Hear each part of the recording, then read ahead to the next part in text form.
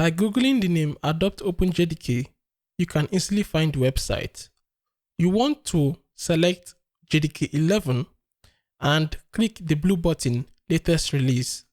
It will download the right one for your system. So let's go over Windows installation. After installing in your Windows system, go to Program Files and then go to Adopt OpenJDK. So now we want to add this as our Java home in Control Panel. Now, why do we need to do that? We need to tell Java this is where the installation folder is. So go to your environmental variable. Now, I have Java home already. I will just copy my installation path and paste it as my Java home. If you don't have that variable, you can create it. There's a button called New. Next, I want to add the path to the bin folder. So copy that, add it to your environmental variables. To check if you have installed Java, type java-version. It should show you Adopt OpenJDK. Now for Mac installation, after downloading your PKG file, follow the instructions. Of course, I agree. I have one disk, so I don't think there's any other option. If you wish to change your installation location, you can at this point, but I'm okay with where it is. So I can install it. And that's it. So take note of your installation folder because that is very important. So let's check the installation folder. It's in Library, Java, Java Virtual Machines. I have Adopt OpenJDK 11 and we have Contents and Home. At this point, I want to click on Home and I want to add Home as my Java home, just like we did in Windows. I want to tell this system that this is where Java is installed. So you say export Java home is equal to, then paste the path to the home. The next is to add the path to the bin. So copy that. I say export path is equal to paste the path to the bin, colon, the $ path. So check that you have Java installed. And there we have it. Now we are ready to rumble.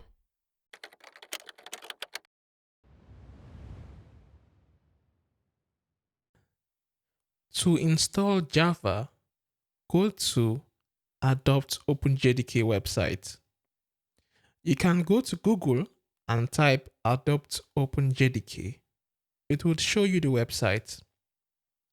When you go to the website, you would see different versions you can download. Choose OpenJDK 11. It is JDK 11 that we want to download. After that, you can now download and install in your system. When you install it in your system, go to your C drive, your local disk C drive, then go to Program Files. In Program Files, you would see Adopt OpenJDK. Inside there, you would see a folder. I have 3 folders because I have installed different Java. You would see Java 11. enter the folder and enter the bin folder. Now, we want to copy the location of this bin folder. So click on the address above, right click and copy. So now that we have copied this address, go to Control Panel. When you open Control Panel, go to System and Security. Then in System and Security, go to System. Then here, you go to Advanced System Settings. You would see it on the left.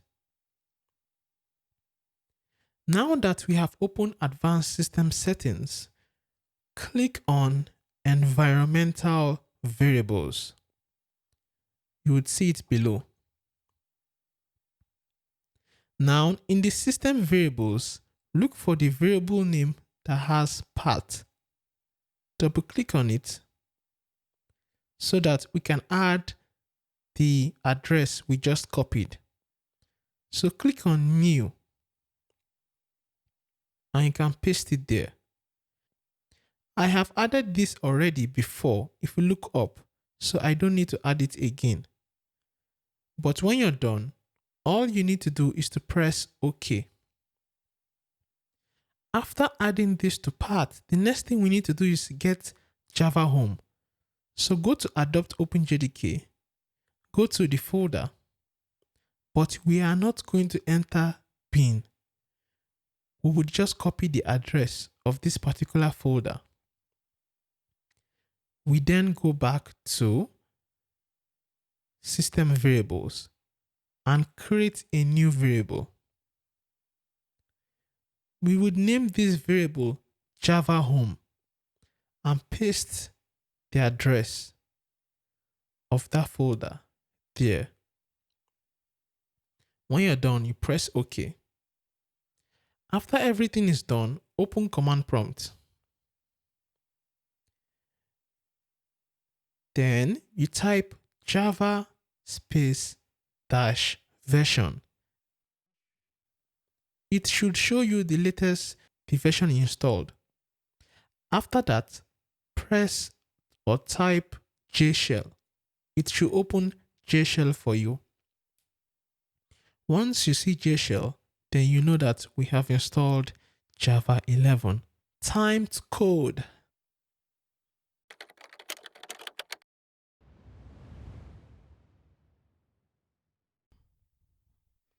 So the tool we are going to use to code our Java is IntelliJ IDEA. So the website is jetbrains.com. You can go to that website to get this tool. This isn't the only IDE you can use for Java. There is Eclipse and some other tools. So here you are supposed to download the community edition. The ultimate edition is paid for, so unless you want to pay for it. But as you grow in Java, you would want to expand your tool set. I know you want to pay for Ultimate. So now that you have installed your IntelliJ, you can create a new project.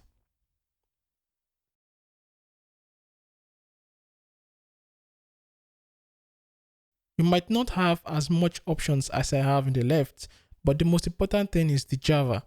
So select Java, then select the home of your JDK. The particular folder we set as Java Home. That is the project SDK. So when they ask you for a project SDK, just link it to the folder where you have your Java Home. So you click Next. You can create project from template. Then you give this project a name. I'll call this Lemubit Java Tut. You can give yours any name. And there we have it. It's ready to go. that's fine. For now, we are not going to use IntelliJ IDEA. We're going to be working with the terminal, and we will be back here very soon.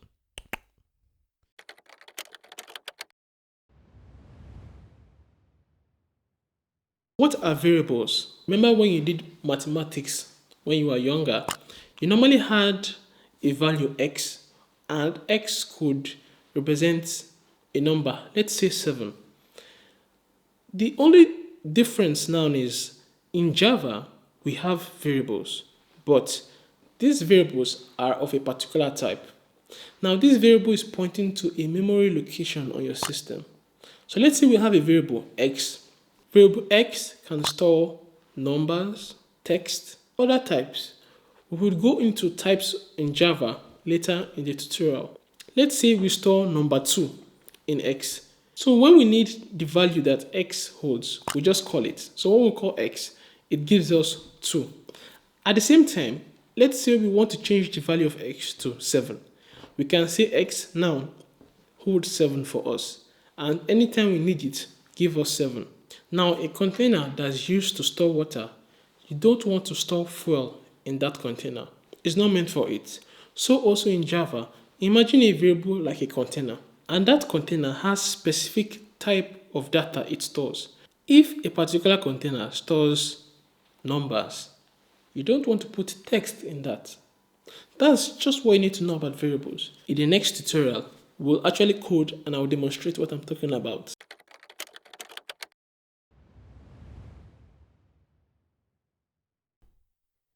Throughout this tutorial, I might be using a Mac terminal, but that doesn't stop you if you are using a Windows command prompt.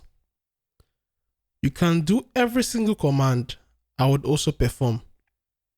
Open Jshell by writing Jshell as normal.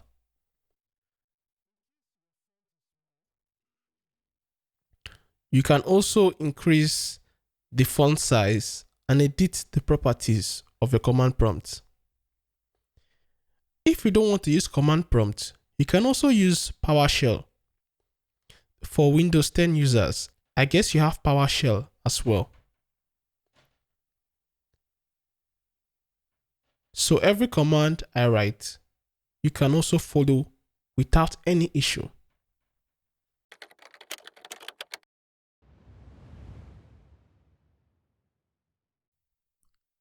So open your terminal or command prompt. Type 2 plus 2. And what happens? You get an error. We are not running Java yet. To run Jshell, type in Jshell and press enter. Now we can start playing with Java. So type that same thing we typed before, 2 plus 2, so that we can see what will happen now that Jshell is running. If you notice, the output was 4. Now, let's analyze what we're seeing. We wrote 2 plus 2, we saw 4, but there is a $1 sign before that 4. So, Java assigned the value 4 to the variable $1. So I can call that variable $1 and use it because it carries the value of 4. So even if I say $1 plus 9, it gives me 13. I can say $1 plus $2 and it gives me 17 and assigns the value again to another variable. They call it scratch variables because I didn't create it. It's temporary. If I perform 4 times 2, Java creates another scratch variable and assigns the answer to that. This time it is $4. I can even say $1 plus $4. The next variable $5. Let's exit Jshell. To exit Jshell, you write /exit. Goodbye. So let's clear the command line. On macOS, it's Command L to clear it. Now let's create our own variables. Let's say I have a variable x and I say x is equal to 2. Let's enter. Oh, an error. Well, let's get used to error in Java. So let's look at what the problem is. The issue here is you created a variable x. You called it, but Java is saying, I don't know who x is. You haven't created it before. So when you're creating a variable, you tell Java, this is the type of the variable. In this case, the type of variable is int. When you create it, assign 1 to it. You can see the next statement is x is 1. It didn't use the scratch variable again because I actually have my own variable. You can create another variable. Let's call it y. Y is equal to 9. Now that we have two variables, we can add them up. Because there's no variable to hold the answer of x plus y, Java gives us a scratch variable, $3, to hold the answer 10. If I had used a variable like z to hold the value of x times y, I wouldn't need a scratch variable, so it will use my variable z. There's nothing really fancy or complex about scratch variables. It's simple. You perform an operation that has an answer. Java stores it in case you want to use that value later.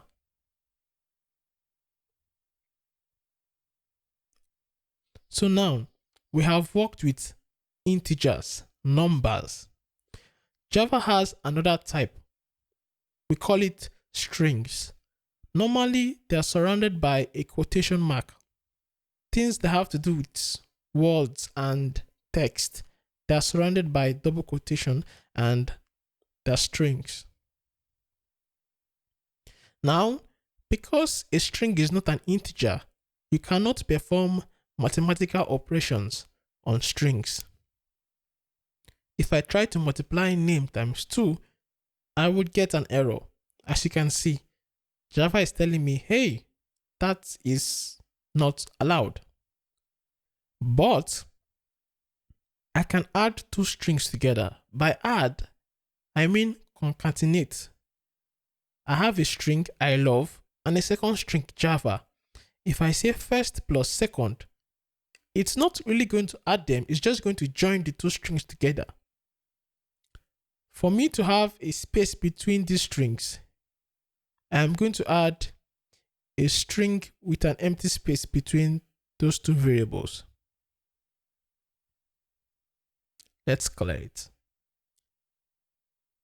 Now, if I create a variable x and assign it to a string, you will get an error. So you can't put a string in a variable that can only collect integers, and vice versa. I can't have a string and try to put an integer in that variable. Just like your cars, a car that uses fuel, you don't put water. So you have a string, put strings.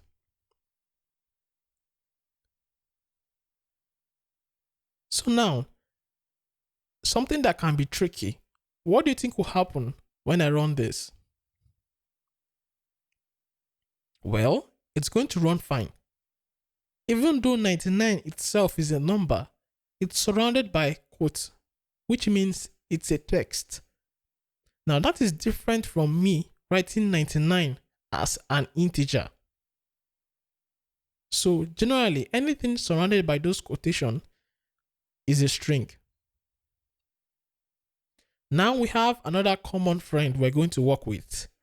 It's Boolean. If I say 3 greater than 2, that is a true statement. But if you notice, the answer true was assigned to a variable $13. That means true can be assigned to a variable, and that variable will have a type Boolean. So a Boolean variable can either have a value of true or false, nothing else. They don't store strings or numbers. Unlike variables, I can always change the value of a variable after creating it. Like now, I can change the value of check to false. You can do that with strings and even integers. Now, if you want to compare two numbers, you might try to say x is equal to y. That wouldn't work. That will assign the value of y to x. If you want to actually compare, you use a double equal to. So I will say x equal to y. This is trying to say, is x y? This will return a true or false. Also, if you create a Boolean variable, you don't try to assign an integer to it. So try and play with what you've learned today.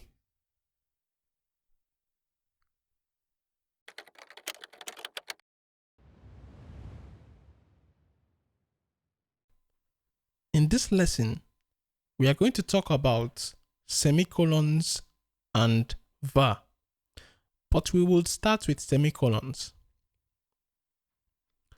Normally, we have been coding without adding semicolon to every statement. Normally, in Java, when you write a statement like this, you should add a semicolon at the end. Let me show you that Jshell adds semicolon for you. Let's write a wrong statement. If you look at the error, you would notice that after the string, it added a semicolon for us.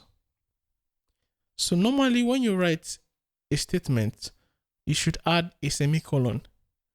You don't need to on Jshell, but when we start coding proper in an IDE, you would need to do that. Now, when creating a variable, we normally state what type it is, int or string. In Java, you can use var. Now, when you use var, Java will find out what type that variable is depending on what value you give it. So now that x is 4, Java knows it's an integer. So if you later try to give the value of x and change it to a string, you get an error because Java is like, x is an integer because you told me it is 4. For example, if I create a variable and equate it to true, Java automatically will now know that this is a Boolean. So I can't say a plus 3 because you can't add 3 to a Boolean variable, which is true.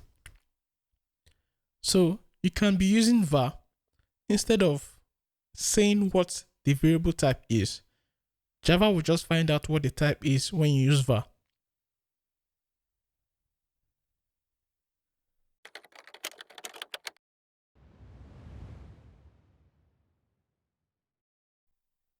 As you code in Java, you need to take note that Java is case sensitive. So let's look at this variable Java. Note that the first letter is in small j. We would create another variable, still named Java, with capital J. If I check the value of the first Java and the second Java, they are different because they are actually different variables. Just because they mean the same name, Java, doesn't mean they'll be the same. Because they have different capitalizations, they will have different values.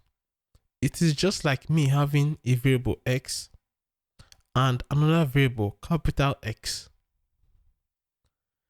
They will mean different things. So in Java, if we create a variable make sure you take note of if any letter is capitalized, because if you call another that is not capitalized, you will be calling another entire variable.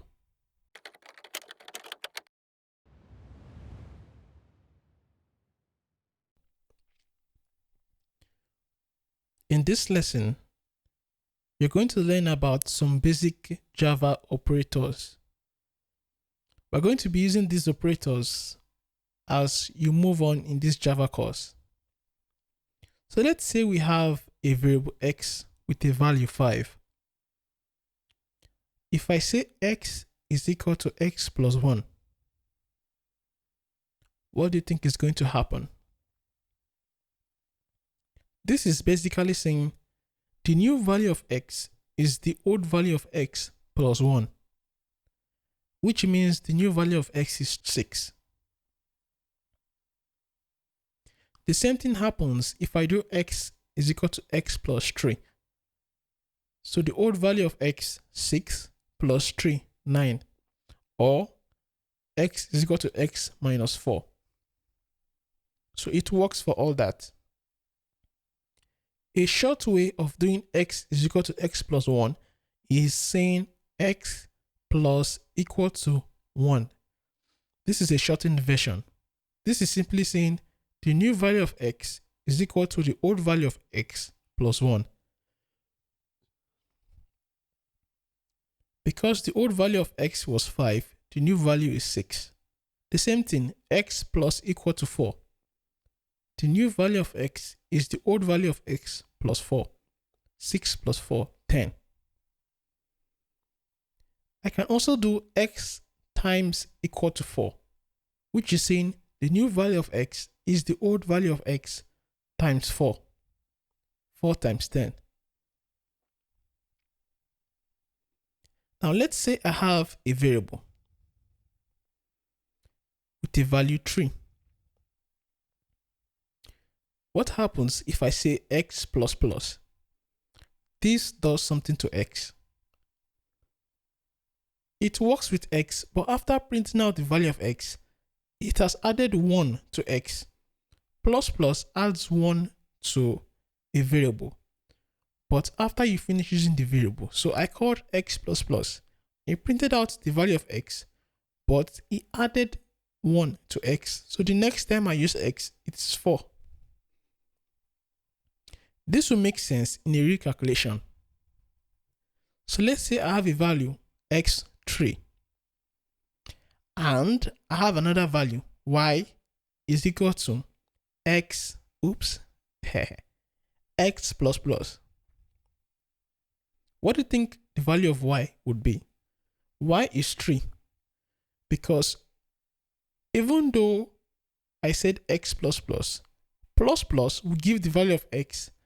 After using it, the next time you use it, it will have incremented. Now, there's a way to add 1 to the value such that instead of waiting for the execution, it will add 1 while you're using it. That will be plus plus x. So let's say I have a value x, which is 3, and I have another value y, and I say plus plus x. This will immediately add 1 to x, such that y is 4. If I had said x plus plus, it will give y the old value of x, and after that operation, that is when it will now add 1 to x. So you don't want to make a mistake with this, so that you understand the difference between plus plus x and x plus plus. Now, this just works for plus plus and minus minus. You don't use times times or divides. Nope. Just plus plus, minus minus. So now, something that you will work with a lot in Java are logic terms. So when there's something called if statements, where you want to compare two situations. If you remember logic gates, when you did some computer studies while you are younger, we have the AND gate. Now, the AND gate, the output is true if two values are true. If any of the values are false, then the output is false. We also have OR gate. The OR gate, if any of the values are true, the output will be true. Then we have the NOT gate. It outputs the opposite of what is inputted. If true is inputted, false is outputted. So let us test AND gate.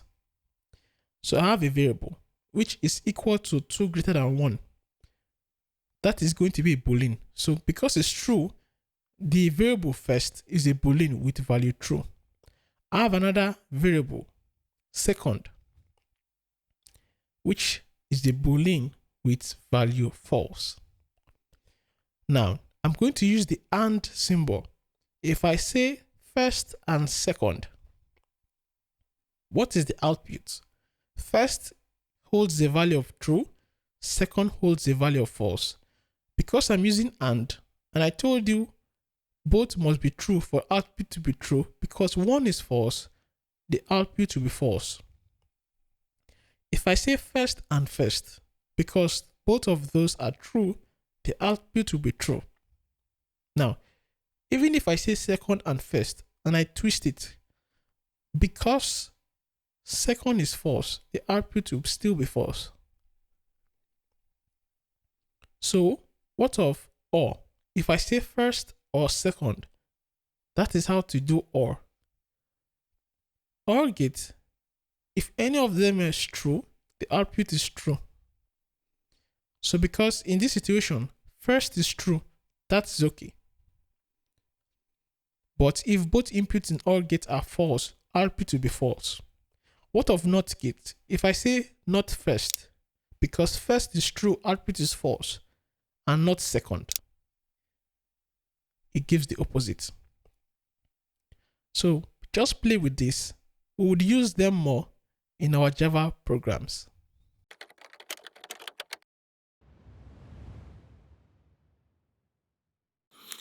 In the coming lesson, we're going to be talking about if statement.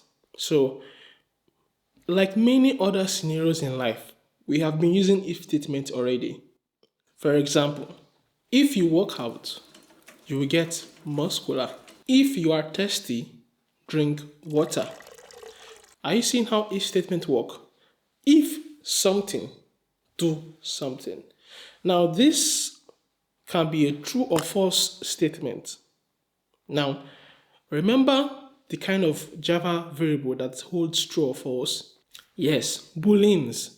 So if statements will work with boolean variables or expressions. What do I mean by boolean expression? For example, if I say 2 is greater than 3, that is a boolean expression. It is either true or false. So I can say if 2 is greater than 3, do this. I can have a variable x that holds a number. I don't know the number. I have another variable y that holds a number. And I can say if x is greater than y, do this. With if statements, you can begin to think and make use of what you've learned with numbers, strings, and booleans. So let's talk about the structure of an if statement. Now, an if statement, of course, starts with an if. So you say if, then followed by curved brackets.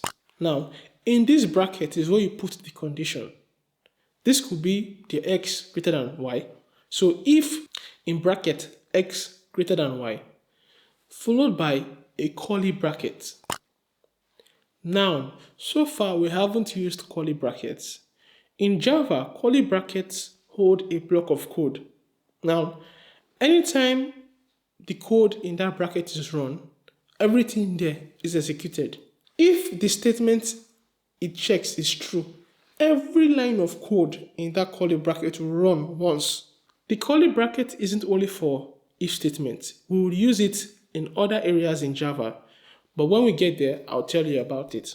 So let's check how if statements are used. So let's go to Jshell. Come.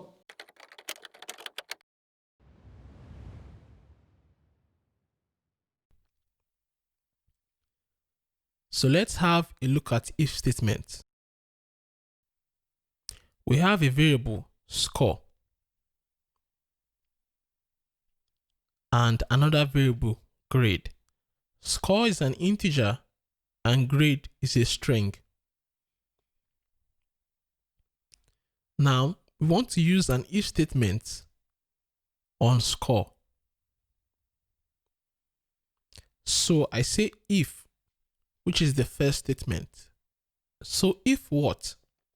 I surround it by a bracket. I say if score is greater than 60, close the bracket. Now I have a curly bracket. So I open it. Those arrows show that the statement isn't finished.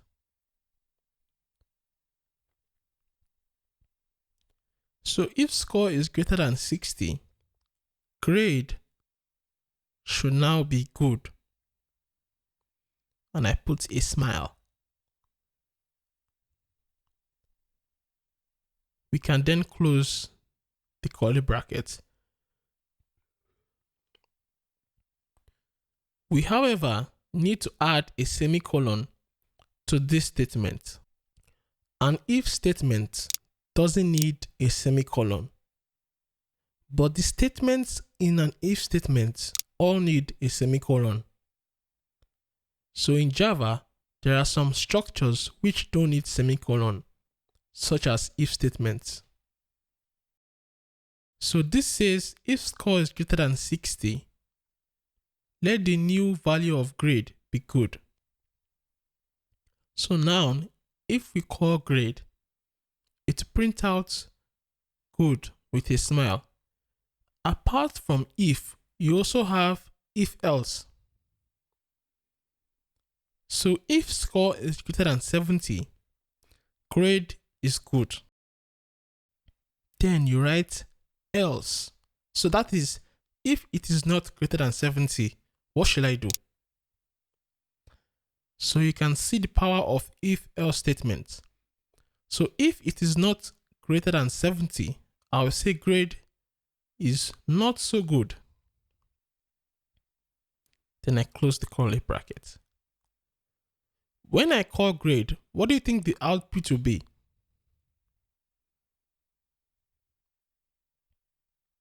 So let's call grade. Grade is not so good. Why do you think so? That is because score wasn't actually greater than 70. 70 isn't greater than 70. If you wanted to check if it's 70 or above, you say greater or equals to. Greater or equal to says if score is 70 or above. So now, grade will be good. Had it been a left only greater than, it will start from 71 up. So now we have played with if and else. Try and play with it. Watch this video again and experiment with it.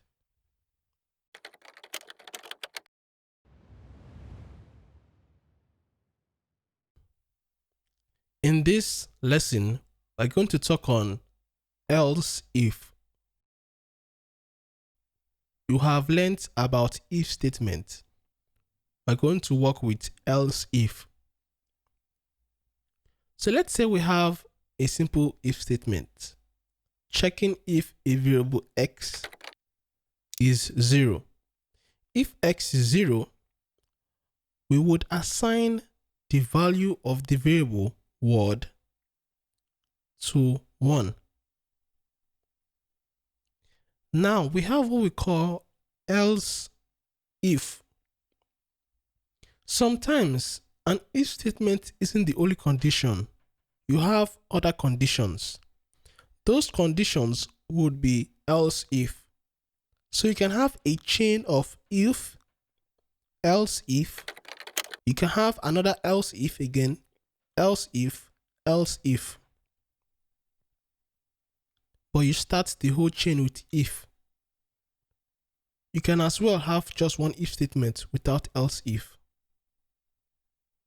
So if x is 0, word is 1. Else if it's 5, word is 5. When we check the value of word, the second else if statement was what ran. Now we can use our Boolean operators that we learned earlier. So we have a variable grade and a statement. Now I will say if grade is greater than 0 and that is the symbol for and grade is less than 5. So if it is greater than 0 and less than 5, what should the statement be? The statement should be not so good. Now I have another statement. Else if grade is greater than 5 and less than 7, what should the new statement be? Fine. After all, you can have a final else. Now, when you have multiple else if, the last statement can be an else, which is when all is done and there's nothing left. You can finally run this statement. So you can have one if, then you can have multiple else if. You can have else if, then finally you can have an else if none of them worked.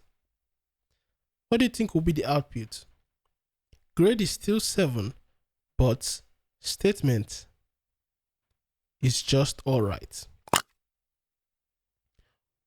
Because the grade was 7 and the first if statement and the second if statement didn't affect it.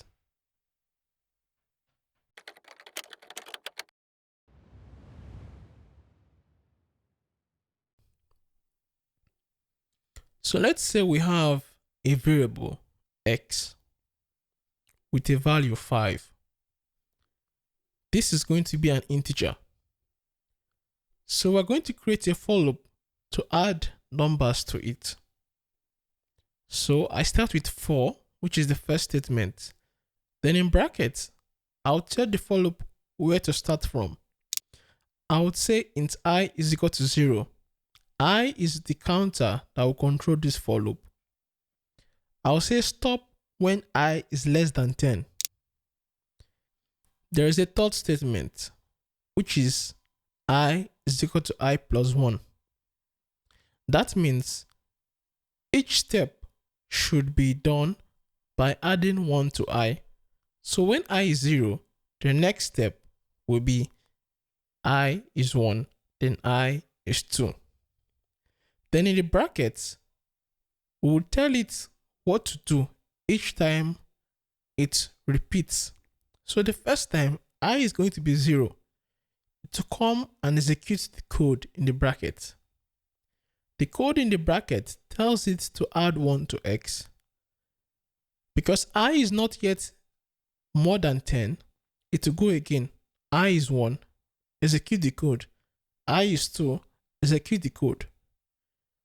Once it's 9, that will be the last time to execute the code, because I will increase again and become 10 and it will stop. So by the time it stops, it will have run 10 times, thereby adding 10 to 5. It ran 10 times because it started off from 0 and ended at 9.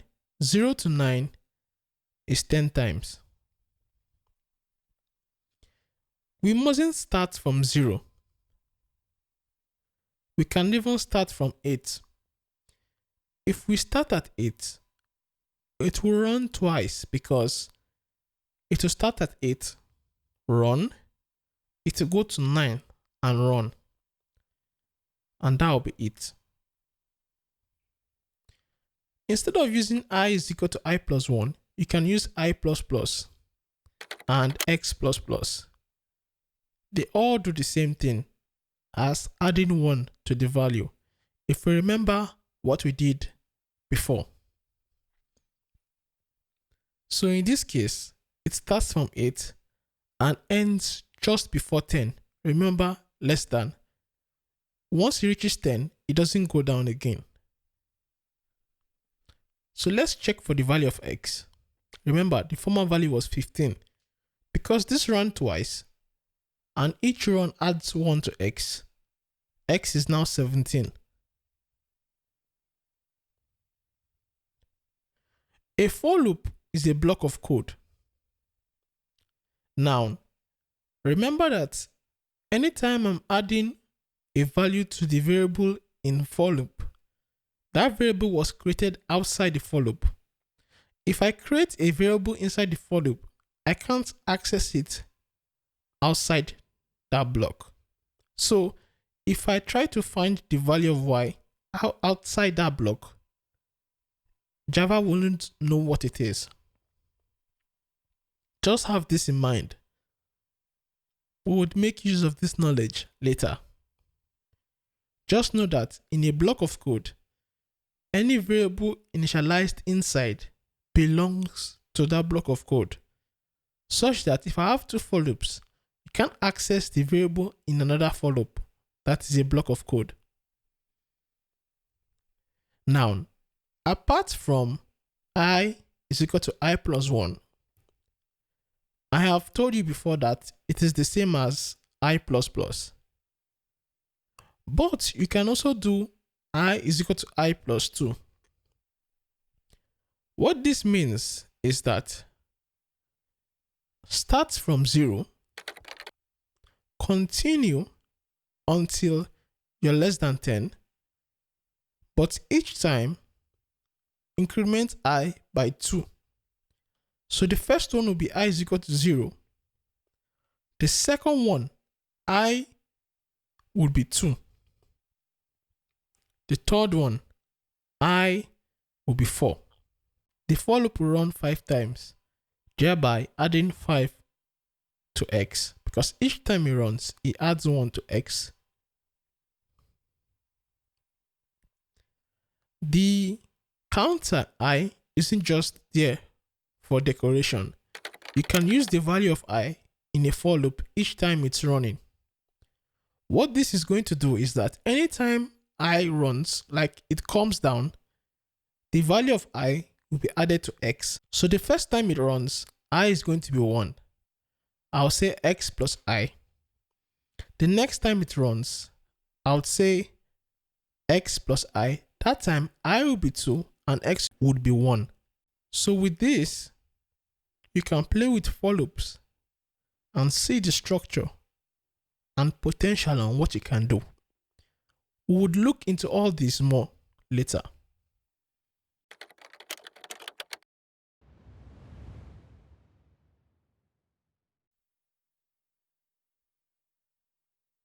In today's lesson, you are going to learn what is called modulus. Normally, if I told you to divide 10 by 2, you would use the normal division symbol. There is another operator called modulus. The symbol is like a percentage sign. If I say 10 modulus 2, the answer is 0. Weird, isn't it? So what does modulus do? Modulus will perform a normal division and then return the remainder. So when 10 is divided by 2, the remainder is 0. Let's do an operation that will have a remainder. Let's say I say 9 modulus 2. 2 will go into 9 4 times, but would remain 1. So if I say 9 modulus 2, the answer would be 1. So there are certain situations that you can use modulus. You might be saying, why will I ever want to use modulus? There are actually certain situations where it might be useful. If I say 5 modulus 3, what do you think the answer will be? 2. Because 5 will be divided by 3 once, remaining 2. So, because of this, I'm going to ask you a question. Imagine you had a variable x and a for loop. Now, I want to count how many even numbers this for loop is going to give out. So, for loop is starting from 1, I is equal to 1, and is stopping at 10. So, I want you to use x. If I is ever an even number, I want you to increment x. So, when I is 2, increment x. When I is 4, increment x. Then display the result.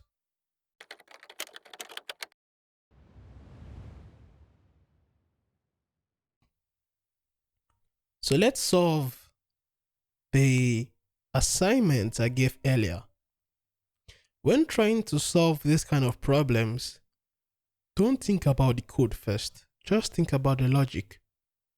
So I have a variable count, and like I said, you're counting with a for loop from I1 to 10. Now, I want to check if I is even. So I say if I modulus 2 is 0, what that means is if I divide I by 2 and the answer is 0, increment the value of count. So I modulus 2 0 means it's even. That's it. Oops. So we have an error here.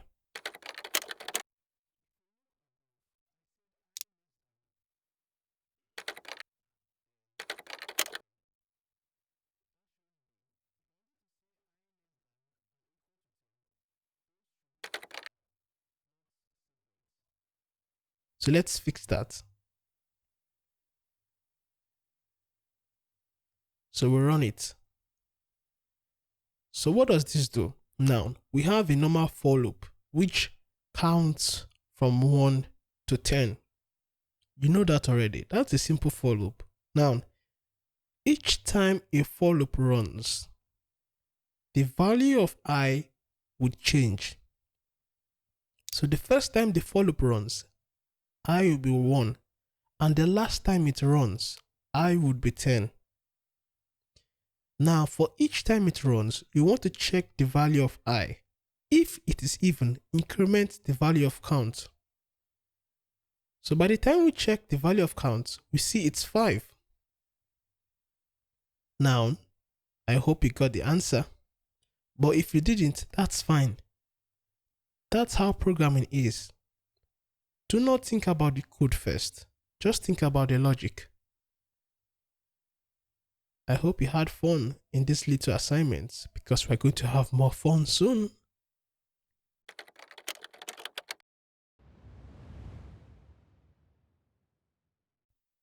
Every variable in Java must have a particular data type. Now, we have about 8 most basic data types that we can work with in Java. Some are more popular than others, and some would be used more often than others. The one we use mostly is int. We also have bytes, which stores integers as well, but has a limit from -128 to 127. We also have short, which has a limit from -32768 to 32767. Then we have long, which stores more value than int and has a higher range than int. So these 4 data types can all store integers. What separates them is their size. The smallest is byte, followed by short, then int, then long. Most often, you would be fine with int.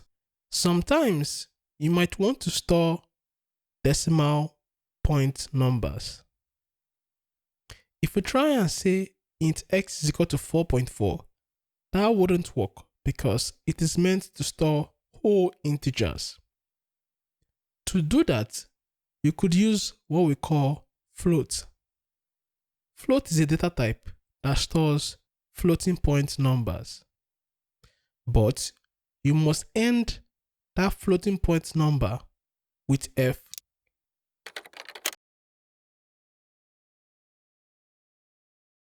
If you don't want that, we also have what we call double. Now, double has a higher precision than float.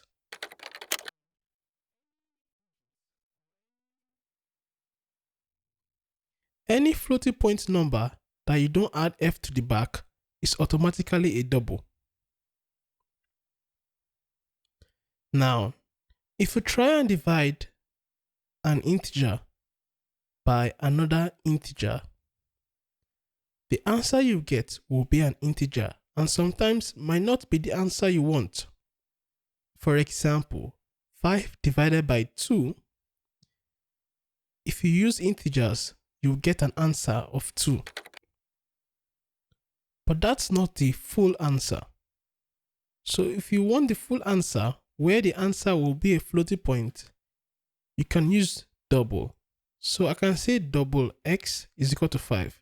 If you noticed, it added 5.0 at the end because it's a double. Now, I can say double z is equal to x divided by y.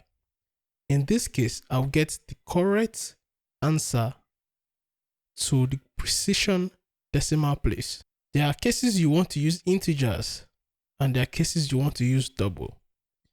Remember, we also talked about float, but most often you would use double. In fact, in most of your programs, you would be using int and double. You might not have to deal with long or byte or short. We have another primitive called char. You can remember it that it stores characters. So I can say char x is equal to h. Noun. You cannot use double quotes. Remember, it must be single quotes. And in each char, you can have 2 characters. If you put 2 characters, you will get an error. Apart from that, like I said earlier, you must use single quote and not a double quote. A double quote signifies you want to create a string and not a character. A string is not a primitive type. We'll talk about that later. Another primitive type is Boolean. Of course, we have been working with this friend ever since, so you must be familiar with it already. Now, each primitive type has their default values. If I create a Boolean x and don't give it any initial value, it would have a default value of false. Default value of integer is 0. Default value of a double is 0.0, of course. And then you have default value of char. You will see a sort of Unicode representation, but that represents 0 as well, but in Unicode. So those are the default values if you don't initialize the variable. These are the core data types in Java.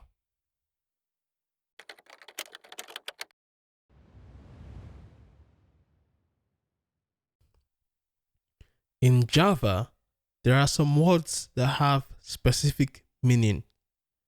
We'll call them keywords. Imagine you're creating a normal variable x equal to 5. That's an integer. But can we say var int is equal to 6? You have some list of errors. This in particular is because int is a keyword. Java has many other keywords, and you can't have an identifier be the same name of a keyword. Identifier could be a variable name or a method name. We have numerous keywords in Java. Some of them you have been introduced to. Some of them you haven't yet come across.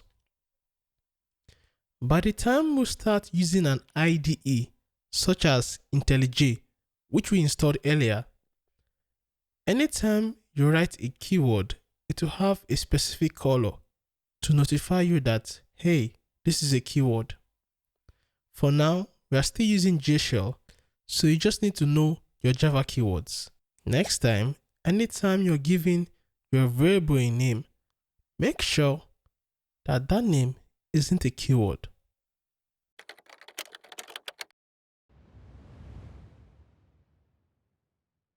If you never knew how to bake a cake before, you could get a recipe, follow the instructions, and you end up with a cake. Happy birthday. This set of instructions are grouped together to bring you the cake you want. In Java, we can group a set of instructions together in such a way that when we want them to run, we call it.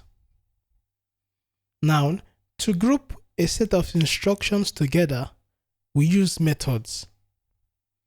A method in Java has a name. Now, we use that name to call it. When we call that method, all the instructions in that method would run.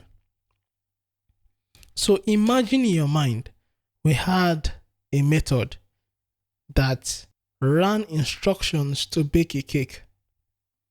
We will group all those instructions inside this method. The method will be there with a name. Anytime we call this method by its name, it will run these instructions. And when you call it, it will run the instructions you have told it to do once. If you call it again, it will run those instructions again. In simple terms, a method is just a set of code or instructions. Now you can call them by name, and that name is the name of the method. That's it. Let us now see how that looks in Java code.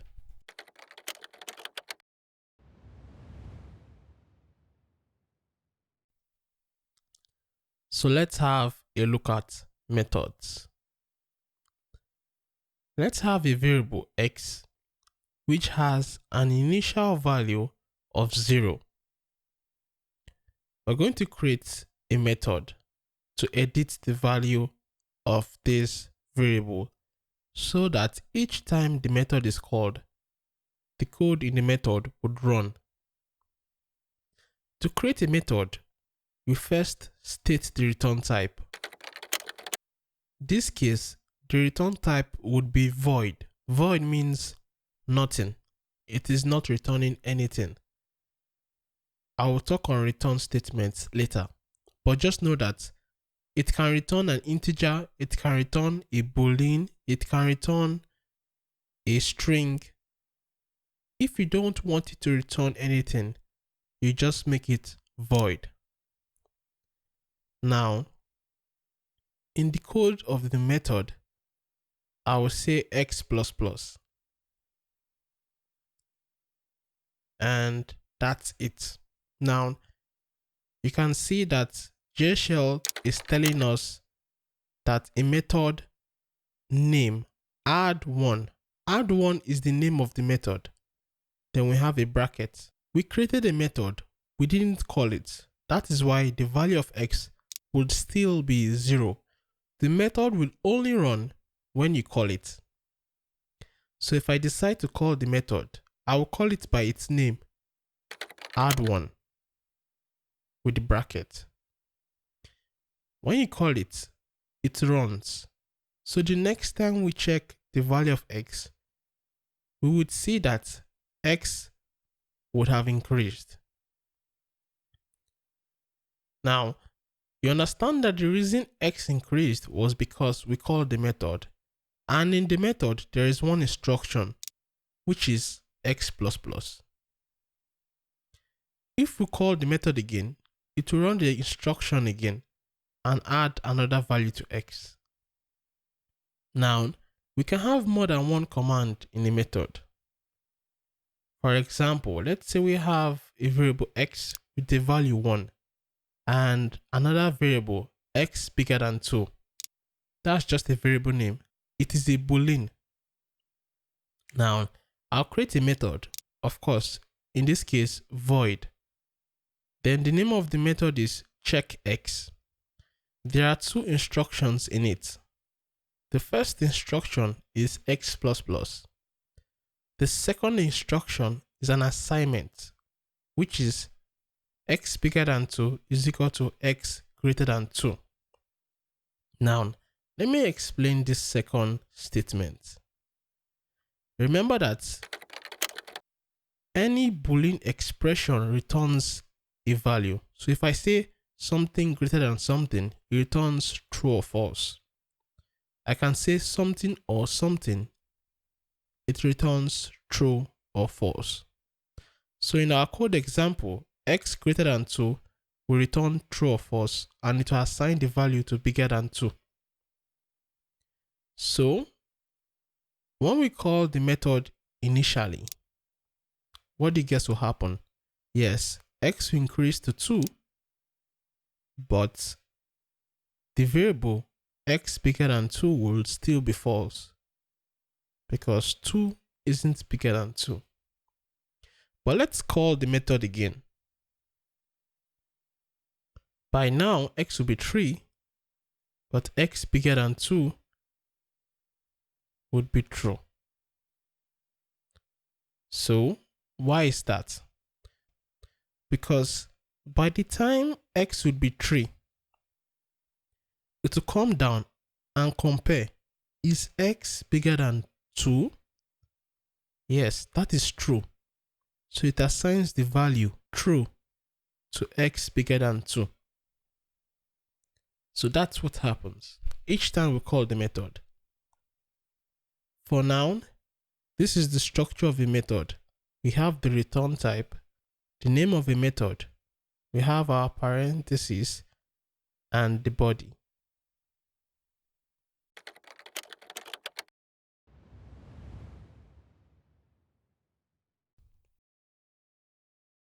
So far, we have been working with normal plain methods. In this lesson, we're going to have a method that has parameters. So within those parentheses, we would include int x. We would explain what that does. Let's change it to int num.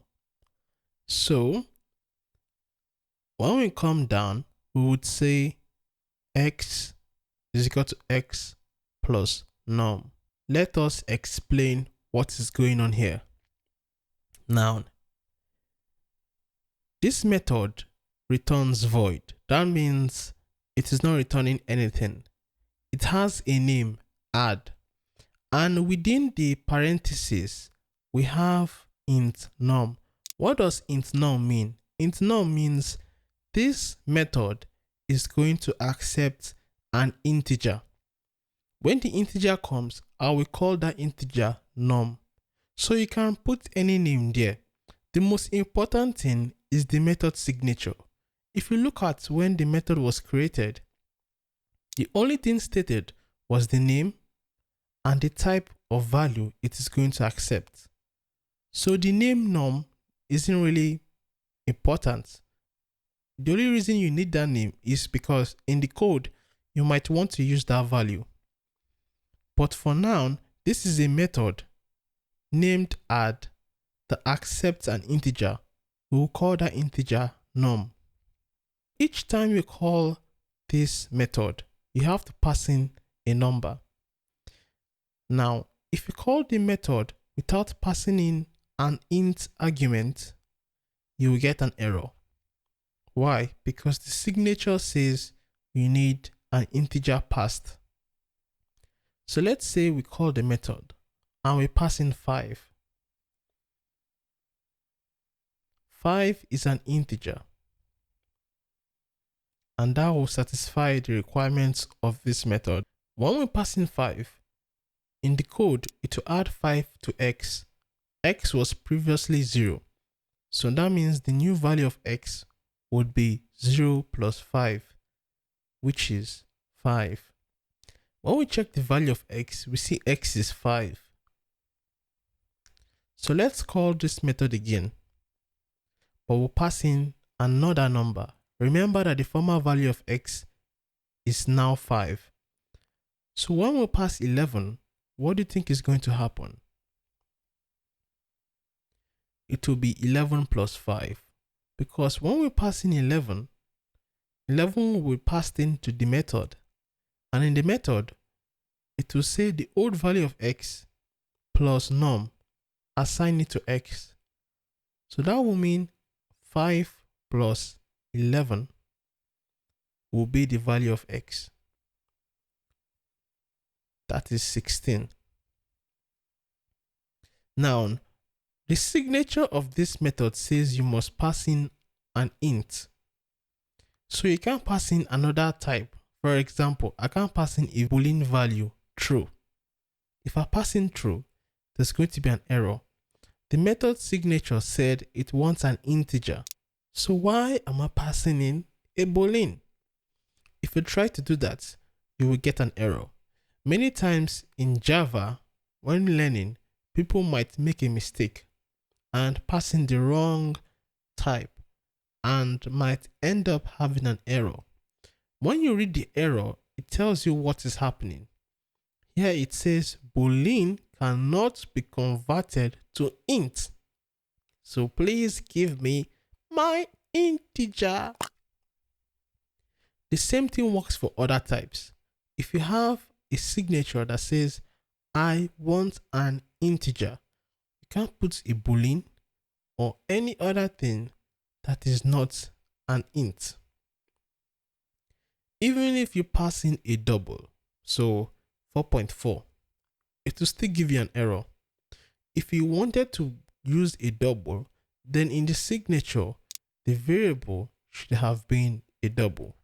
You have to be very specific about what you want. For now, this method accepts integers. So when you pass an integer, it works as you want. So you can play with passing values to methods. By passing value to methods, you can say that we can now use methods to perform a lot of wonderful operations and have methods behave differently depending on what we pass in.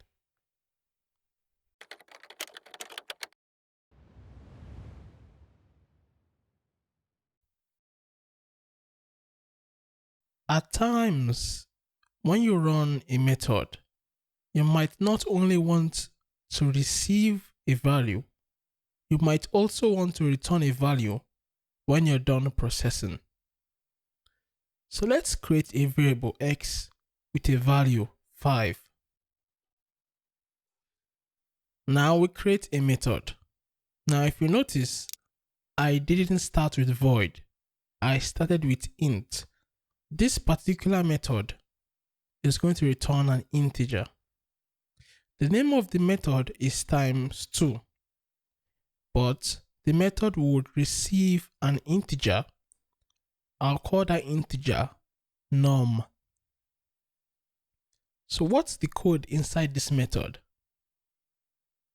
Of course, as the name implies, I want to return the value of num times 2.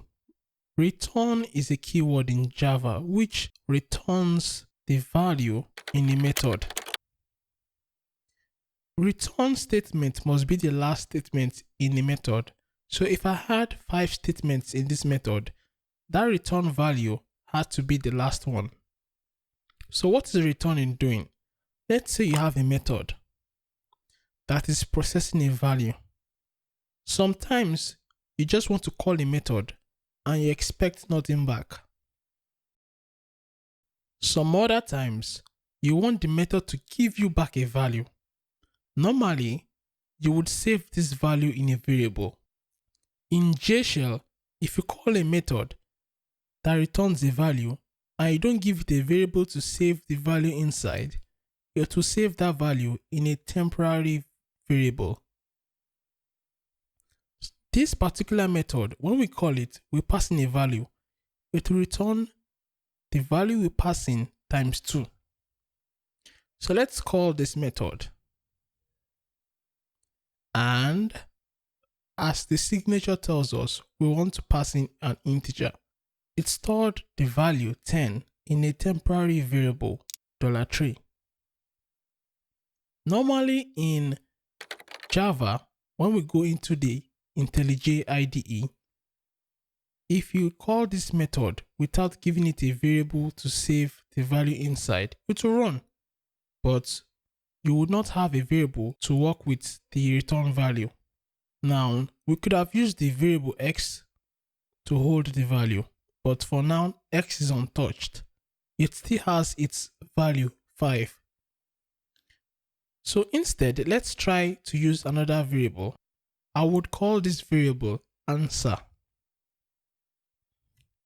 So we'll say times 2 will pass in 10 and we equate it to answer. This would work because times 2 returns a value that is an integer. The value it is returning is 20. So that value 20 would be stored in the variable answer.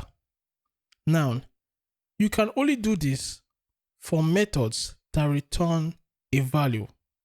This makes sense because times 2 will return a value and we can store that value in a variable. If times 2 had a return type of void, this wouldn't work. Now, you can have other return types. You can have a Boolean return type. So let's have a method that would have a Boolean return type. I'll call this method check. Then it will have a parameter named x. Note that this parameter is different from the variable we have initialized outside. So here's a thing that you need to take note of. It is possible for the parameter name in a method to have the same name of an already initialized variable. The only thing is that when you call that name in the method, it will be only referring to the parameter and not the variable outside that method.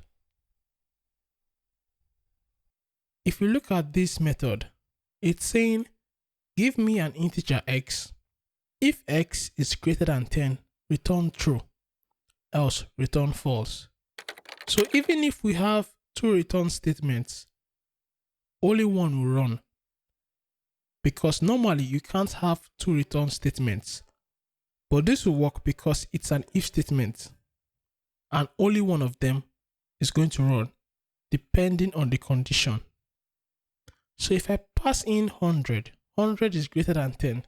So we can try it again.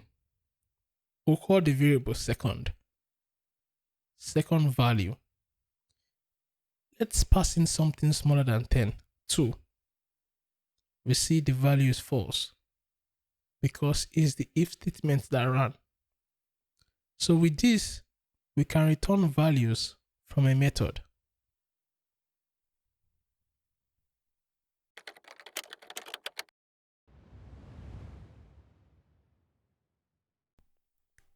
We have created methods that accept one argument. Now let's work with methods that accept more than one argument. For example, in this method named add, I am accepting 2 parameters, a and b, and I am returning their sum. So what does this method do? It says, hey, when you call me, I am going to accept 2 integers. I will call the first integer a and the second integer b, and I am going to return a plus b. A plus b is going to be an integer. That is why the return type is an int. So I'll call that initial variable we created x and equate it to the method.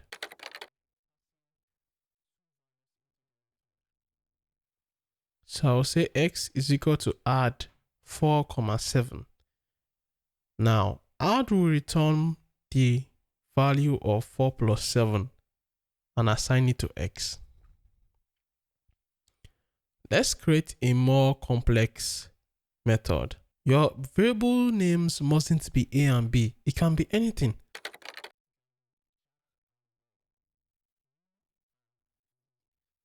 So the first statement is if a is greater than b, return a. Else, if b is greater than a, return b. Remember, we're looking for the bigger of the two. Remember your if statement. After if and else if, you have only one else. Else will run if none of the previous conditions were met. So else returns 99 if a is not greater than b and b is not greater than a. That will happen when both of them are equal. So we have an if statement inside the method, and this will run anytime the method is called. So let's go ahead and test this method. If we call the method and pass in 33 and 33, what do you think is going to happen?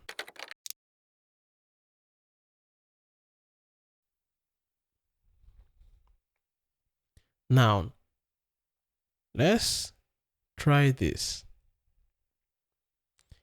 Oops, we get an error. Why? If you look closely, when I called the method, I misspelled it.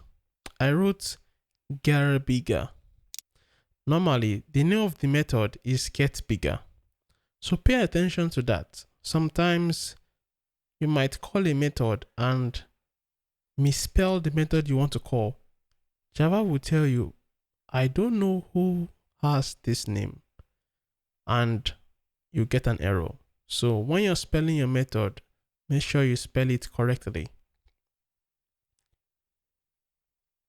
When I call the method, it returns 90 because 90 is the greater of the two. If I try with 340 and 90, the code will run and it will return 340. So you can tamper with this code, edit it, and play around with it.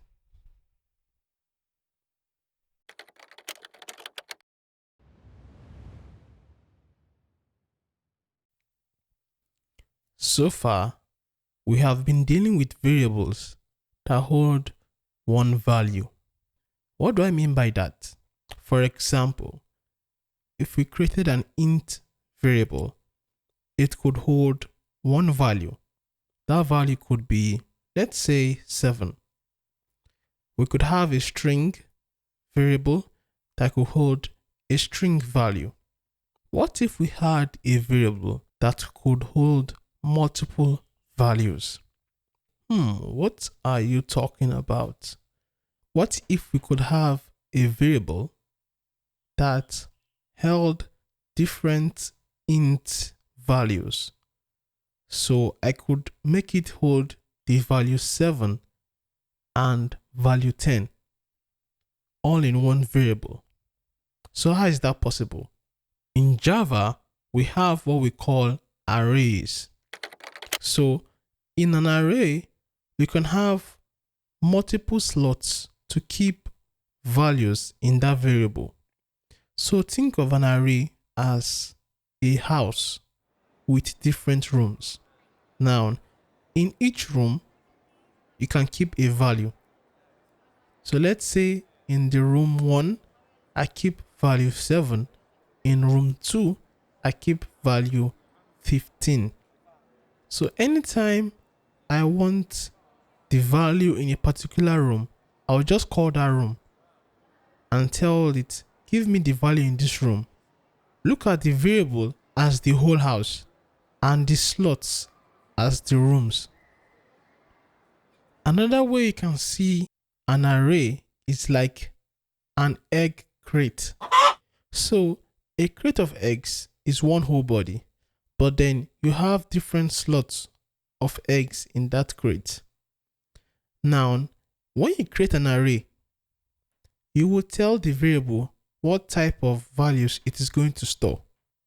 So you tell it you're going to be storing int variables or string, boolean, or whatever type you are telling it to store. If you tell an array that it is going to store int, you can put a double into any slot, just like how you normally do with normal variables. So an array can have multiple slots. So how do you access these slots? Each slot has an ID or index. So if I create an array with 5 slots, it will have slots with index 0 to 4. So in programming, we start counting from 0. So if I have an array with 4 slots, it will have slot with index 0 to 3. If I have an array with 10 slots, it will have slots from 0 to 9. This is very important. So when you're creating an array, you normally tell it, okay, I want an array with an amount of slots.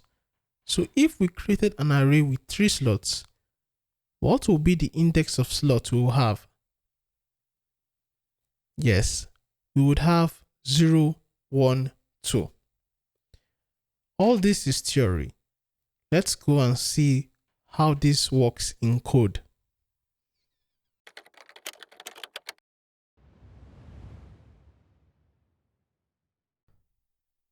So far, we have been dealing with variables that hold just one value. For example, we have this variable a, which holds a value 4. Now, if I wanted to create a new array, I would call var, give it a name x, then I'll say new. The keyword new is used to allocate memory for this array. We would cover more on the new keyword later. After using new in creation of an array, you tell Java what type of value this array is going to hold. This array is going to hold integers, so I say int. Then you tell Java how many values is this array going to hold. For now, this array is just going to hold 4 values. Now, this is an array of 4 values, and there are 4 slots. Each slot has a position.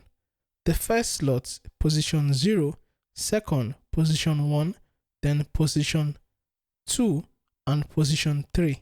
All the slots currently have a value of 0.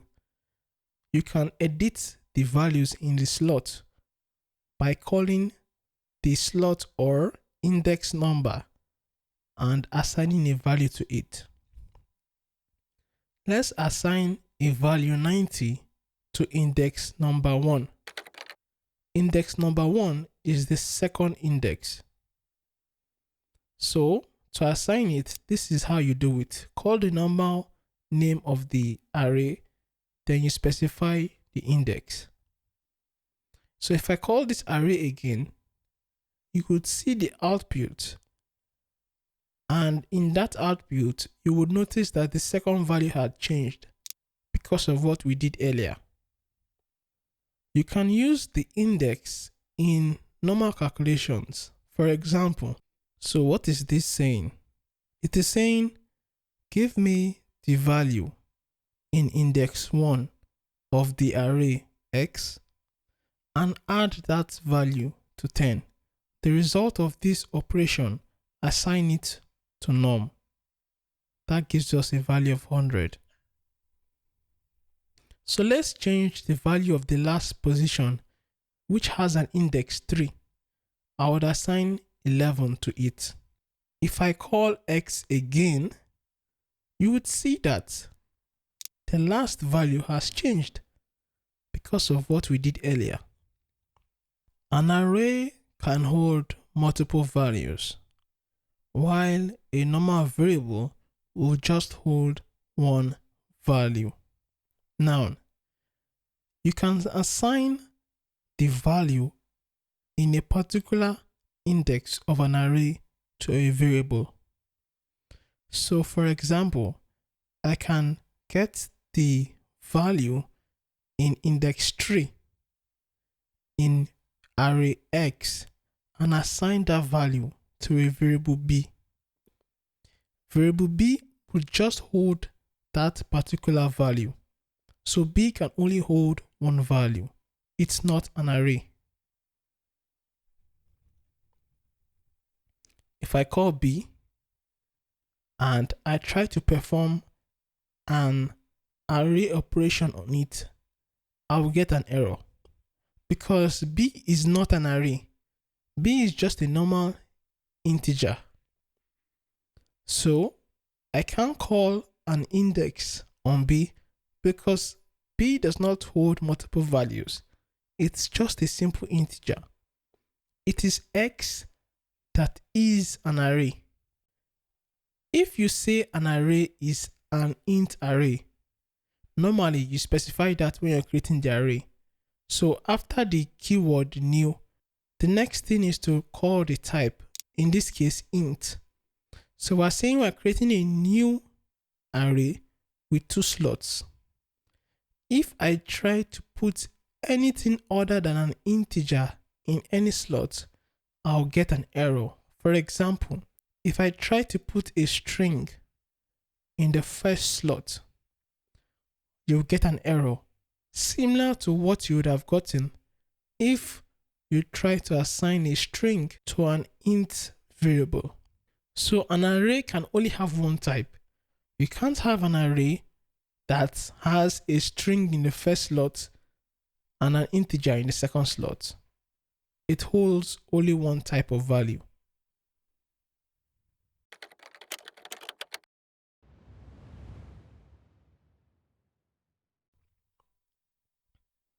When creating a variable, we can use the var keyword. When using the var keyword, you're telling Java that, hey, I have a variable, but you find out what type this variable is. If I give you an int, that means that variable is an integer. If you don't want to use var, you can tell Java, okay, this variable is an integer. So I have told you. The same thing you can do with arrays. You can use var and then tell Java that, hey, I'm creating a variable. So how does Java know that this variable is an array?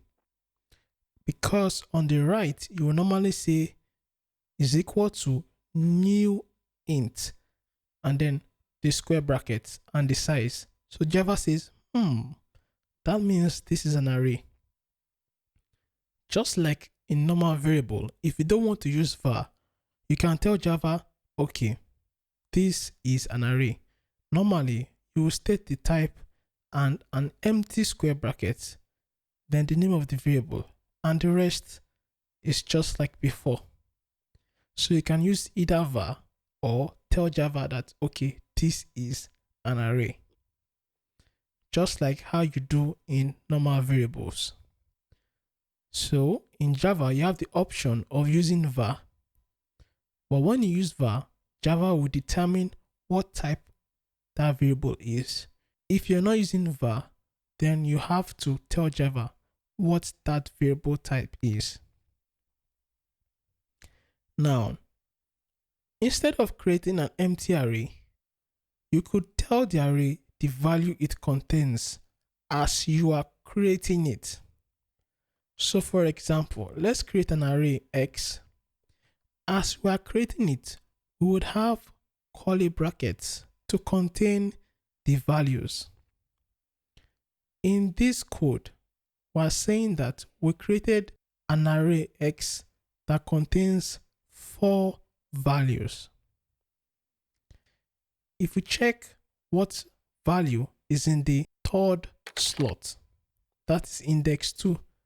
You find out that that is 4. And so on. Now, you can't use var if you want to initialize variable as you're creating it. If you try that, you will get an error. If you want to initialize variables as you're creating the array, you have to tell Java what type of variable that is. I know you might say, hey, can't Java just look into these numbers and see they are integers? No. If you want to initialize it, you have to tell Java it's an int array, just like the one above. Arrays are not only integers. You can have an array of string. Now, this string array will contain 4 names of countries, and that's it. So as we created the string, we give it its values. So this string has 4 values, and that's it. Let's check the country that is in index 1. Which country is in index 1? Yes, India. So from there, you can see that these are 4 values. And if we check the value in index 4, what do you think that will give us? Think very well. Might not be what you think.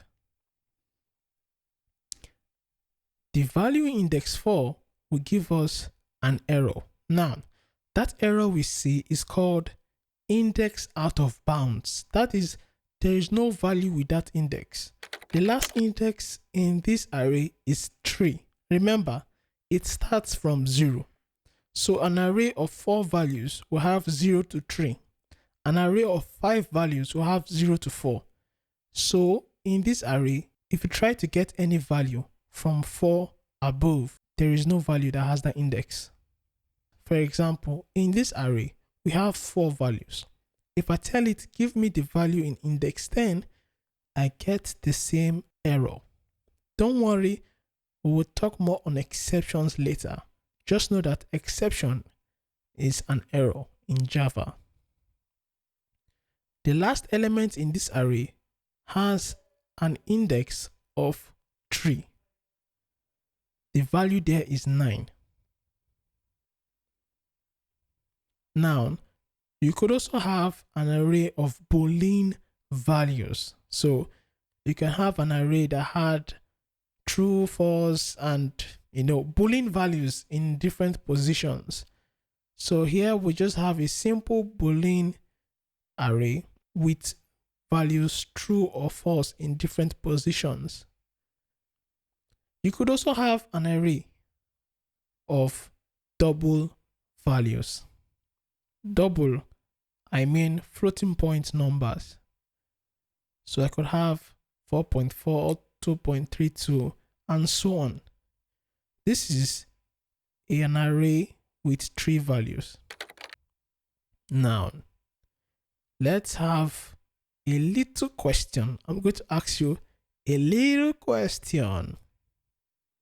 So let's say I have a double variable a, and I say a is equal to y index 0 plus y index 2. What will be the value of a when I run this code? Think very well. All right. The value of a when I run this code is going to be 5.5, because what it did was position 0 is 4.4, position 2 is 1.1. 4.4 plus 1.1 is 5.5.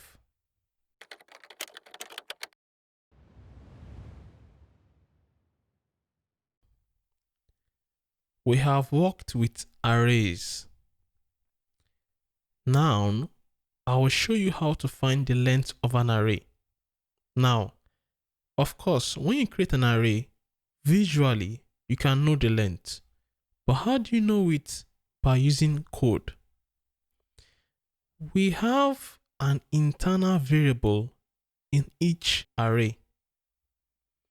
You can access that variable by using the dot symbol. After the dot symbol, you write length. The name of the internal variable is length. You access it with the dot notation.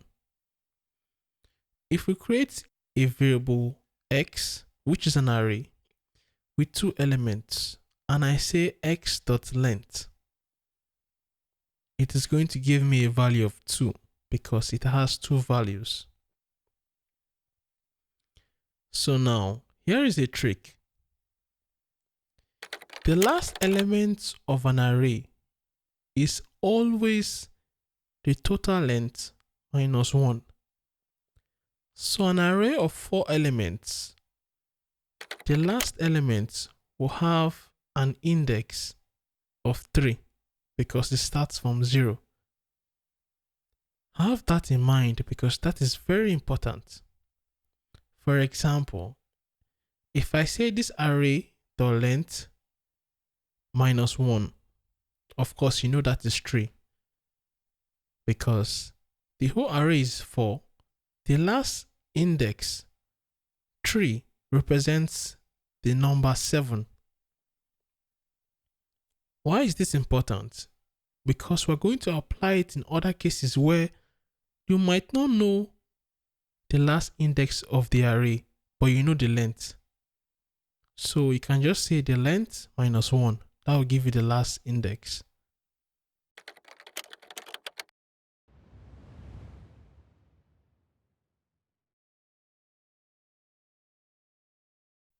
So let's create an array.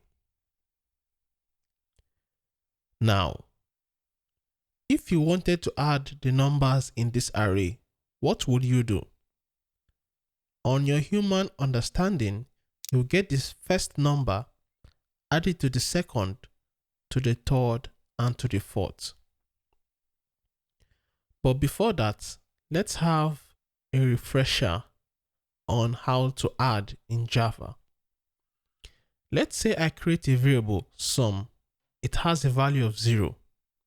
If I write sum is equal to sum plus 3, what does this mean?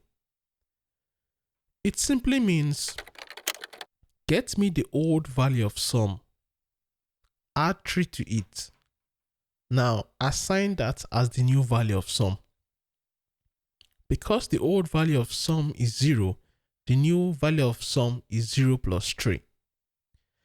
If I call that again, that will be old value of sum plus 3 again. Because the old value of sum is now 3, the new value of sum would be 3 plus 3. Now, that means 6. If I call that execution again, it's still saying the old value of sum plus 3 is the new value of sum. That will be 6 plus 3. Just keep that in mind because we would need that. So now let's create a variable sum. We would use this to hold the sum as we're adding values in this array. Now we are going to use the for loop. As a reminder, remember the first in a for loop is the counter. Now this controls where the for loop starts counting from. Normally, I will start from 0, but you can start from anywhere. Because I am dealing with an array, I'm starting from 0. The next is the condition. How long should this for loop run? So I'm saying the for loop should start from 0 and it should continue until it's less or equal to 3. Why 3? Because 3 is the index of the last element in the array. And then I have plus plus. That means start from 0, go to 1, go to 2, go to 3. In the for loop, I will say sum is equal to sum plus xi Now let's explain what is going on here. The for loop simply starts from 0. Now, there are two purposes of this counter. The first is to control the for loop. Where am I starting from? Second, you can use it inside the for loop. In this case, we are using it to represent the index of the array. The first time the for loop runs, I will be 0. Now, it will come down and say the old value of sum plus xi. Now, that will be 0 plus 2. So now the new value of sum is 2. The next time, I will be 1. It will be old value of sum plus I. That will be 2 plus 3. The next time, I will be 2. Old value of sum plus xi. That will be 5 plus 1. Because at this time, since I is 2, x2 is 1. Then the last loop in this for loop, I will be 3. It will still be old value of sum plus xi. Old value of sum at this point would be 6. That will mean 6 plus 9. That means 15. At that point, the for loop will stop. And when you call sum, it will have the total value of all the values in the array. So, understand how a for loop runs. Each time it runs, it comes down. And when it comes again, the value of I changes. So anywhere in the code, inside the for loop that you wrote I, it will change depending on the position of the for loop, whether it's at the start, the middle, or the end. And because you wrote I++, you know that it will be incrementing one after the other. If we check the value of sum right now, you can see it is 15 because the for loop had done its part and added all the values.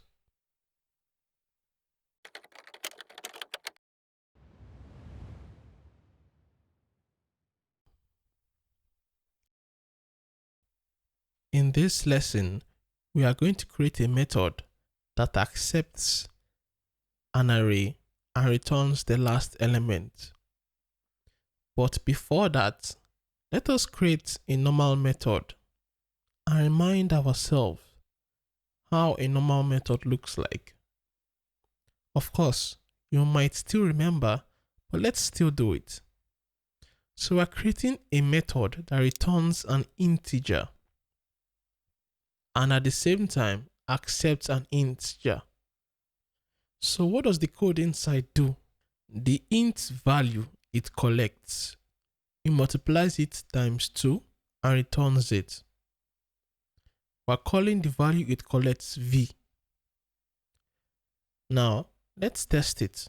So we can equate x to value and pass in 3. What I want you to do is create a method that accepts an array, gets the element in the last position of the array and returns it. So let us do it together. Now, because it returns an int, the return value will be int. I'm going to call the name of the method getLast. If I was accepting an int value, this would be how the argument will look. But because I am accepting an array, I would add those square brackets. And that's all. That's all I need to tell Java that what is coming in isn't just a single int value, it's going to be an array. Next, let's get the last index of the element passed in. I'm not getting the last element yet. I just need to know what the last index is, because the array passed in could be 5 elements, 4 elements, 3 elements. I remember the formula. You get the length and subtract 1 from it. Once we have the index of the last element, we can now get the element in the last index by passing that index into the array, in this case A, and returning it. So that will return the element using the last index. So let's test this code. We create an array of 4 elements. If you notice, the last element in this array is 0. So let's test it. So I'll create a variable. I'll call it last. Then I'll call the method and pass in the array inside.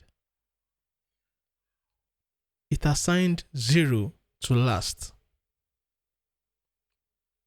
So let's create another example.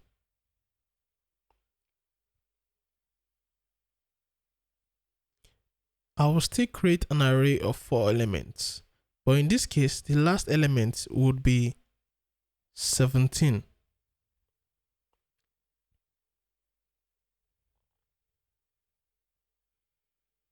Now, would pass the array into the method. What's the problem? If you noticed, the name of the array I tried to pass in was wrongly spelled. Remember, apart from being case sensitive, Java is also cautious of the names of the variables and methods you use. There is no variable called ARR. Instead, the name of the array is ARR1. So let's fix that. So just to be careful, in case you have some little errors, it could be wrong spelling. So what this does is, it gets an array. Now, it doesn't know the length of the array. So we do a.getLength. Now that we have the length, we can find the last index of the array.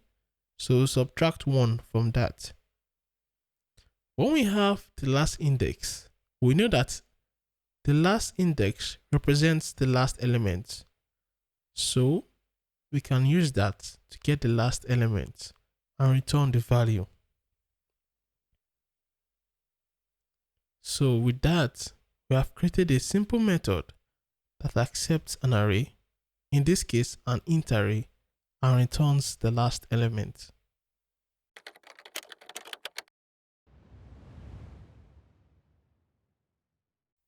By now, you would have understood what basic arrays are. We have been dealing with one-dimensional arrays. That is, a simple array holds a couple of elements, just like an int array that we have been working with. I am about to introduce you to multi-dimensional arrays. We would focus on two-dimensional arrays. Think of two-dimensional arrays like a matrix. They can be of different sizes. So let's say we have a 2 by 2 multi-dimensional array. It will have rows and columns. The first element would have a position 0, 0. The first 0 represents the row, the second 0 represents the column. So a 2 by 2 multi-dimensional array has 4 slots, 2 rows and 2 columns. To access the elements in each cell, you have to specify the row and column so that you can get the exact position. Now, what if we had a 2 by 3 multidimensional array? That is 2 rows and 3 columns. So this has 6 slots. We could also have 3 by 3 multidimensional array. It will have 9 slots. So this is similar to the normal arrays we have been using. The difference is you think of it in a matrix format. It's not a straight line. It's more of rows and columns. Now that we're done with the theory, let's get into the code.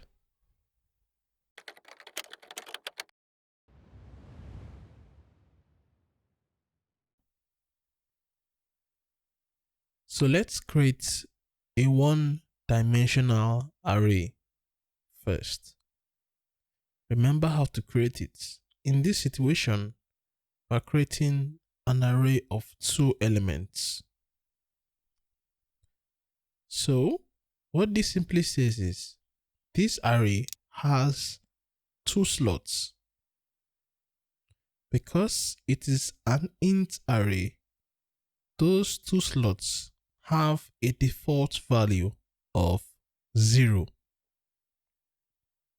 So it's a linear kind of arrange slot such that first position is position 0 and second is position 1.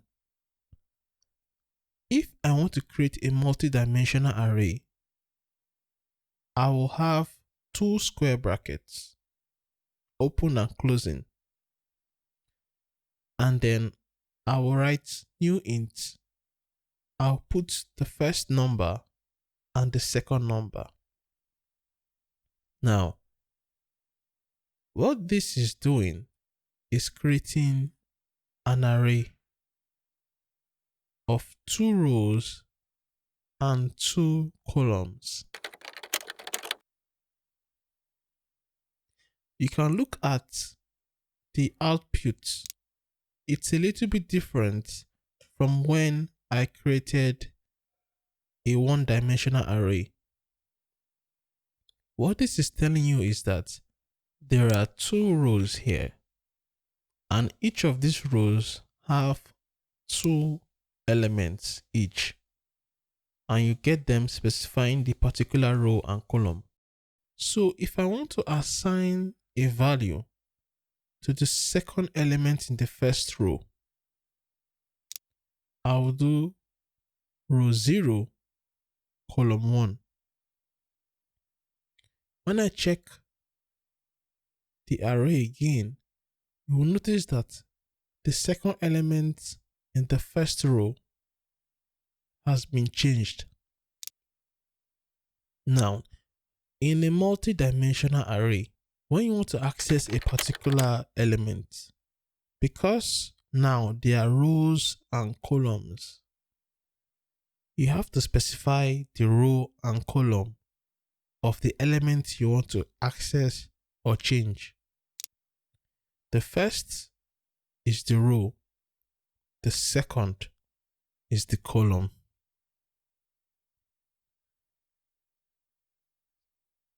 So now, let's assign a value to the element in the first row and first column. So I'll say row 0, column 0. Now, there's a little error here. Why do you think there is an error here? Of course, there is no multi-dimensional array that I created that was named X. The only array named X was the one-dimensional array. Let's correct that name.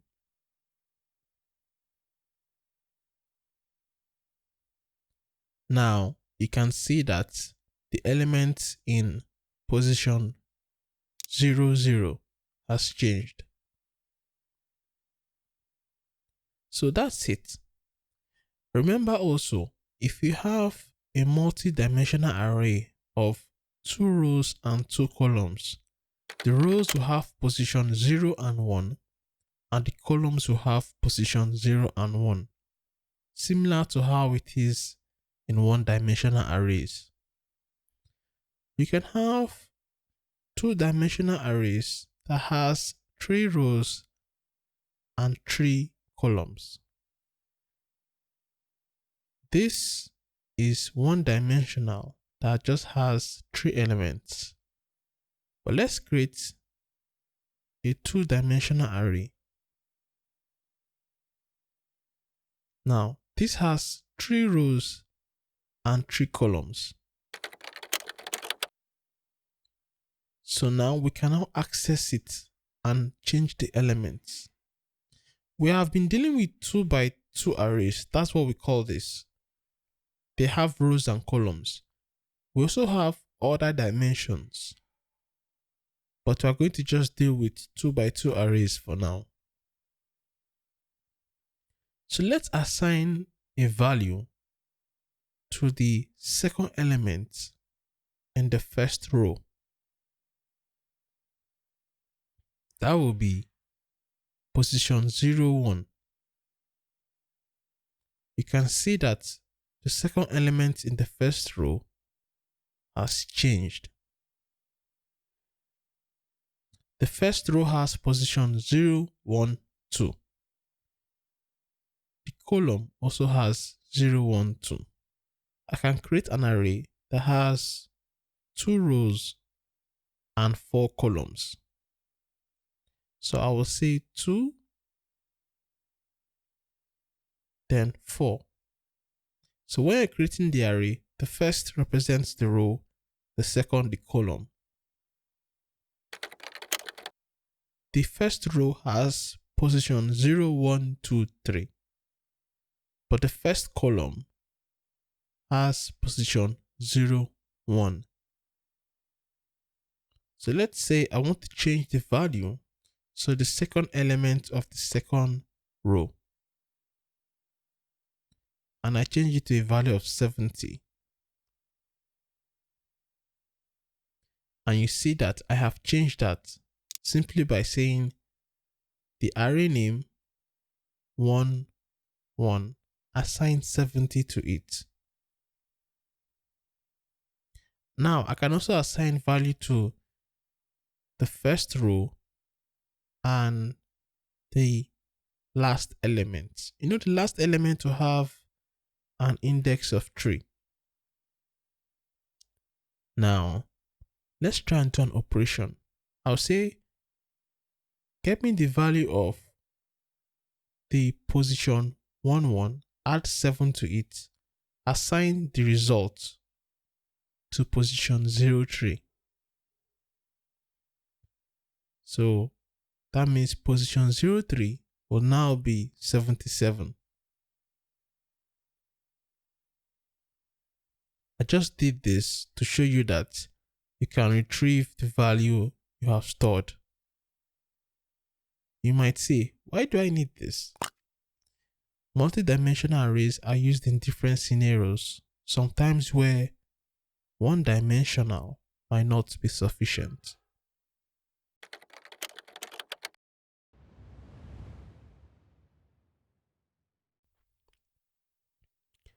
Java is an object-oriented programming language. There are different programming languages which are also object-oriented. In fact, the most popular programming languages today are object-oriented. So understanding object-oriented programming is very important. There are other programming paradigms. For example, you have procedural and many other object-oriented programming is just one of them. It happens to be the most popular at this time. So imagine a scenario where we have a guy and then we have a car. Now, we want the guy to move to the car and start the engine. In former procedural programming, we could write the instructions in a step-by-step manner. Just like when you have your recipe, we can tell the man, walk to the car, start the engine, and move. Those are step-by-step instructions. And previously, code was written like that. And you can still write code like that in some programming paradigms. In object-oriented programming, we see each element in this problem as an object. So in this situation, the guy will be an object, the car will be an object, and they will both be interacting with each other. An object has a state. You can see a state as a property or an attribute. An object also has a behavior. Now, the state or the properties of the guy can be just his attributes, such as his hair color, color of t-shirt, his height, his weight, his age. All these are attributes. But you have behavior or action, such as walking, talking. Those are behaviors. When we go to the car has attributes such as car color, number of tires, number of doors. It also has behavior or actions such as start engine, stop engine, accelerate, apply brakes. And we create programs made up of objects communicating between each other. In Java, how do you think we state what property and behavior an object should have? That is where we have classes. A class is a blueprint that we use to create an object.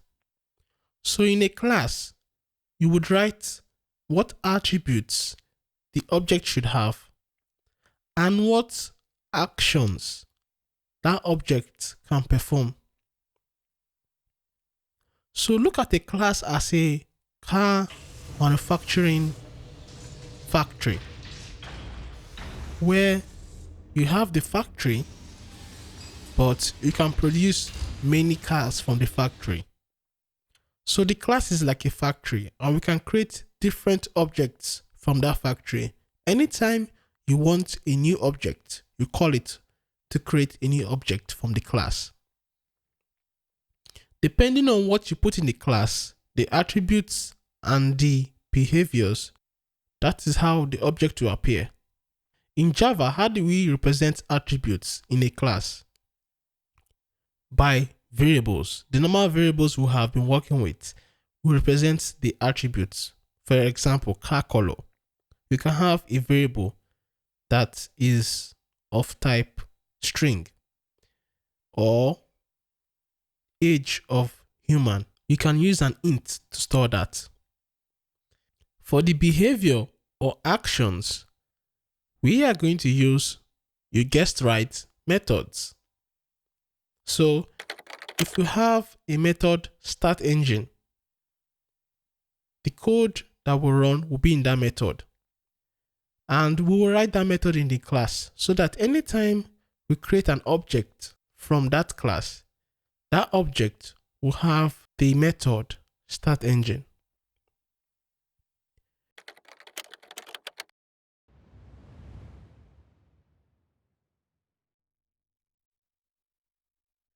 In this current lesson, we're going to code a class. That class is going to be a rectangle class. So let's do some math reminder. So remember a rectangle. It has a length and width. The area is length times width.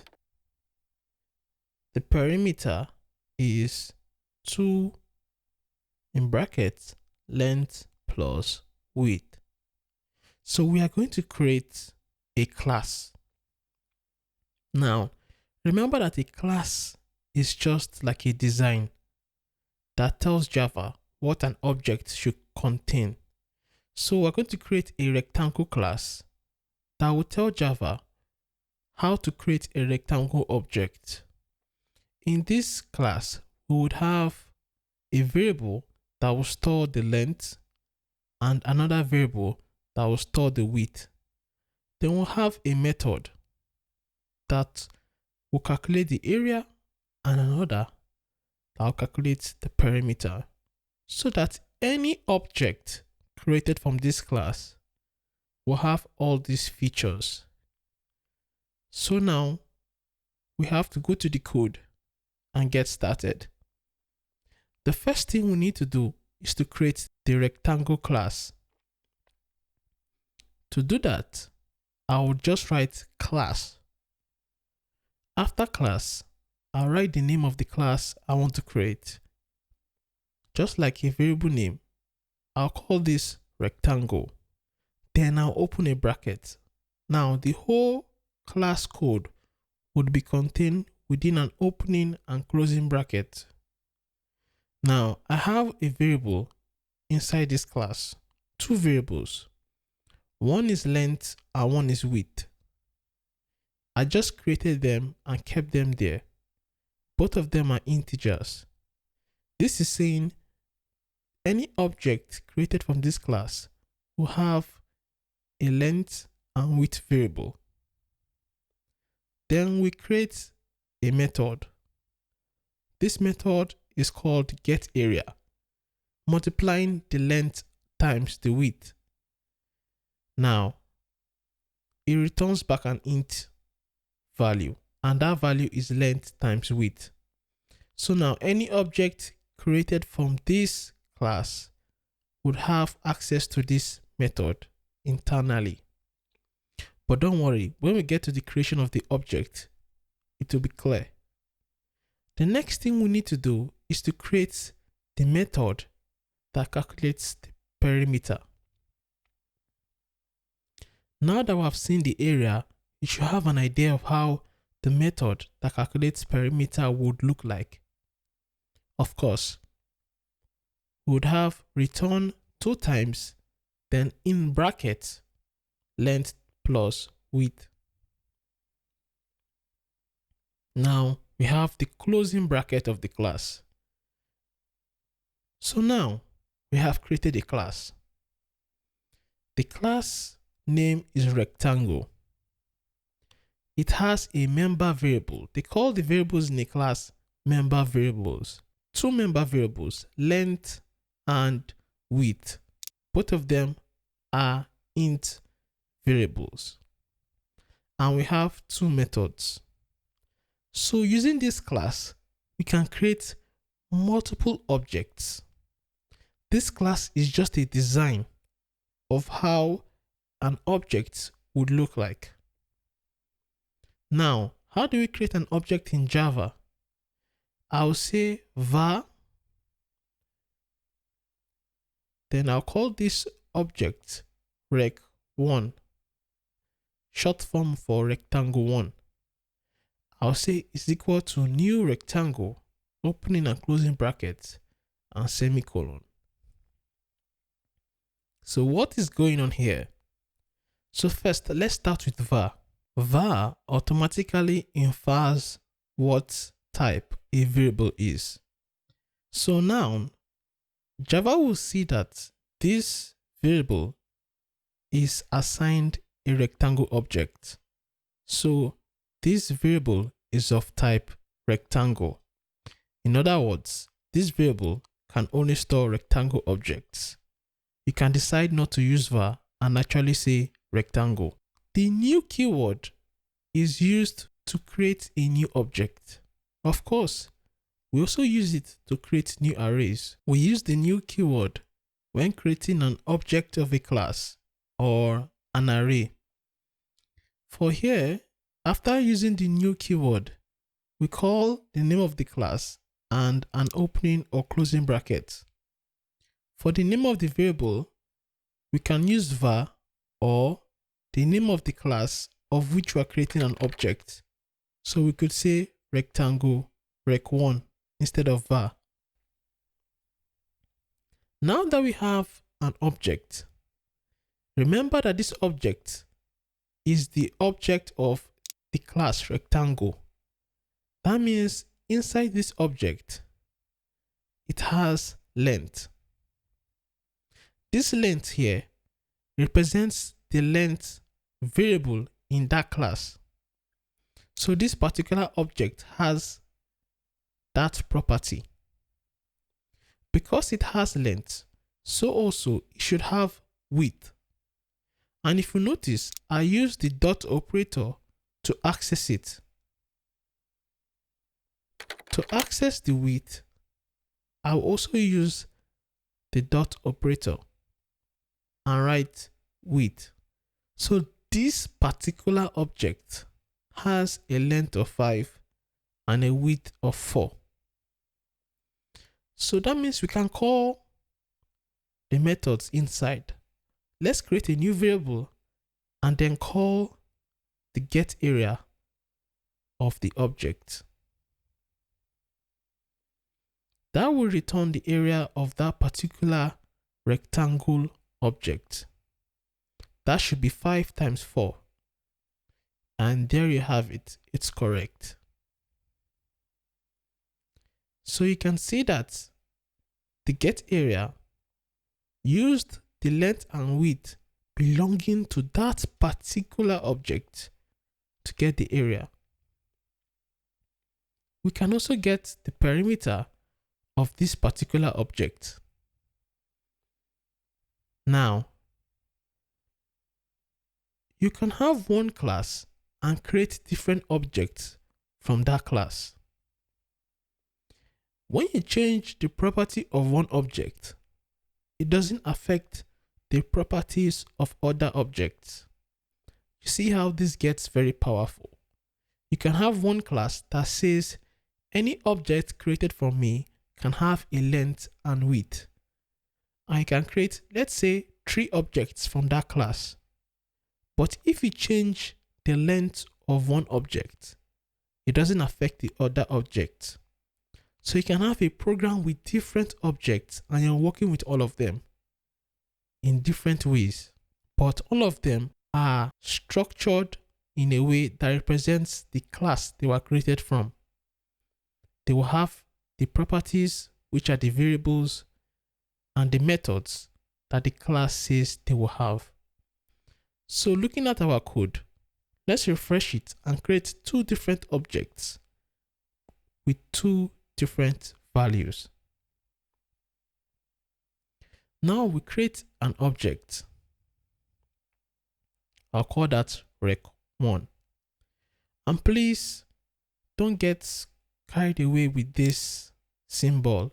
It is just the string representation of the object, nothing more than that. Later, we'll explain more on that. For now, you're fine even if you don't understand what that means. So now let's assign some values to the member variables of the first object.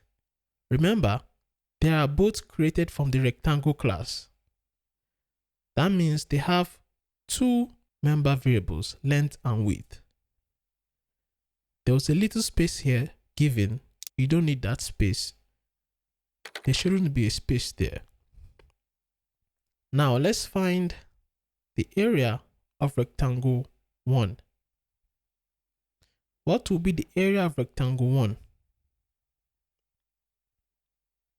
Yeah, you guessed right, 20. What of rectangle 2?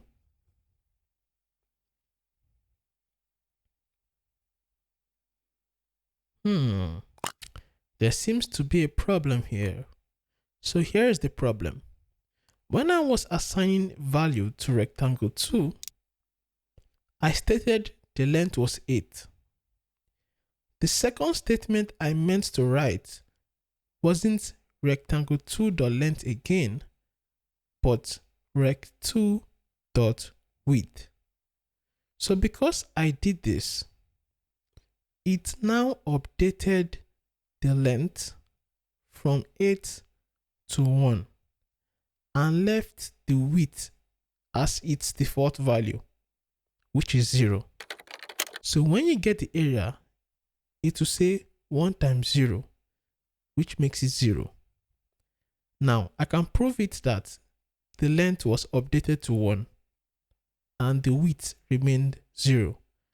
If we try to get the perimeter, that will be 2 times 1 plus 0. That means the perimeter should be 2. So if we say get perimeter, it would be 2. If we want to correct that and change the value of the length or width, we still have the opportunity to do that. You can always update the value of a variable later in the line of a code. A variable does not have one value once and for all. You can update it. So I can update the width to 7. That means the area would be 7 now, of course, because area will be length times width, and that will be 1 times 7. Now we have seen objects. We will make use of objects continuously, and you will learn more about it. We use objects in Java to perform different operations. As you work with objects, you will get more comfortable with them. But objects are simply instances of an existing class.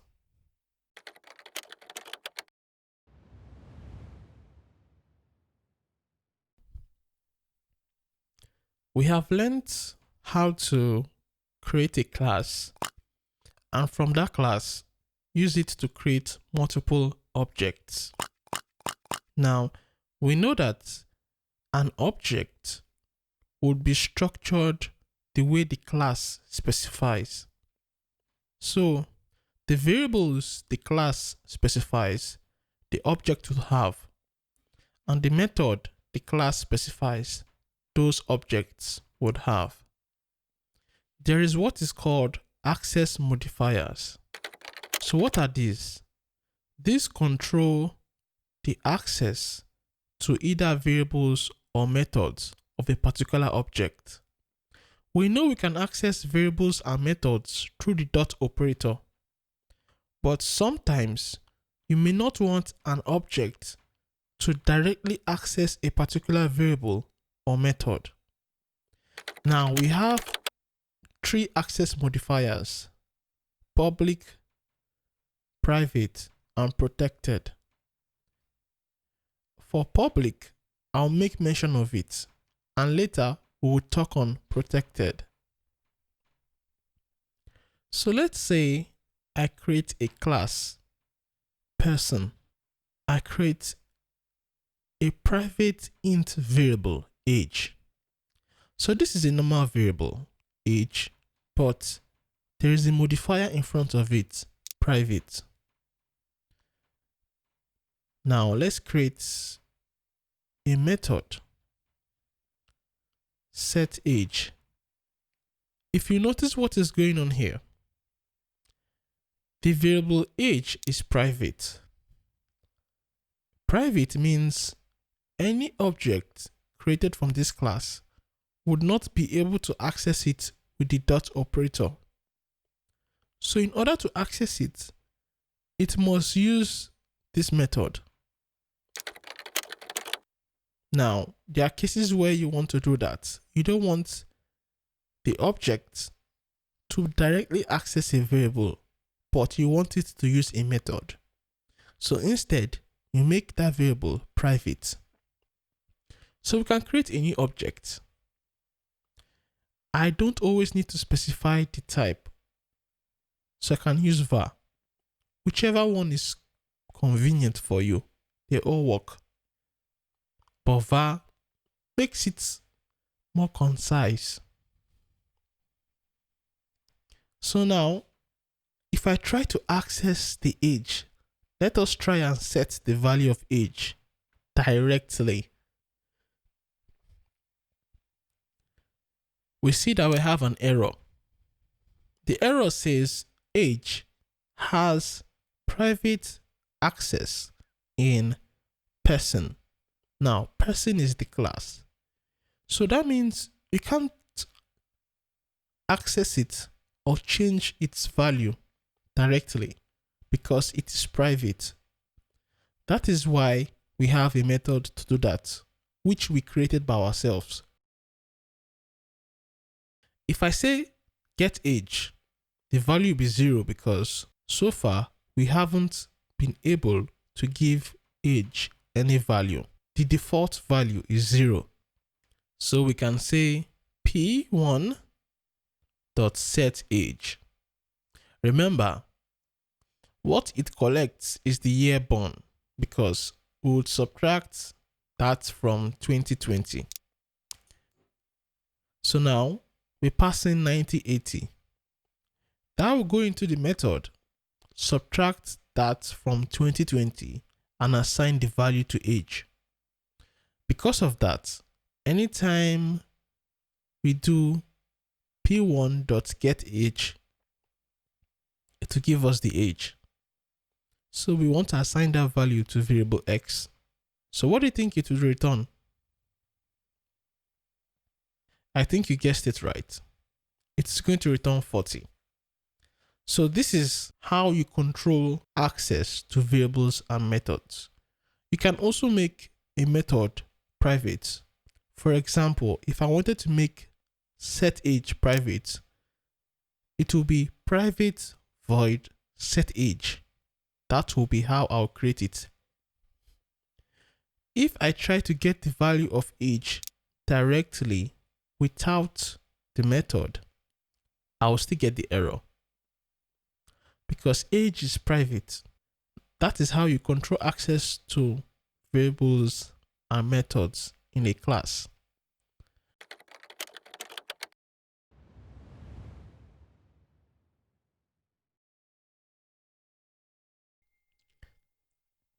So far, we have been dealing with classes.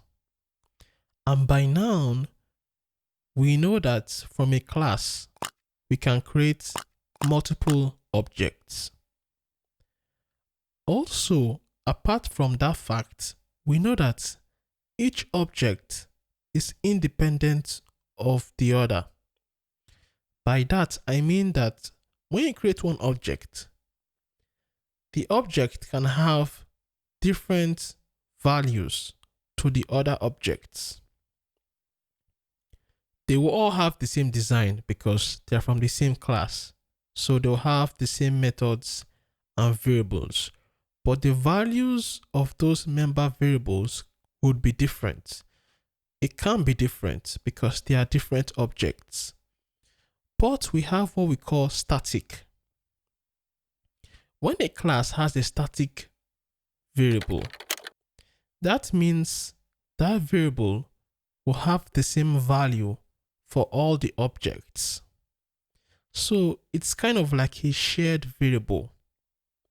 Now, if one object changes the value of that variable, it will change for every other object of that class.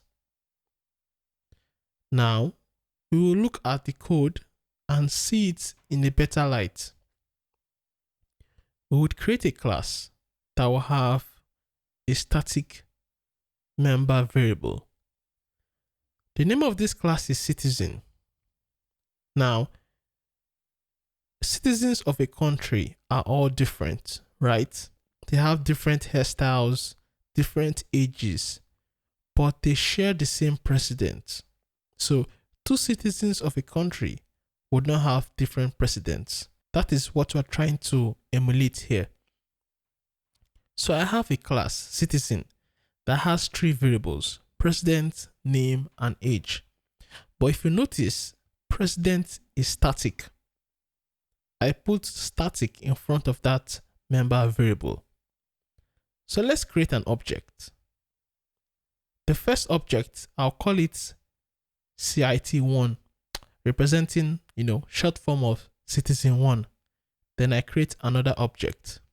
We give it a name and an age. So the name is Victor and age 19. We do the same for citizen2. The name is Sonia and age is 22. These are two different objects that have different name and age. Remember that I have given the president a value already in the class. So when I call it, it will give the value I give it. So both of them have the value Jack. When you're creating a class, you can give the variables a default value if you wish, because here I gave it a default value of Jack. I could have done the same to name and age. That is just a short tip. So now both of them have a default president as Jack. But here is where you see the power of static. If I decide to change the value of president through citizen1 to Michael, and I go on to check again who is the president of citizen2, under normal circumstances, it should still be Jack, but it happens to be Michael. I never told citizen2 to change its value. That happened because president is static. When you have a static member, if it changes for one, it changes for all. The value of name for citizen1 and 2 remain different. Of course, they have different names. Because I changed the name for citizen1, it doesn't affect citizen2. That is because those variables are not static. They belong to the object. But when you have a static variable, it doesn't belong to one object. It is shared. Another property of a static variable is that you can access it directly from a class.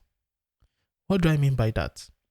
Normally, if I try to access a member variable like name with the dot operator, you will have an error. You can't do that. You only do that after creating an object. But because a static variable or method, yes, we can have static methods, because none of them belong to an object, a class can access them directly because they don't belong to objects.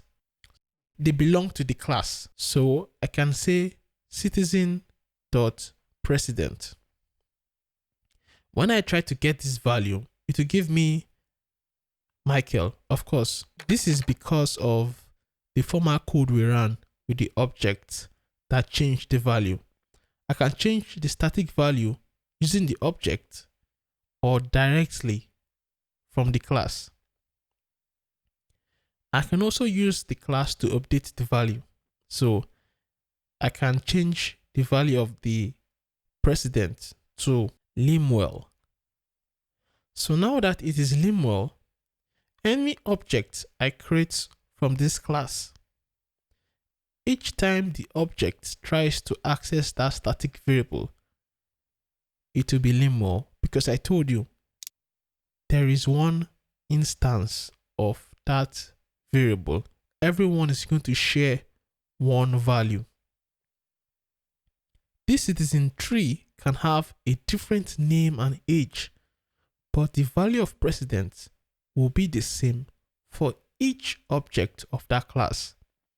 So a static variable is shared and belongs to a class and can also be accessed directly using the dot operator.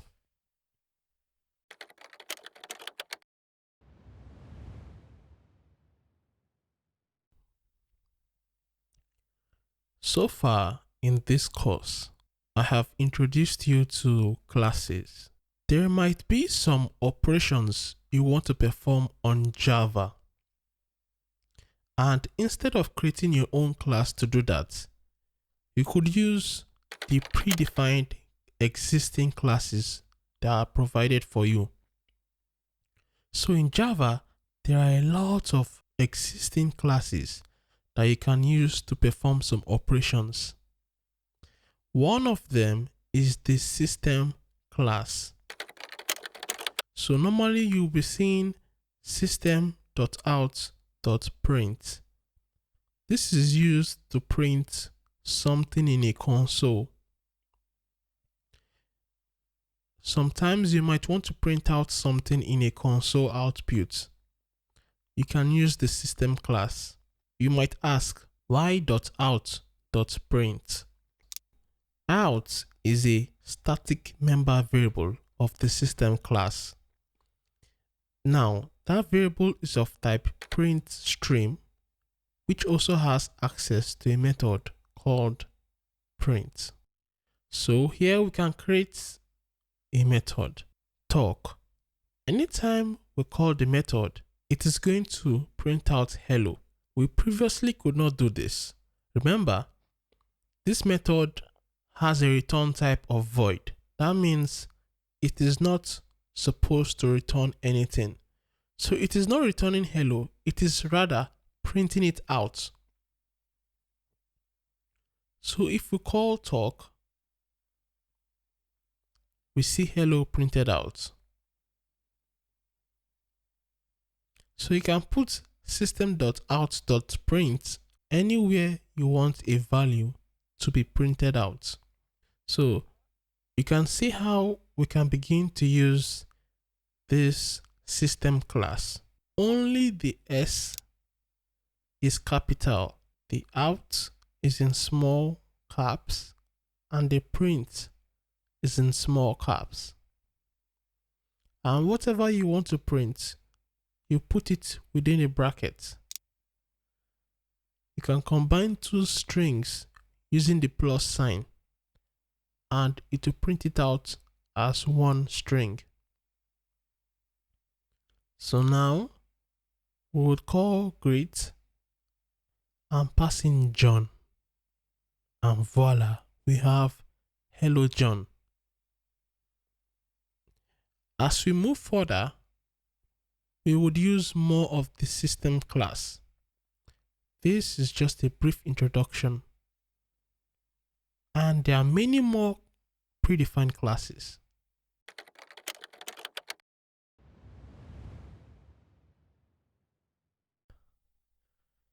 In this lesson, we're going to talk about constructors.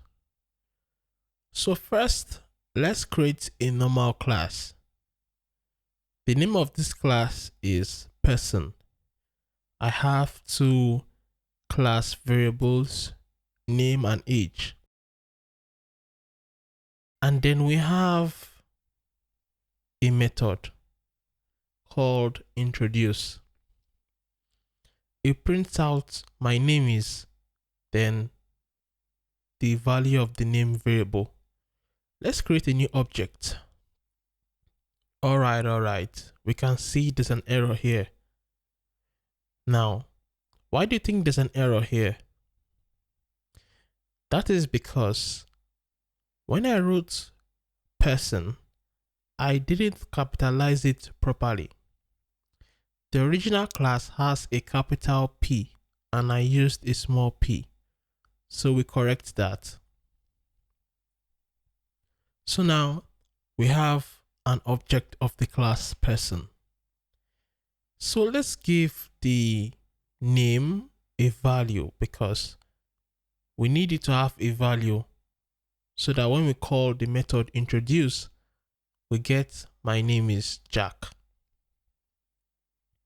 So now we can call the method introduce and we see my name is Jack. A method would not run unless it is called. So when you create an object of a class, a method wouldn't run until you call it. Sometimes you want some methods to run automatically when you create a new object. those are constructors. Now, a constructor runs automatically as you create an object of a class, and it runs for each object you create. A constructor has a specific look. Firstly, a constructor has the same name as the class. Secondly, it doesn't have a return type. So here we have a constructor. The name of the class is the same name as the method, and there is no return type. Then we create another normal method. One is a constructor and the other is a normal method. The constructor must have the same name as the class. That is how Java knows this is a constructor. So let's create a new object. When we create a new object, we expect the constructor to run automatically. And yes, it did run, but it looks a little bit confusing there. Now, why it is confusing is because it printed everything out in one line. Normally, it should have printed new person created, then gone to the next line to display the string representation of the object. The reason it did that is because we used system.out.print. To tell it to go to the next line, we use println, that is, go to the next line in the console. So when we add ln, as it is printing out in the console, it will print the next output in the next line. So in this console, there are two outputs. So just a tip, when we create objects, you can say that the constructor is called automatically and the code in the constructor runs. You know, you can have constructors that accept values. Yes, you can have them. So let's have a constructor that accepts a string. Then assigns the value of that string to the instance variable name. So we also have another method, greet, that prints out hello, then a space, empty string, then the name. So if the name is Jack, it would print out hello Jack. Now, you might ask, how do we pass in an argument into the constructor? Well, let's see. When you're creating a new object of a class, normally this will be how it will look. Just a simple object. But when you want to pass in something into the constructor, you put in the value in those brackets. Those brackets are where the constructor gets its arguments from.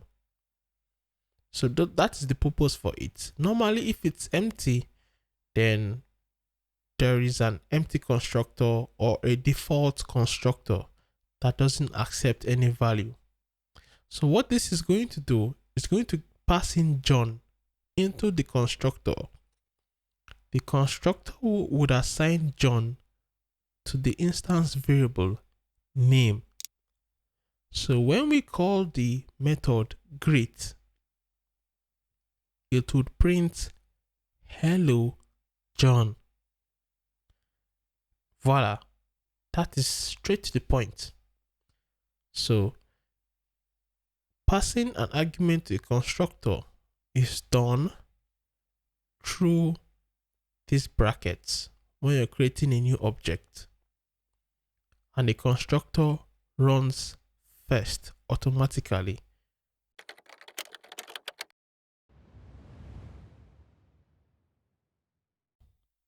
So let's see compiling Java in action. So I am in a folder and I'm going to create a Java file here. On Mac, I'm going to use a command line tool called touch. So I would cd into that directory to create the file. If you are using Windows, that is a lot easier. Just create a file and make the extension .java. For here, I'll just do touch person.java. That will create a person.java file. So in that folder, I would have an empty file named person with a .java extension. Now, I need to write some code into this file. You can use a normal text editor. It's fine. You must not use a big text editor. Anything you wish. On Windows, you can use Notepad. But I am going to use Visual Studio here because Visual Studio Code is awesome.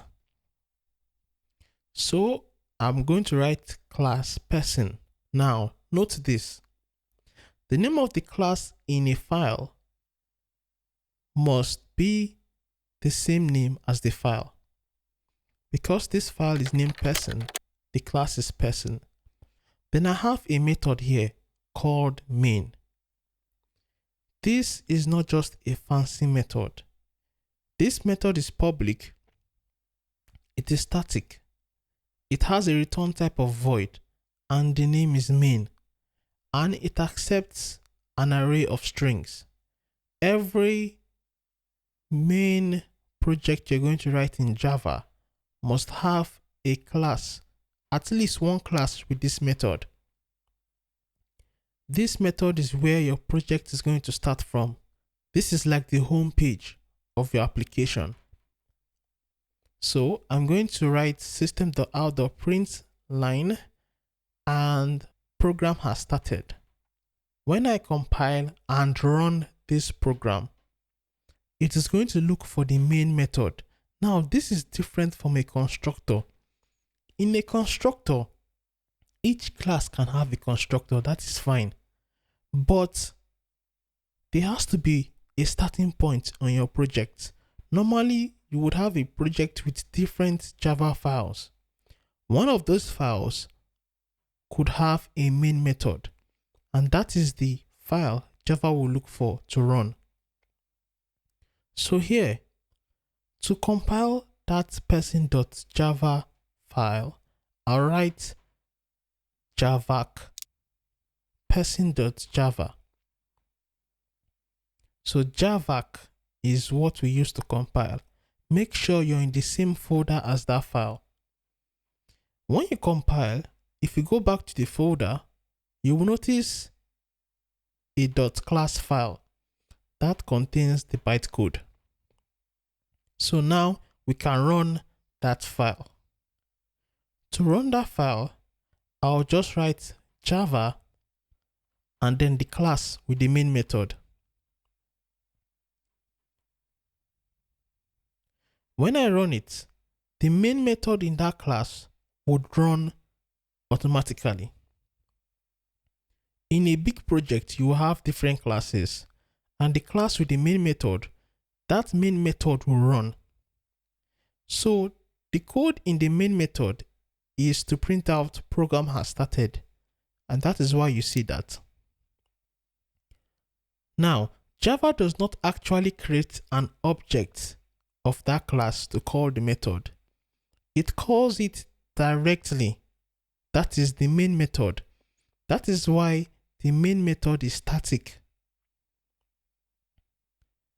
Now, what I want to do is to call the method talk when the main method is called. But I can't do that now because there's an error. The main method is a static method. That means I don't need an object to call it. But the method talk belongs to an object. That means to call it, you need an object of person. So for me to call talk in main, talk has to be static. Static methods can call static methods. So to make this line of error go, I have to make talk static. So now when I run it, main will be called and main will also call talk. So it will print out program has started, and in the next line it will print talking because I have told main to call talk. So I'll compile it again and then I can run it again. And you can see the output just as we predicted. So really, the main method is like the key to start the application. Now you might see this string array in the method and wonder, what is that for? Because the main method is the starting point, it allows you to send some variables in case you need to use them in the application. Let's try to get the first element that is sent, so that when we're calling it, we're telling Java, okay, get me the first element. That is position 0. So when we're calling that class, we would pass in two names. We'll write them and separate them with a space. Java will know that yes, this is an array. So don't worry, we don't need to create an array. We just pass in two names separated by space. It will get the first name John and print out, hello John, program has started. So sometimes you want to write a program and you want to pass in something when the program is starting. Now this is different from a constructor. If I remove the main method and I try to run this class,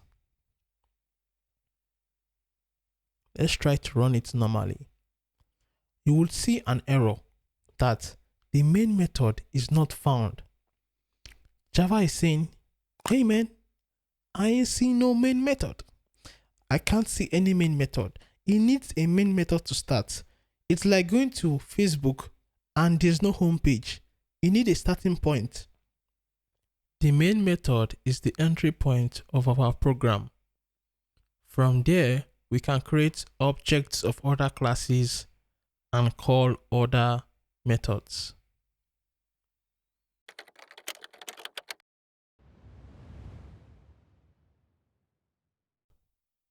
In this lesson, we are going to go over IntelliJ. So let's start IntelliJ and have a look at it. I am using Ultimate Edition. I advised you to use Community Edition, so you might notice some differences. Mine has a lot much options to choose from, but the basic thing we need is just to start a Java project. The Community and Ultimate Edition has that. So remember when we chose our JDK initially, yours should still be there as Java 11. And you don't need, that's all you need. Then you can click this to create project form template. That will add the main method automatically for us.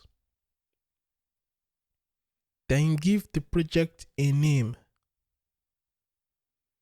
You see project name You can also see the project location. That's where it will be. And you can see the base package. Now, a package is just a group of classes. And we will talk about that later. But for now, the base package is lemobit.academy. And then it will start. Normally when IntelliJ starts, you normally see some tips. You can read it, go to the next tip, or just close it entirely. You would see some files and folders in the left portion. The most important is the src source, and then in the source, this is where you have your classes, and then you can see the folder of a package, lemobit.academy. Inside this folder is where we will be creating our classes. We already have a main class in this folder because we clicked create project from template. Now you have other files which you don't necessarily need to go through. They're just extra. As you use IntelliJ, you will come across them and understand them. In the menu above, you have a lot of options as well.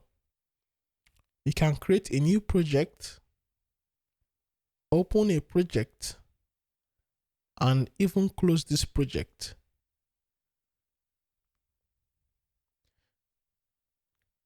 The menu will be very similar for both Mac and Windows. If you want to run a program, you would see a green button both on the public static void main and up.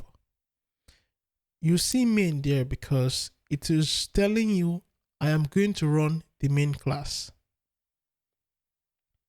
When you click it, the project runs. Each time you have a project that prints out something, you would see the printouts below. Currently, I didn't print out anything. So I'm going to have a printout now that says, hello, Lemobit students. When there is a new word that IntelliJ does not understand, it might underline it with a yellow color. That is not an error. It's just you can see it as a small warning.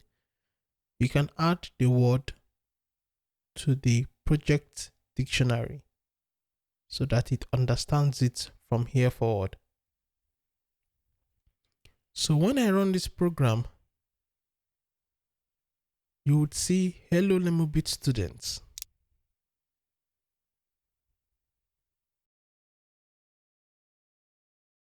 If we did this manually, we would have to compile the file and then run the file.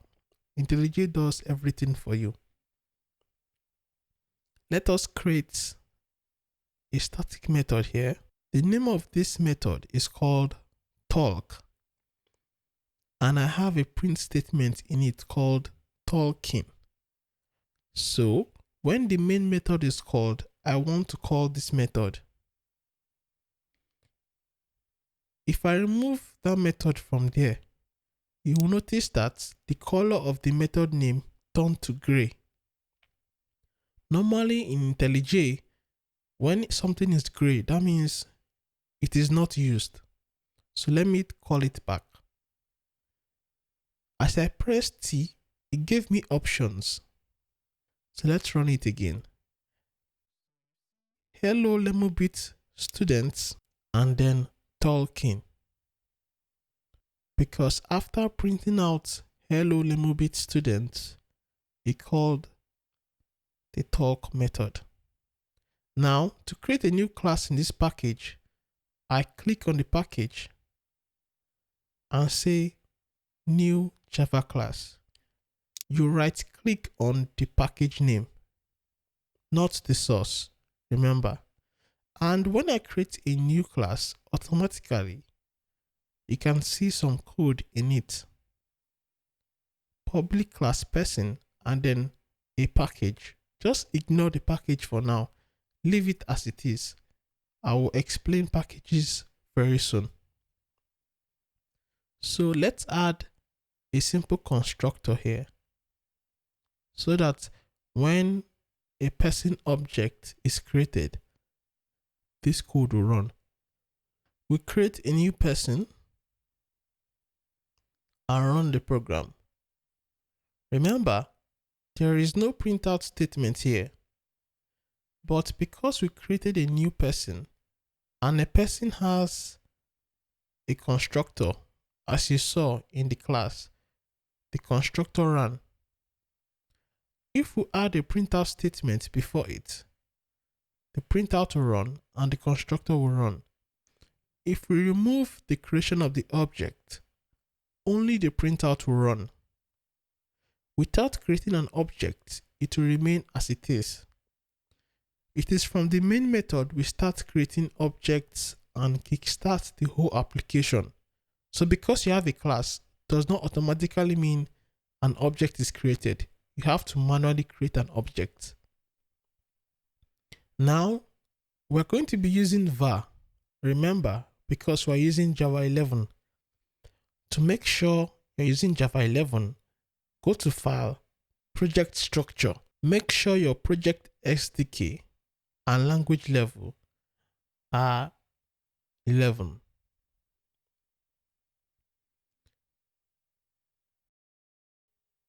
Your dependencies, make sure it is in 11. And your sources, 11. This is just to make sure that you don't encounter any issue. As you use IntelliJ to create more programs, you'll get familiar with it. It's a wonderful tool to have when coding in Java.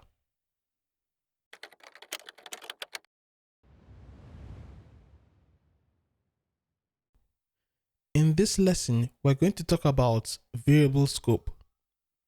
Now, you have class level scope and method level scope. Any variable declared inside a method cannot be accessed outside that method. But a variable declared in a class can be accessed anywhere in that class. If you want to access a variable in a method in a class, if that method is static, that variable has to be static as well. So you can see in main, I can print out x main. That's okay.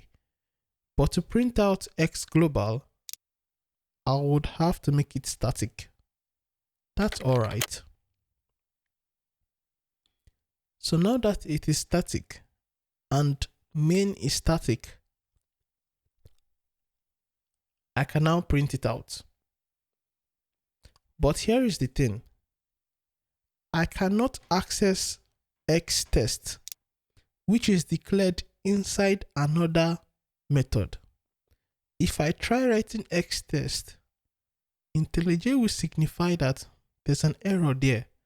That is why it is red. So also, if I go to x test, I can print out the variable. I can also print out the global variable, but I wouldn't be able to print out x main.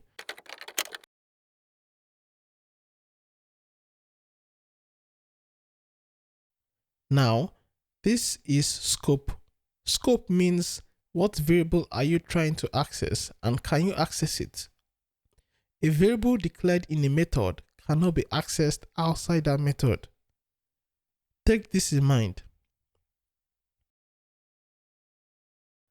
This also applies to, for example, if statement. Let's say I have a variable x is equal to 4.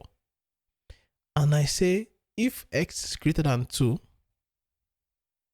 if you notice, I created the variable y inside this if statement scope. So if I come out and try to print out x, That's all right. But if I try to print out y, there is going to be a problem.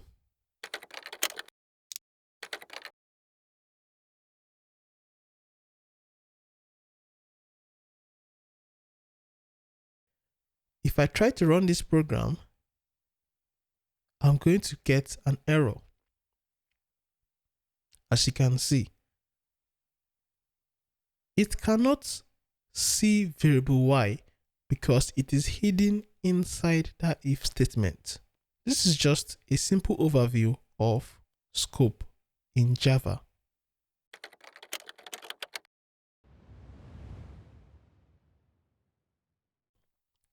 In this lesson, we're going to talk a little bit about variable naming and access. Now, if I create a variable num and I try to create another one, take into context, I'm saying I create another variable that has the same name, num, I am going to get an error in Java. You can't create two variables with the same name within the same scope. Instead of doing this, I can update the first variable. So I have created a variable num. Let's say I want to change the value. I can say num is equal to 10. And later I say num is equal to 1. If I have a printout statement and I print out num, what will it print out? Of course, it is going to print out 1 because 1 is the latest value. You know, Java comes running from top to down. And if you look at the code, the first value is 2, 10, then 1. If you want to have two variables with the same name, if they are in different scopes, that is alright. You know, we treated scope of a variable recently. Let's say I have a method test. I can have a variable named num inside there. I can also have a global variable, that is a class variable named num. These are all in different scopes, but there is no problem. If they were in the same scope, there would be a problem. Now, if I have a print statement in main and I say print out num, which num do you think it will print out? Of course, it will print out the num it has access to, which is the one in the main scope. That particular num has a value of 2. That is why you see 2 printed out. If I want to access a global variable, you know that main is static, so I have to make that variable static. To access it, I would have to use the class to access it. Remember how we access static methods of a class? In this case, I would say main.num. That is, give me the variable that is static called num inside the class main. So I can say main.num. Remember, you only do this for static variables. I didn't need to create an object. I just said, give me the variable num that belongs to the class main. If I run it, it will print out 7. That is the way I can access it.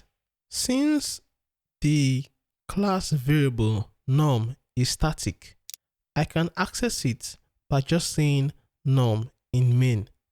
But because there is a variable in main already called num, I need to tell main the num I am particularly talking about. Once I make num an instance variable again, that is belonging to an object and not the class, I can't access it using main.num again. because main.num means there is a variable in main called num that is static. So I will just write num, which refers to the local variable in main. If I go to the method test and I write print out num, that also would refer to the num in the test scope. If I run this, what do you think is going to happen? Yes, nothing was printed out. Do you know why nothing was printed out? Because when you run a program, it is the main method that is being called. A lot of times, students expect methods to call themselves. If I want test to run, I have to tell main to call test.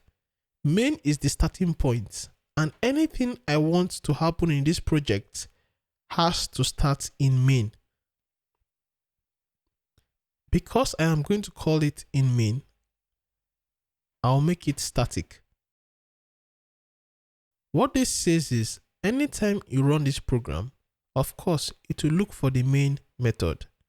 And when it runs it, call test. Please take note, because the class is called main, it doesn't really matter. The class could have been called anything.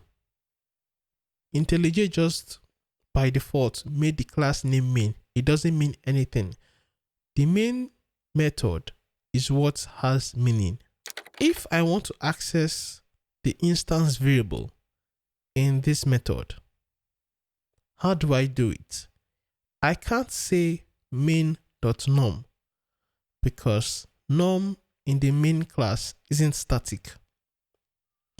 To access it, I will say this.num. To refer to class variables that are not static, you use the keyword this. Non-static instance variables can be accessed by non-static instance methods. Now, if test did not have a variable called num, it could access the instance variable num directly. But because it has a variable called num, if I want to write or refer to the instance variable num, I have to use this. This simply says, I want a variable called num, but the one that is an instance variable of this class, and not the one belonging to this method. That means I'm referring to that and not the num belonging to test. So let's have two printouts. One, I will say this.num, and the second one, I'll just write num. What I expect is to see 7 printed out for this.num and 10 printed out when I write num. If I want to access the non-static variable in the static method, I would have to create an object of main. Remember, if the variable of a class is not static, the only way you can access it is through an object. The same thing applies to a non-static method because test currently is not static. I made it that way so that I will show you how to access it without using static keyword. What you need to do is create an object of the class main and then use the object to access the method. You can create an object of a class anywhere in Java, even within that class. For example, we're creating an object of main inside main class. So that works. So when it's printed out, you can see global 7 and local 10. As you code more in Java, you'll get familiar with all these terms. For now, this is how you work with variables that are static, non-static, and have the same name.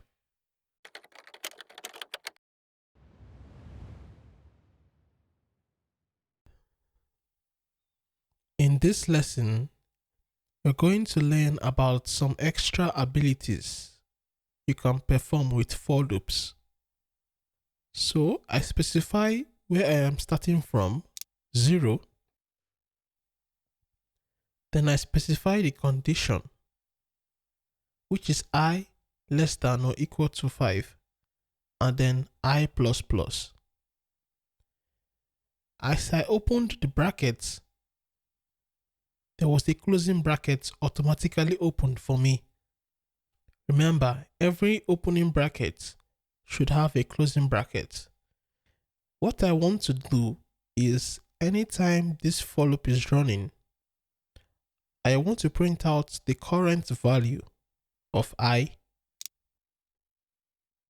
So I would say number plus I. That will print everything as a single string.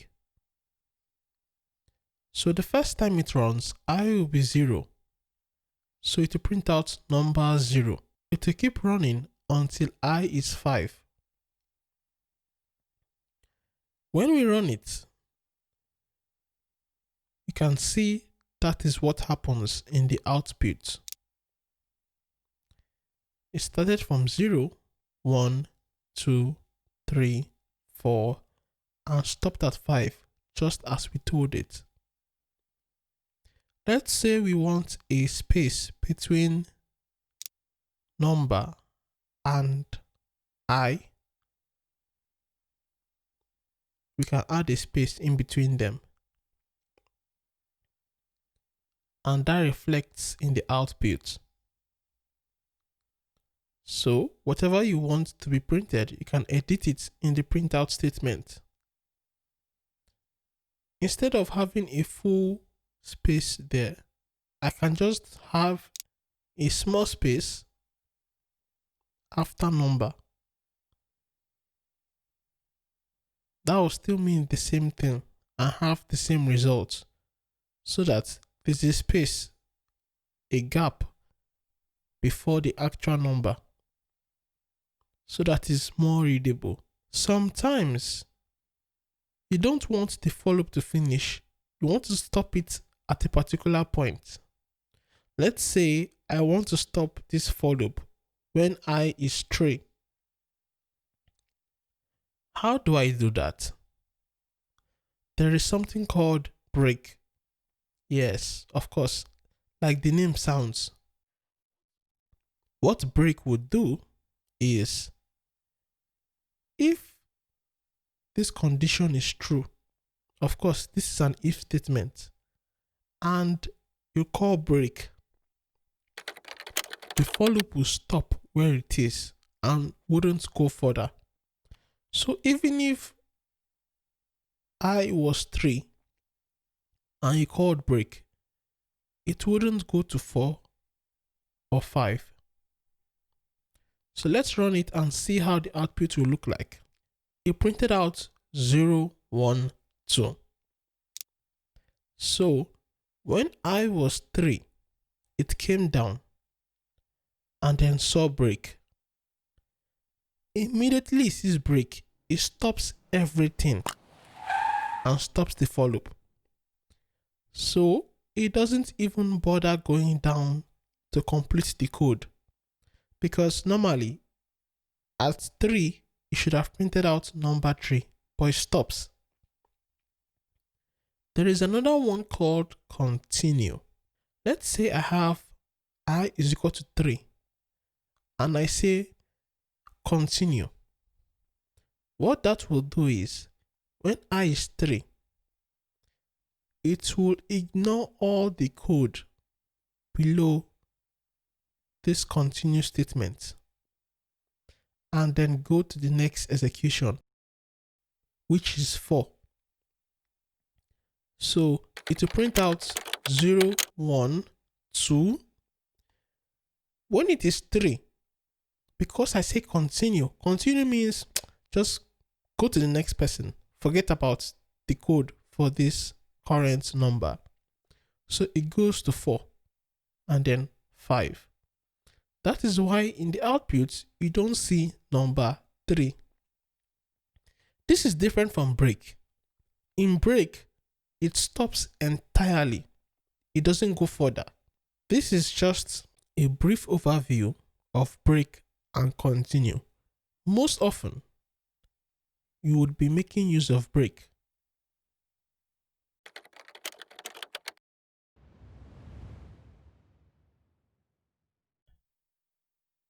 In this lesson, we're going to talk some more on for loops. So let's try creating a for loop in IntelliJ. Now, if you notice, there are some autocomplete features I am given. That is to help me quickly create a for loop.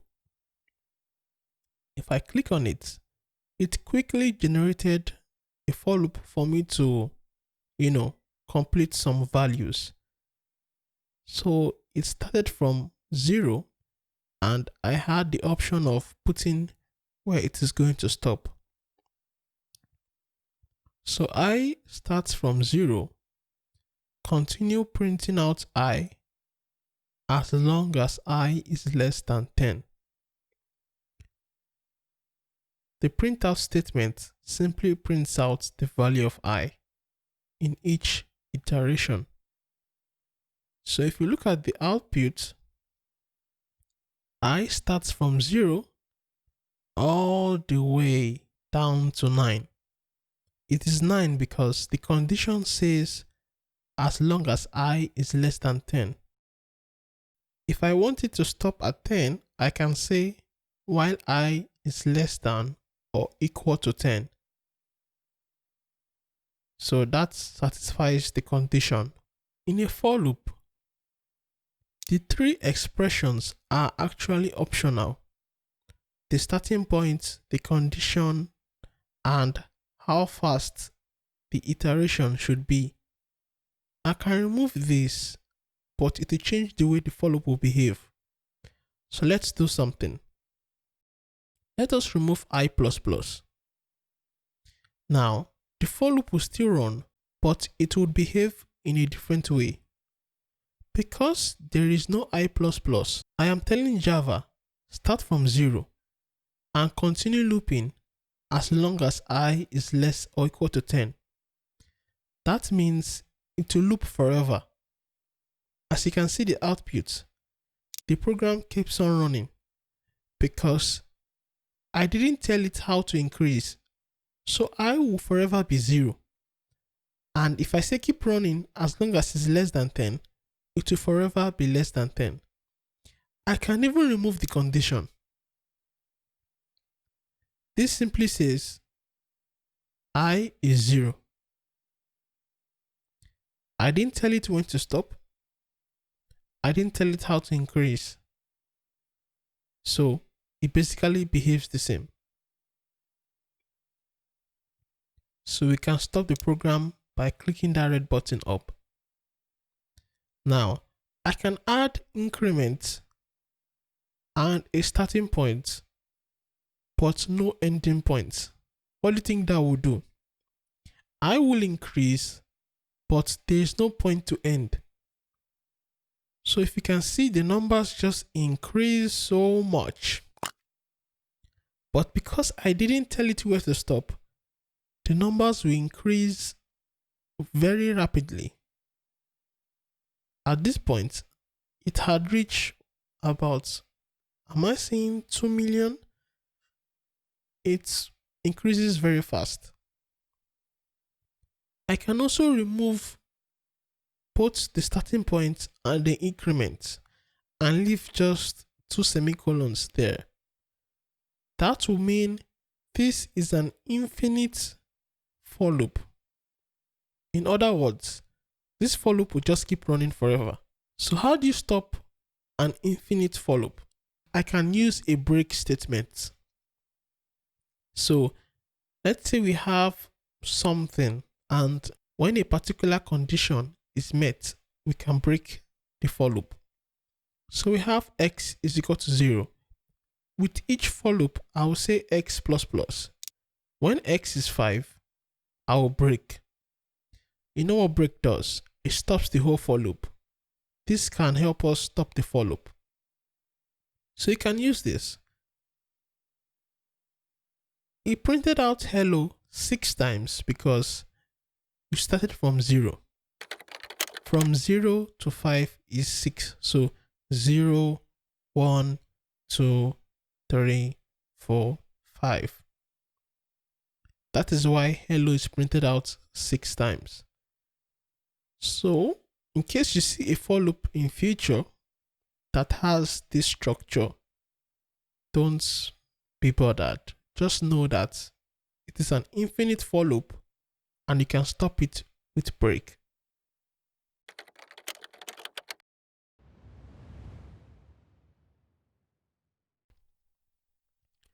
In this lesson, we are going to talk about for each loop. But first, let us create an array of integers. So we have a simple array here of 5 elements. Firstly, we would create a for loop to loop through this array and print out the elements. So of course, because we are using for loop to loop through this array, we have to start from 0. But then, where do we end? We have to end at the end of the array. And the last element of the array will have a position of 4. We are going to tell Java to start from 0 and end as long as it's less than 5 or less than x.length. X.length is still 5.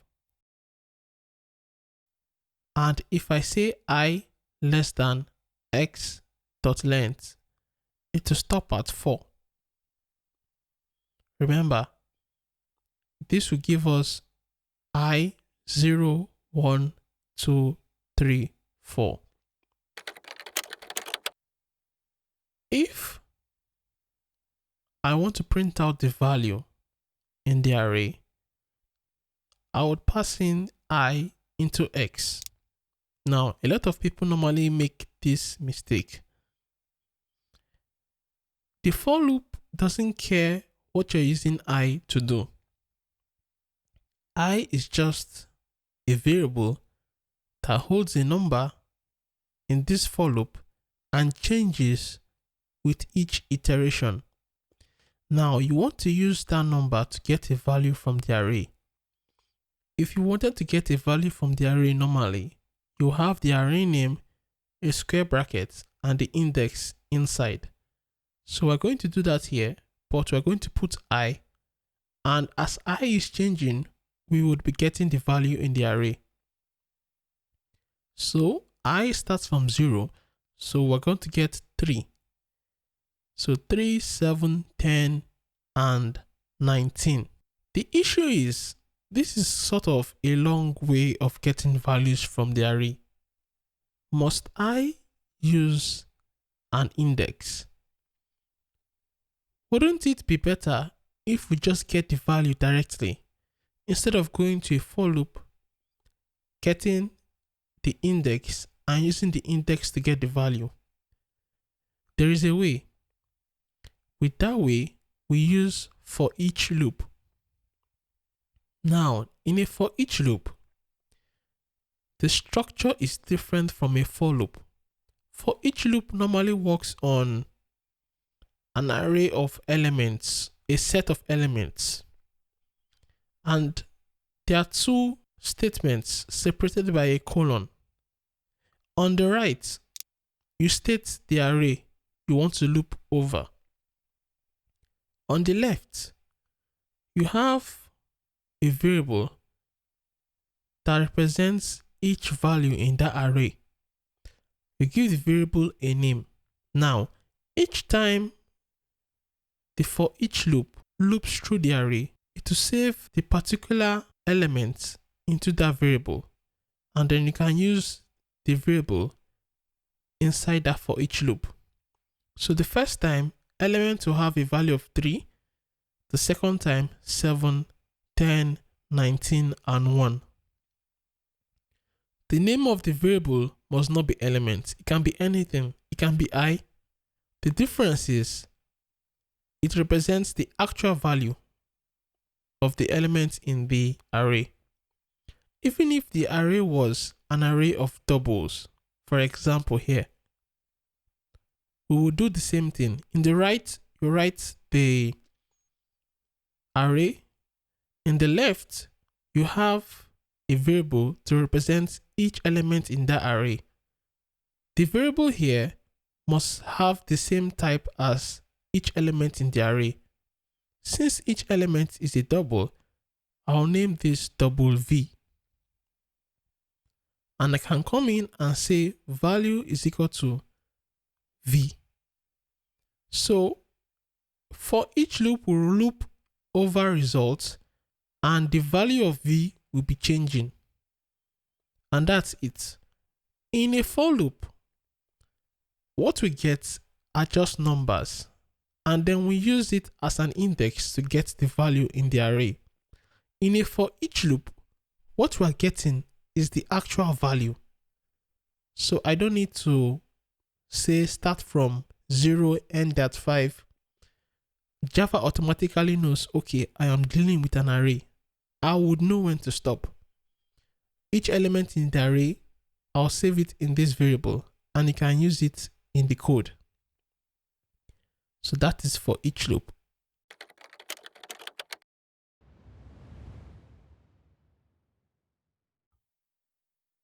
In this lesson, we're going to learn about while loop. So let's say we have a variable x. Then we're going to have a while statement. To write while, you just write while. And then in the brackets, you write your condition.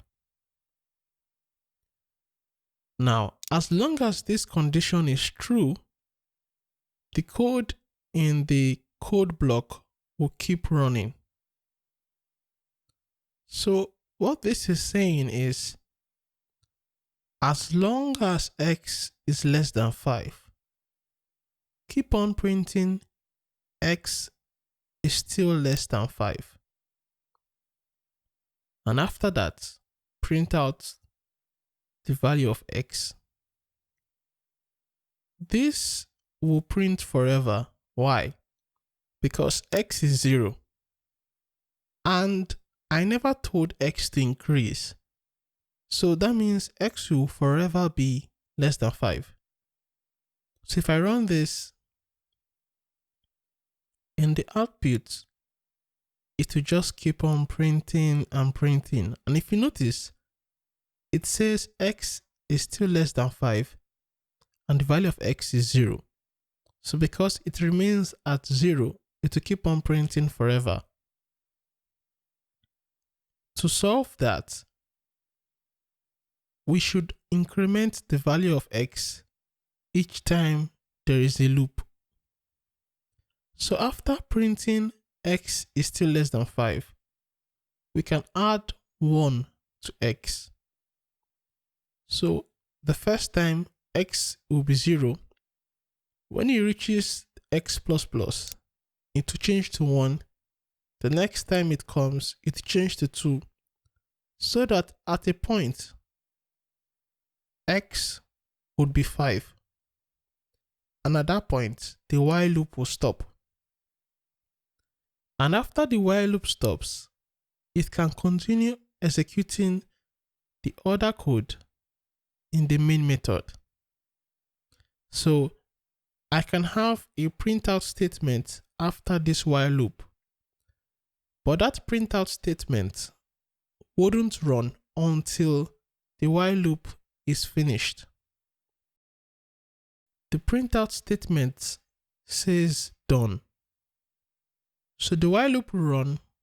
After it is done, the printout statement will run.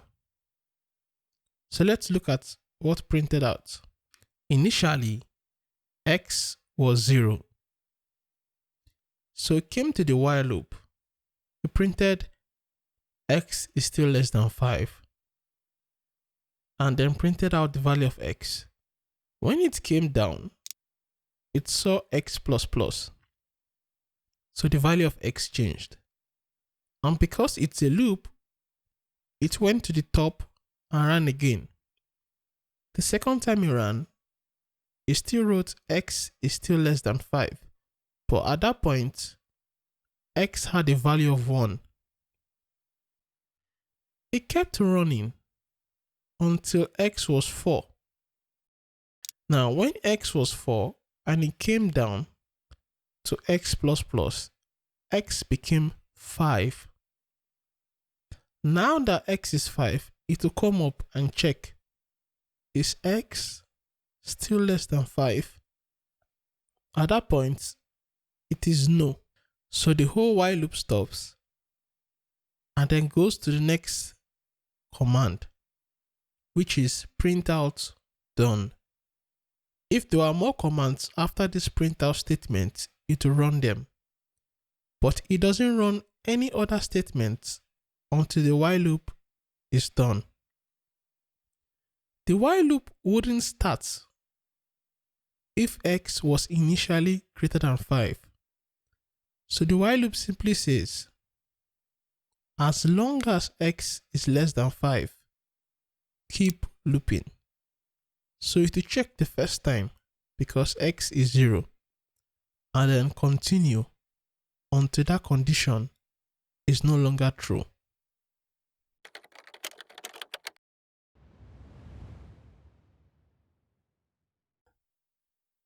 In this lesson, we are going to learn about the do-while loop. Now, a while loop checks the condition firstly before looping. In this example, if x was 10, the while loop wouldn't even run at all. That is why you see done printed out.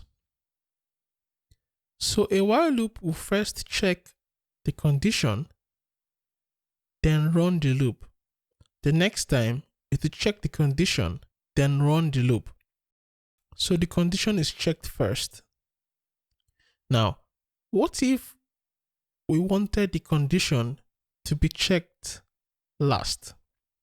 In this case, x is 10, so while loop didn't even allow it to run in the first place. In those situations, we use do-while loop. You can use do-while in 3 steps. Firstly, take the while to the bottom.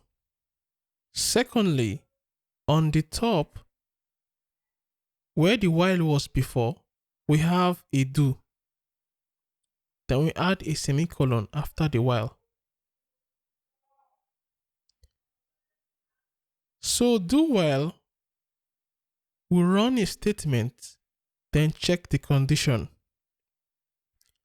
It behaves like a while loop. The only difference is that it runs before checking. For example, x is 10, but the condition is run as long as x is less than 5. So what happened is it ran first and then printed out x is 10, then found out that the condition is less than 5 and then stopped. If we make x 0, it will run like a normal while loop. So let's run it and see what happens. So you can see this.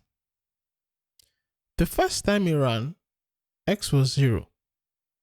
So it printed out x is still less than 5, 0. Then x plus plus.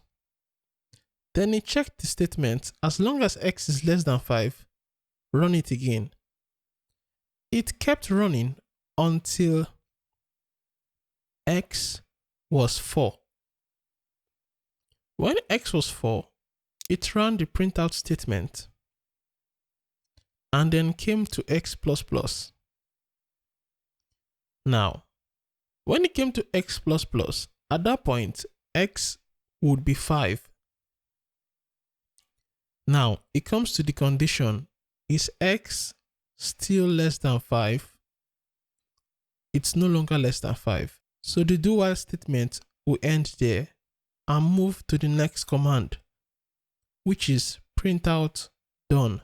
The only difference is in a do while statement, it runs, then checks the condition. So for example, let us make x 1000.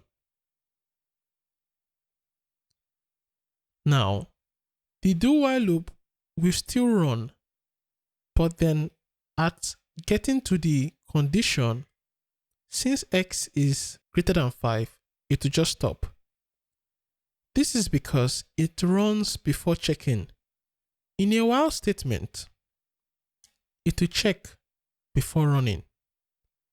You might ask, why will I ever need this? Java just gives you the tools because there might be times you might need one or the other.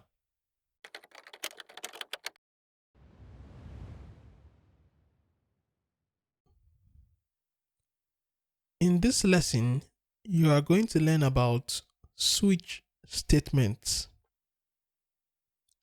So let us have a simple if statement. I have an int variable called month and a string variable called month name. Now, I want to use if statements. If the month is 1, assign the string January to the variable month name. If month is 2, assign February, and it goes on. If month is 3, you assign what? March. So it's a simple program. And after everything is done, I want to have a printout statement that will print out the month name. Now, and I write month name. You can see an error there. So let me quickly explain an error. Anytime you have a variable in a method, you need to give it a value before printing it out. You might say the if statements are giving it a value. What if none of the condition is met? So to be safe, Java wants you to give it a value. I can put an empty string there and Java will be satisfied. This is because this is in a method. If this variable belongs to a class, it will have its default value. So it's just a little reminder that in methods, when you create a variable, try to give it a default value before using it or printing it out. Now, looking at this code, you can guess it's going to print out January because month has a value of 1.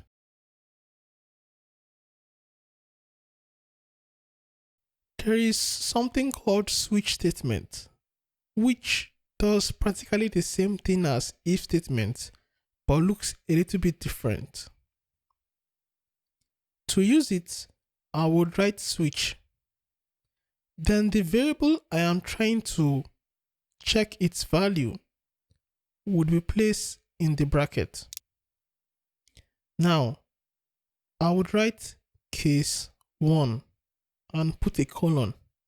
What that means is, if month has a value of 1, do what is below. So if month has a value of 1, make month name January. Then I write break. Then case 2, month name should be February. After that, I write break. You might be asking, why are we writing break after each statement? I'll get to that. In switch statements, after each case and code, you should have a break statement. So this simply says, I am going to check a variable called month. It's an int. If the value is 1, I would assign the string January to the variable month name. After that, I would stop. That is what the break statement is. I will show you what will happen if I remove the break statement. But just know that in the switch, it will go through all the cases and look for which one is correct. In this correct example, case 1 would run. And you can see it printed out January. That is because case 1 ran, assigned January to month name, and it printed out month name.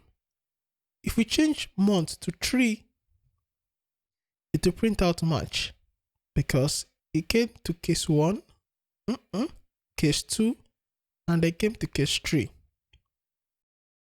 Now, there's something in switch statement called default.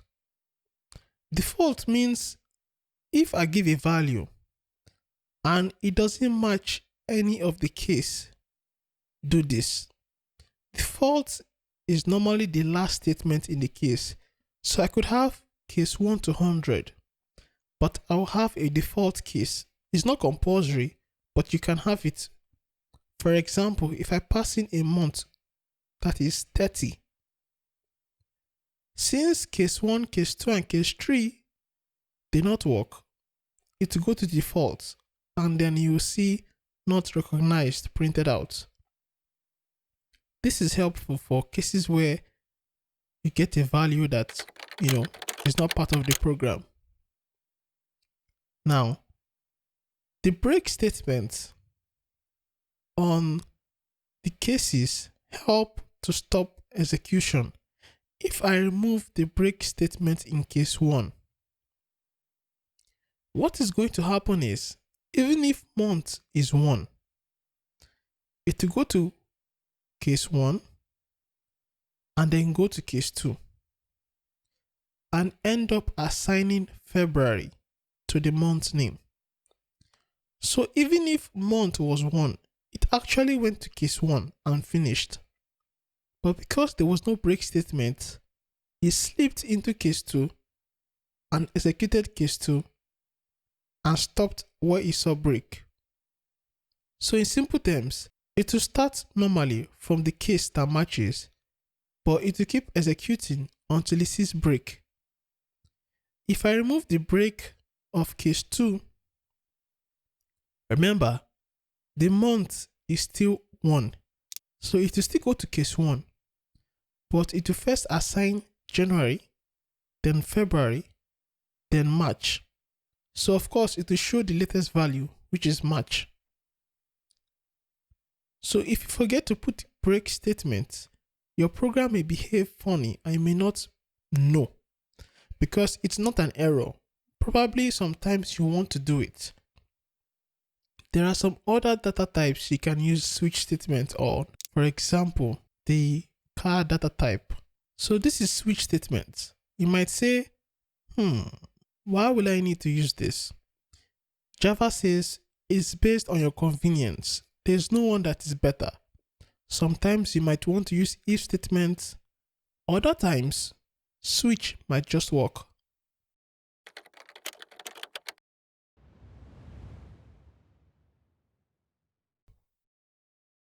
In this lesson, you are going to learn about variable reference and variable value. So in this simple program, I have two variables, A and B. They are both int variables. So they have a primitive data type. Remember when we taught primitive data types? We have some primitive data types in Java. And we have non-primitive data types. Any class you create is non-primitive. You also have some Java existing non-primitive data types like string, but we will talk on string later. When we run this program, of course, it prints out 3 and 7. If I say B is equal to A and A is equal to 1, what happens? Primitive data types copy only the value. What do I mean by copy only value? We have a variable A and a variable B. If I say B is equal to A, all it does is take the value stored in A and gives B a copy. If I later change the value of A, it doesn't affect the value of B. So in this case, I have assigned A to B initially, and I later changed A to 1. Because I changed A to 1, it wouldn't affect B, so B will remain as 3, and A will change from 3 to 1. That is what is meant by value copying. So it's just like me having a cup of water, and you wanted a cup of water, and then I give you a new cup of water, not my cup. If you finish drinking that cup, it doesn't affect my cup. I just give you a copy of a cup of water. But this is not the case for non-primitive. Any class you create or any object is a non-primitive type. So let's create a person class here.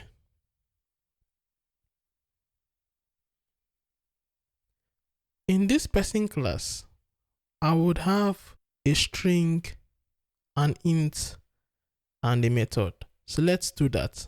So from this class, I can create different objects.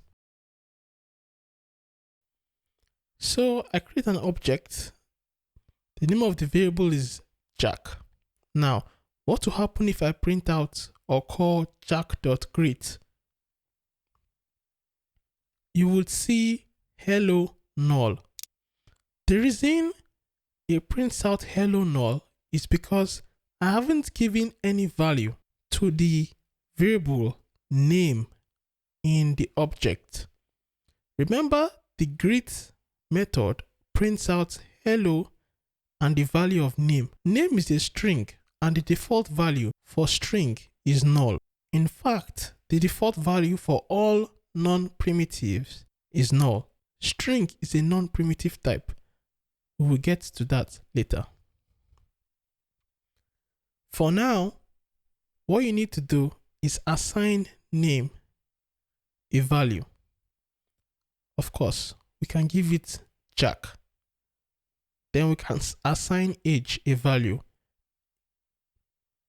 Even if we didn't give age a value, it will use the default value of int, which is 0. But we give it a value here. So let's create another object. The name of the variable is John. So it prints out hello Jack, hello John. Let's explain what's going on here. When you create a new object, you have the variable name and the action of creating the object. Normally, you start with new. Now, that variable is just a reference to the object. Imagine a game where you have a controller. The controller is not the game. The controller is just used to access the game. So whatever you do to that controller will happen to the game. So look at the Jack variable as a controller to the person object. And then we have another object, John. The variable John is just a controller to the object. If I assign Jack to John, it wouldn't copy the object, it would only copy the reference. By that, I mean John would now reference the same object as Jack. So let me give an example. If I say Jack is equal to John, what this does isn't copying the object of John into Jack. It is just saying Jack should refer to the same object John is referring to. That means anything I'm going to do to Jack is going to affect the same object John is referring to. So it's like having two remotes for one television or two controllers for one game. So now that I have said Jack.age, Jack is currently pointing to the John object as well. I have changed that object's age to 90. So even if I go and say John.age, I am still calling the same object. And that object age is no longer 19, but 90. And we will prove it. Now, let's prepare to print. If I print this out, it will print 90 and then John. So because Jack is now pointing to the same object as John, Jack can now control that object. You can also have a third variable that will point to that same object. All this is just reference, unlike primitive values where a whole value is copied and if one is changed, it doesn't affect the other. This might seem a little bit funny, but with time and practice, it is all simple.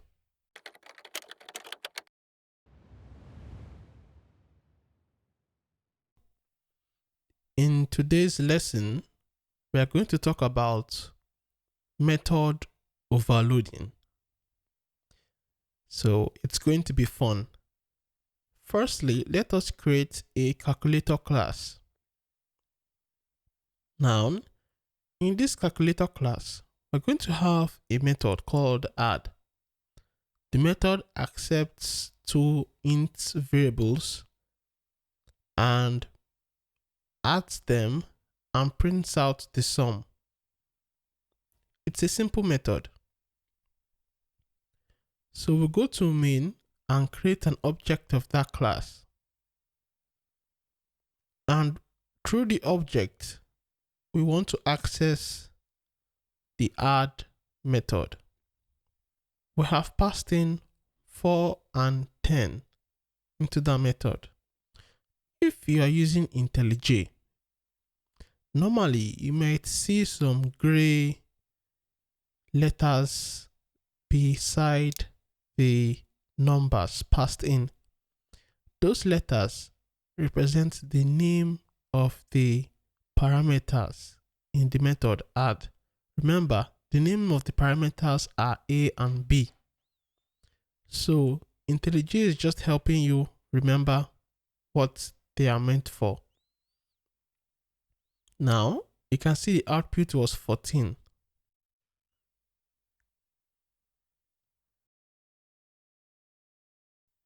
Now, what do you think will happen if we have another method called add that also had two parameters? There will be an error. So here's the gist. You cannot have two methods in a class with the same signature. By signature, if you remember, we mean the same name and parameters. Now, if you want to have two methods with the same name, you can have two methods with the same name but different number of parameters. So one here has two parameters, one has 3. Even though they're the same name, they have different functions. The second one is there to add 3 numbers. So anytime you call add and you pass in 3 numbers, Java will automatically choose this one. If you pass in 2 numbers, Java will automatically use the other one. In the printout statement, I'll notify 2 and 3 so that we know who is being called. You printed out the sum and you can see it used the one with 2 parameters. If we pass in 3 arguments, it's going to use the one with 3 parameters.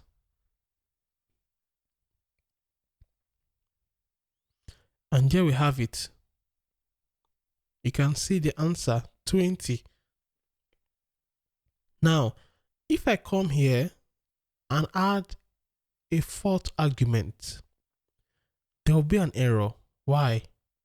Java is saying, hey, wait a minute. There is no method in the calculator class that handles 4 arguments.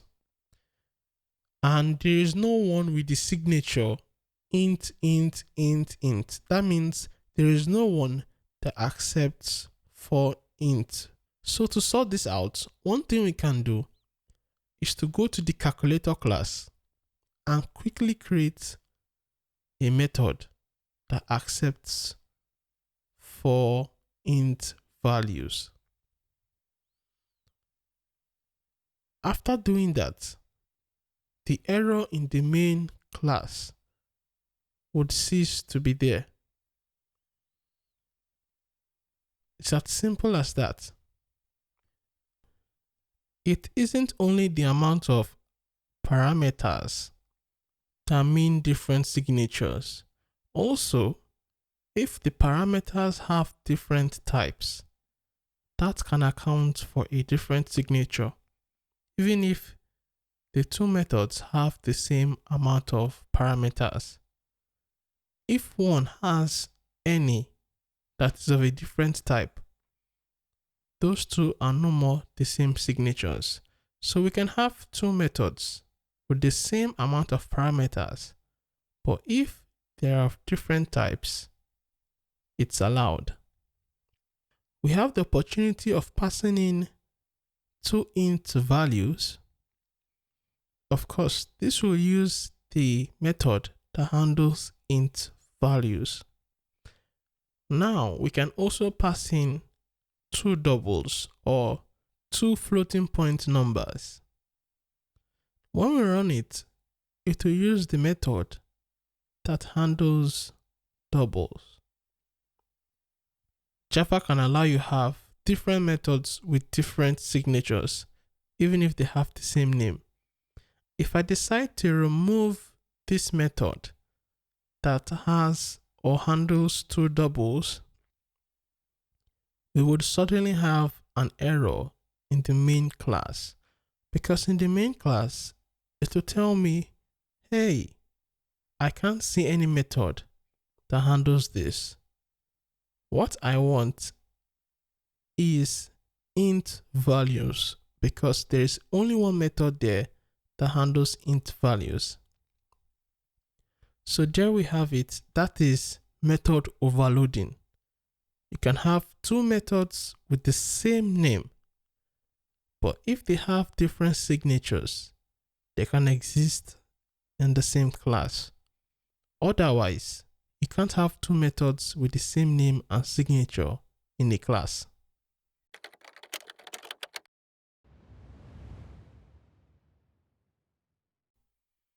In this lesson, we are going to talk about constructor overloading. So, let's create a class. The name of this class is person. Now, in this class, we're going to create a constructor. Remember how we create constructors. You just write the name. The name must be the same as the class. And it doesn't have any return type, remember. In this constructor, I am going to have a printout statement. so that anytime an object is created, it will run and that printout statement would be printed out. So here I just created an object and it printed out person created. That is because a constructor runs as you create an object of the class. Now I can have a second constructor only if it has a different signature. Remember, so the first constructor accepts nothing. The second one accepts a string and assigns the string to the name variable of the class.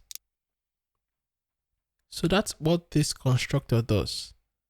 It allows you give it a string and it automatically assigns it to the name variable. So I can come over to the person.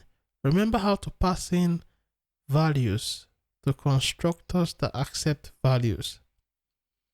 That is how you do it. If you notice, you would see a faint N beside the string.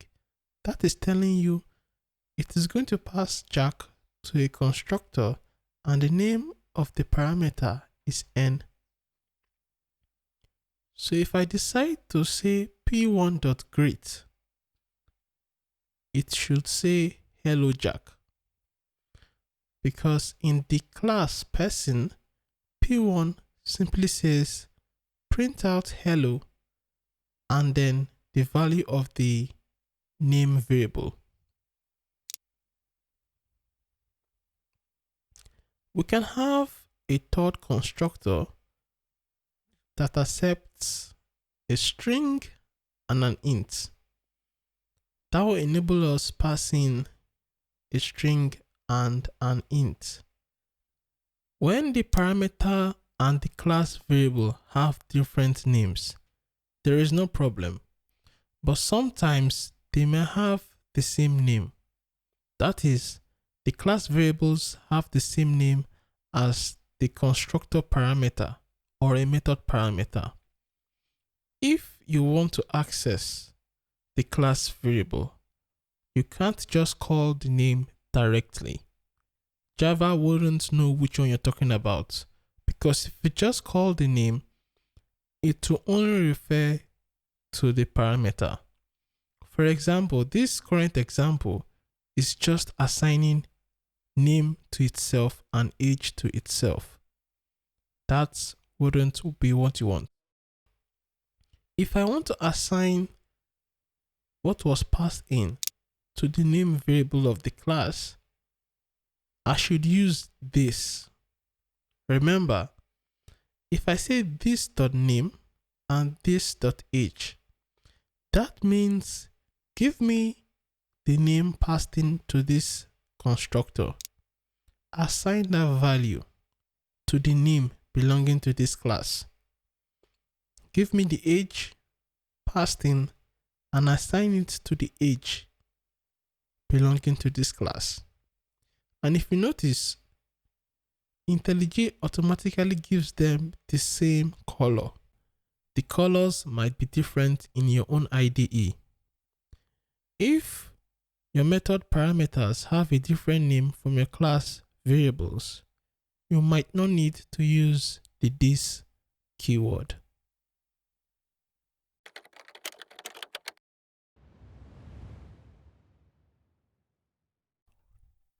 In today's lesson, we're going to talk a little bit about reference variables.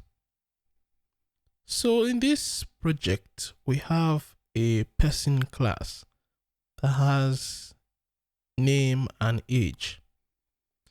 We also have a country class that has variables president and currency.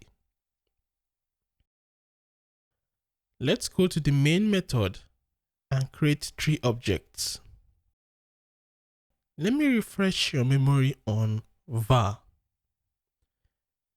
In a statement like this, there are two parts: the reference variable and the object. The reference variable would be inferred. That is, if you use var, Java will automatically know the type of the reference variable. For example, Java knows that C1 is of type country, that P1 and P2 are of type person. You can write it manually like this, or you just use var. If you use var, Java will know the type based on the object you create. Now, I can say P2 is equal to P1. What this is saying is the reference variable P2 should now also control the object P1 is controlling. That means the object that P1 is controlling is now controlled by both P1 and P2. Now, there will be an issue if I try to say C1 is equal to P1. Why? Because variable C1 is of type country and variable P1 is of type person. If you want a reference variable to point to a particular object, that reference variable must be the same type of the object. At the time of creation, Java saw that C1 was assigned to new country. So C1 is of type country. So I cannot use a country variable to control a person object. However, if I create another country object, now we have a reference variable C2. I can easily say C1 is equal to C2. That means assign C1 to C2's object. So C1 and C2 will control one object. Like I said before, if I remove the var, you would see the explicit types of the reference variables. Now, you can create an empty reference variable, but you cannot create it using var. What do I mean by that? When you're creating a reference variable, it is not compulsory to assign it a value. For example, I can create a reference variable C1. Now, I cannot use var there because if you say var C1, Java does not know what type C1 would be because you have not assigned it a value. So in that case, I have to tell Java this variable C1 has a type country. I can use var when I'm assigning it an object because Java will automatically know, okay, since you're assigning it to a new country, C2 has to be country. If I try using var for C1, I'll get an error because var is simply saying, find out the type of this variable. Java does not know. So anytime you're creating a variable and you're not giving it a value, you can't use var. You need to tell Java the type of that variable. For this example, the type of C1 is going to be country. Now, that is just an empty reference variable. It isn't pointing to any object yet. So, it is like a remote that is not assigned to any television.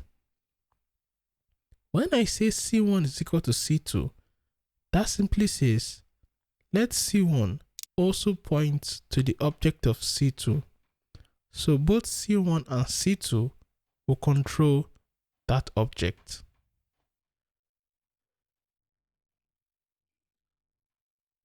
If I say C2 is equal to C1, that is going to give me an error. Why? Because this is saying let C2 point to the object that C1 is handling. At this moment, C1 isn't pointing to any object. It is empty. So Java will tell you, hey, that's an error. They're pointing to nothing. But if I give C1 an object, the error clears, because now C2 now has something to control. If I change the type of C1, there is going to be an error, because if C1 is of type person, it cannot point or control an object of type country.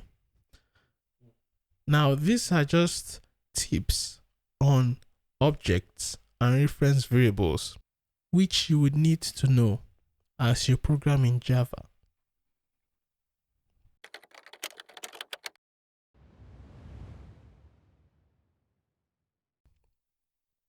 In this lesson, I am going to show you that a method can have a parameter type of a class. But before that, here we have a class called person. It has a name, age, a constructor, and a method called greet. So it is a simple class with two variables, a constructor and a method. Let us create a method in the class called calc. We would make this static so that we can call it in the main method. The calc method accepts an int and prints out a string got it with the value of the int. So if we have an int a that has the value 7 and we pass in a to the method, it's going to print got it 7. Now we can change the type of the parameter from int to person. So yes, we can actually do that. Now that we have the power to access any object passed in, we can now do anything we could have done normally with the reference variable. So I can say if p.age, that is, if the age of the object passed in is greater than 18, I'll print out p.name and qualified. So if the person had a name Jack and Jack's age was greater than 18, it will print out Jack qualified. You can work with objects like this if they are passed in. So in the main method, let us first create an object of person.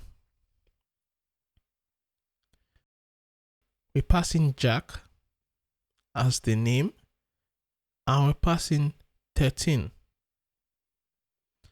So now when we call calc, we can just pass in the reference variable that is of type person. Now, what this does, it is going to pass in p1 to calc. Calc accepts a variable, of course, of type person. Now, it will check if the age of this reference variable is greater than 18, do this, else do that. The age of the reference variable p1 is 13, so it is going to print out Jack did not qualify. And that is exactly what it did. If I change Jack's age to 23 and I run it again, it is going to print out Jack qualified. This is just to show you that, yes, apart from passing in normal primitive values to methods, you can also pass in objects and references to objects.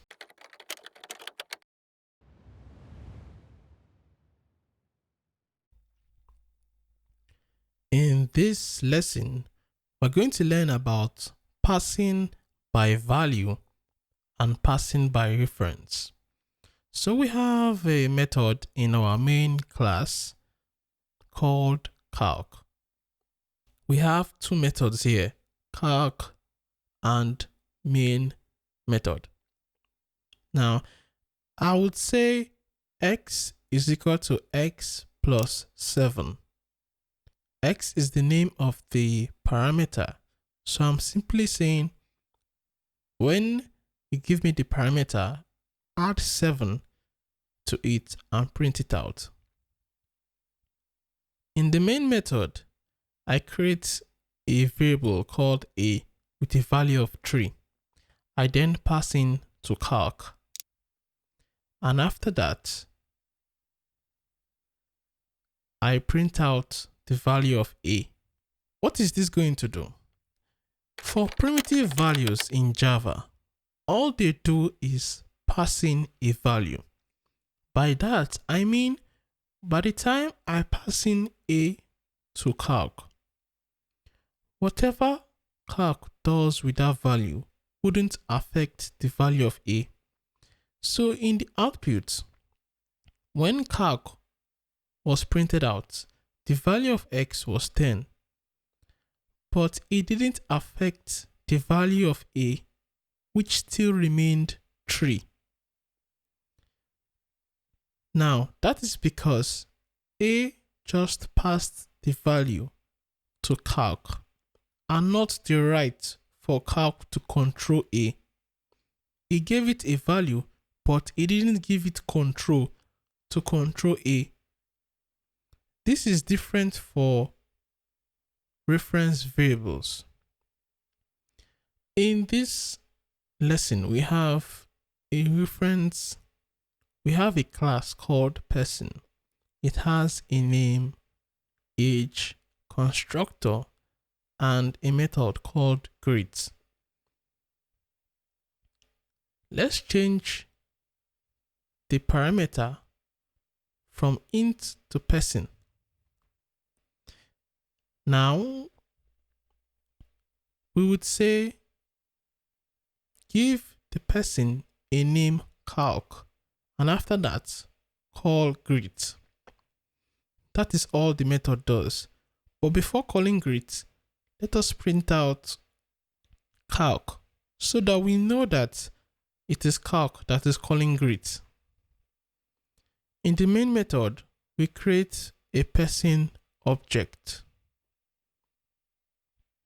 Now, give the person a name and an age. Of course, Jack is our friend, so we give him Jack, and an age 25. Remember, the name of this object, the object has,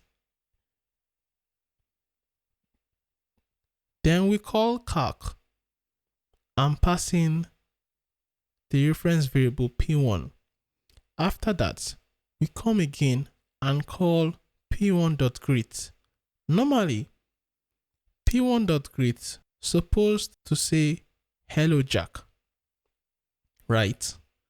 But before that, remember that we called calc p1. So will calling calc p1 affect the name of the object? Yes. With reference variables, what is passed in is the reference. Just like equating a reference variable to another reference variable, we are passing in control to the method calc. So when we look at the output, for the greet call in calc, it printed out hello calc.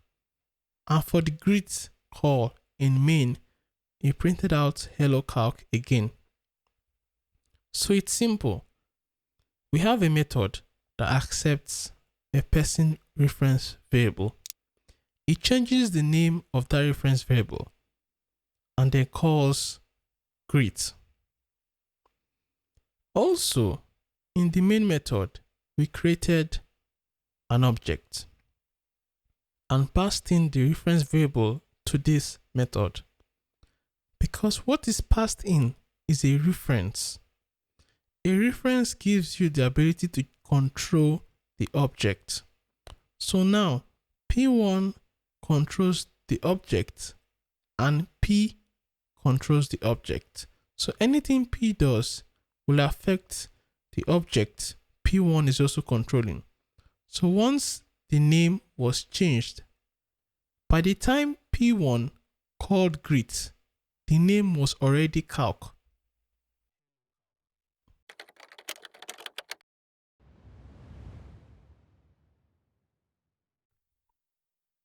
In this lesson, we're going to talk about having non-primitive member variables of a class. Don't worry if that sounds funny, but let's go on. Firstly, we create a country class, has country name and country president. That's all. Next, we create a citizen class. That citizen class would have citizen name or just name and a country. Now, this country is a string and the name is a string. So nothing complex here. So let's go over to our main method and we create a new citizen object. We give the citizen a name and then we give it a country, Russia. Now, sometimes you might want to have more data in a particular member variable. So let's change this country from string to of type country. Remember that we have a class called country that has some data. So we want this citizen to have two member variables. One is a string called name. The second is a member variable called country of type country. And country has country name and country president. When we go back to main, of course, we'll have an error because Java is saying, hey, I didn't ask you for a string. I want a country object. So we create a country object and assign that object to the citizen country member variable. So let's create a country object first. So give it a name. You can give it a name, we'll call it Russia. And then we give it a president. Now, we can take the reference variable pointing to that object and assign it to the country variable of the citizen. And voila, you have it. We can create another citizen with a different name, but we can also assign the citizen to the same country object. So we have two different citizens, but they all are assigned to the same country object. If you want, you can assign them to the different country objects. Let's say I want to get the country of citizen 1. I will say c1.country.country president. If I want to print out the president, that simply says, get me the variable c1. It has a member variable called country. In that member variable called country, there is another member variable called country president. Now give me that string. So that is how you access it. So there's a country member variable in C1. Inside that country member variable, there is what we have country president. So we can use the dot operator to keep going in the object to find what we want. when we print this out, of course, it will print out Putin.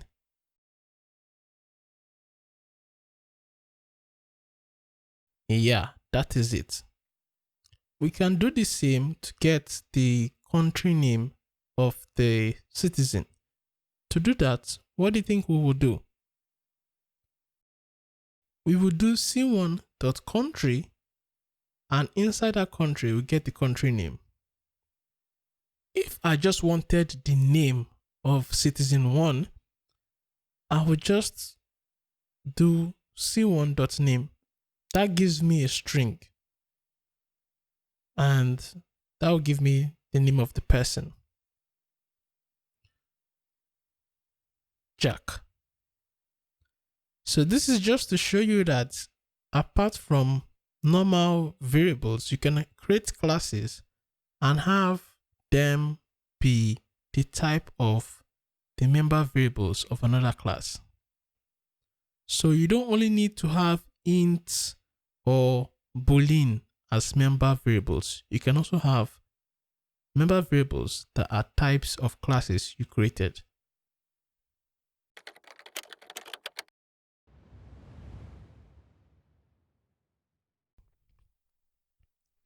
In this lesson, we are going to talk about inner classes. So we have a citizen class here that has a string name and a country member variable of type country. The type country has a string country name and another string country president. Now, to create a new citizen, we would need to have an existing country so that we can assign the country member variable to that object. If I assign it to a string, I'm going to get an error. So I create a country object. I give it a name and I give it the president's name. After that, I can assign the reference variable to the citizen country member variable of type country. Now, we have done this before and this is practically straightforward. Country and citizen are in separate files. Sometimes you might want to group some classes that work together in the same class. So what if we could have a class inside another class? Yes, that sounds funny, but it is possible. We could have a citizen class inside a country class. We would copy the citizen class and paste it inside the country class. Now, I really don't need per se to leave public in front of this. You could easily remove it and it'd be alright. In fact, you can give everyone a public access, but we will come to that later. For now, we can leave the class as public. Java says this inner class as a member of this country class. So it's just like a method inside this class. The only difference is this is actually a class. And if you notice, it has access to the member variables of the outer class, which is country. We have an outer class country and an inner class citizen. Because citizen is an inner class, it has access to member variables of country, just like a method will have. It is just like another member of country, just that it is a class. So now, in order to create a new citizen, we first have to create a country object. We can't create a citizen directly. It's just like a method. Let us delete this citizen file because we no longer need it. We have a citizen class already in the country class. So here we have a country object. So to create a new citizen, there is a mistake some people might make. You cannot say new country.citizen. You can only do this if citizen was static. Because we need to create an object using the country object, there is something we will do that you might have not seen before. We do this normally when we're working with inner classes.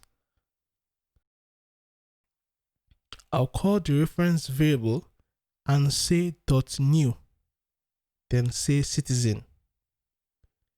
If you look at it, it's different from the normal way we create objects. So I called the reference variable, which is Ross, and I called .new on it. And then I now called citizen. So this is how you create a new object of an inner class.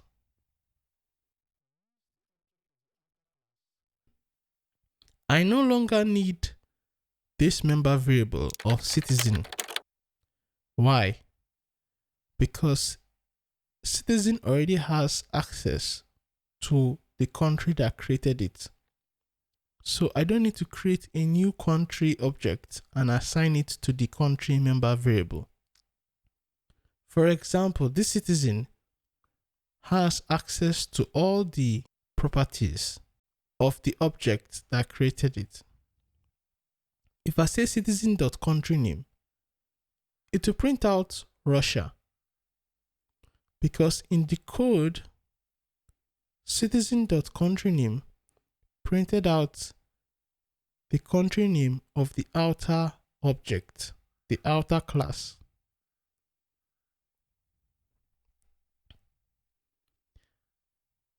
Now, when you have an object of the outer class, you can use that object to create multiple inner class objects. For example, I can create another citizen using the same country object. The second citizen would have a name, Alec, but both citizen 1 and citizen 2 are from the same country because it is the same country object that created them. So both of them will print out Russia, but they will have different names and different properties as a citizen.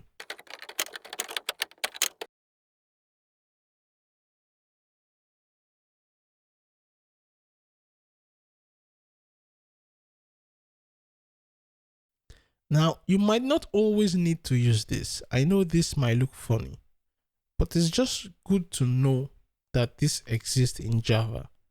So in case you see it one day, you can say, hey, I know that.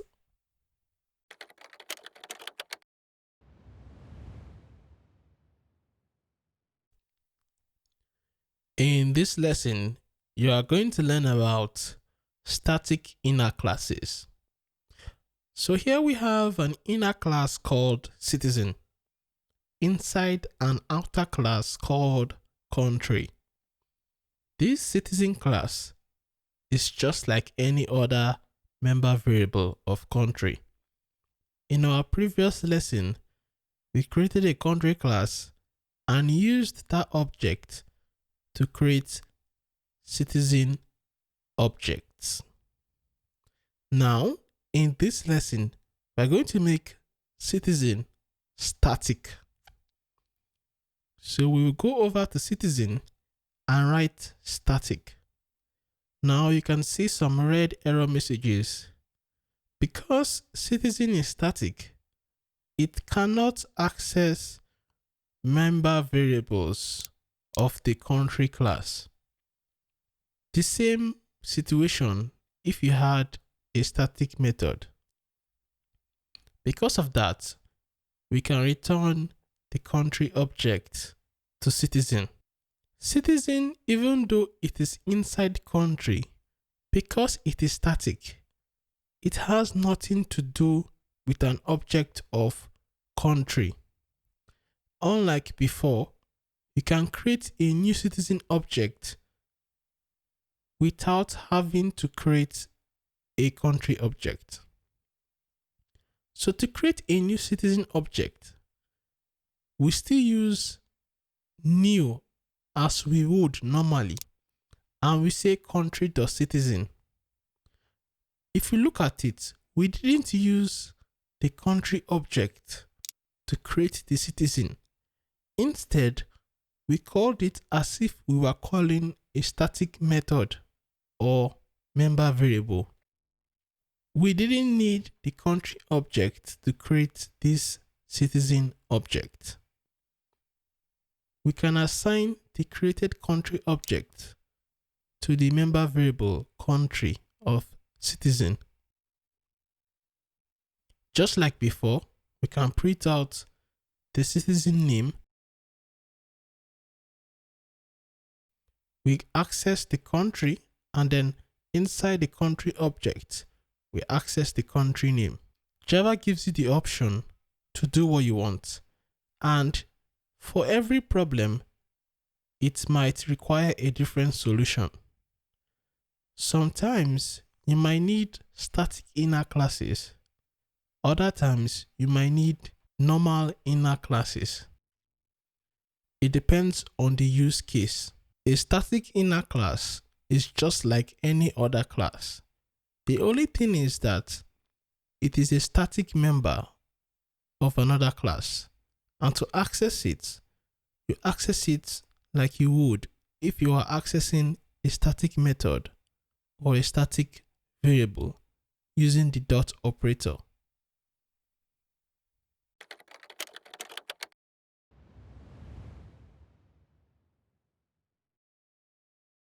In this lesson, I'm going to show you what will happen when we have multiple classes in a file. Now, what do I mean by that? Currently, I have a class inside another class. I can have two classes inside one file. So we can remove this class inside country and put it outside. Now, we should remove the static keyword since it is not inside the class. When you have two classes in one file, only one of those classes can be public. So you can have multiple classes in your file, but only one can be public. That is why citizen has an error now, because it is also public. I have to remove that public. The name of this file is called country.java. So country.java has two classes, country class and citizen class. The class that is public, of course, is country class, which has the same name as the file. You are free to create more classes inside the same file. Java will treat all these extra classes as if they were in different files. So there's nothing special about this. Creating multiple classes in a file is just like me going to the package and creating a new class. The only difference is it is not in a separate file. You're allowed to do this. The trick is when you're creating a new class in another file, that class should not be public. Now, there's an error here because citizen is no longer inside country. It isn't a static class inside country. So we can remove that initial dot operator and the country name. And voila, Java treats it as if it was in a separate file. There's nothing fancy here. So even though the citizen class is inside a file called country, Java still treats it as a separate class.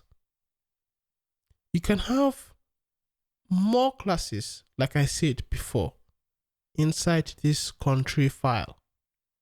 I can have a human class, give it some properties, and I'll come down and create an object of that class. As you see, we don't need to do anything special. Java just sees it as if we actually created a separate file. So just keep this in mind in case you ever see a code that has multiple classes in a file. It's good to just know what is possible in Java.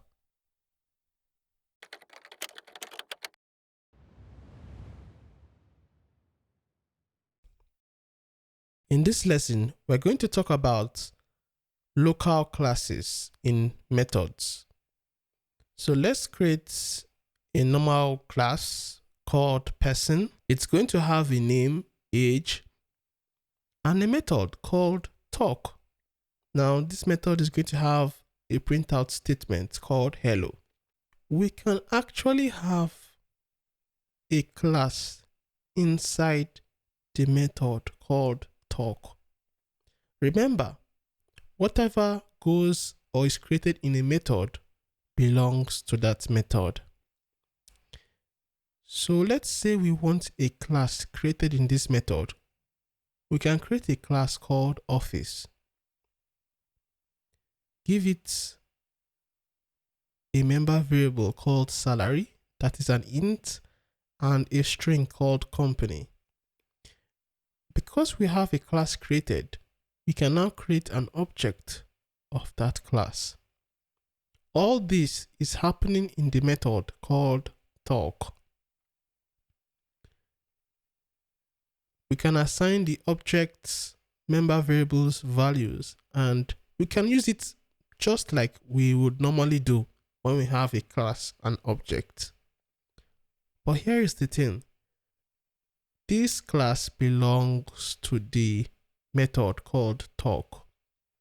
If I create another method and I try to create an object of office, it wouldn't be able to see it.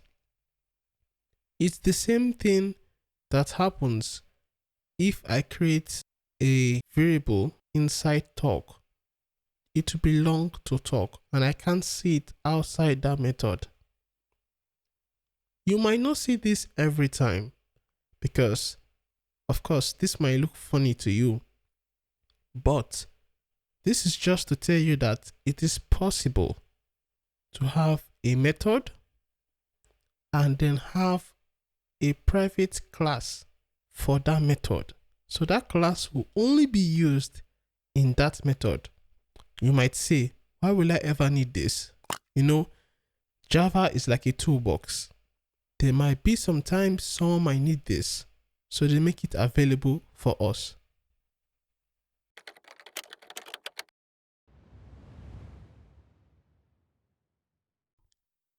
In this lesson, we're going to talk about the static block.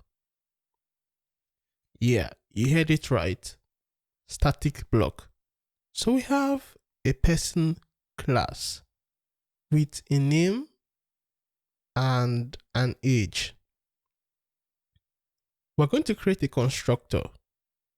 Remember what constructors do. Each time an object of this class is created, the code in the constructor would run. So we have a simple constructor here. Remember, the constructor is like a method that has the same name as the class, and it has no return type. When an object of this class is created, it would print out constructor called. Let's also have a normal method that prints out hello. This method will not run unless you call it with an object, but the constructor will run automatically each time you create an object. So let us create a person object. We haven't done anything, we just created an object. If we run this and we check the output, we would see constructor called. So by creating an object, the constructor was called automatically. Let us create another object. So now we have two objects. We can see constructor called printed out 2 times, because anytime you create an object, no matter how many times you create it, the constructor would always be called. But we have something called static block. To create it, we write static, and then we have an opening and closing bracket. That is how you create it.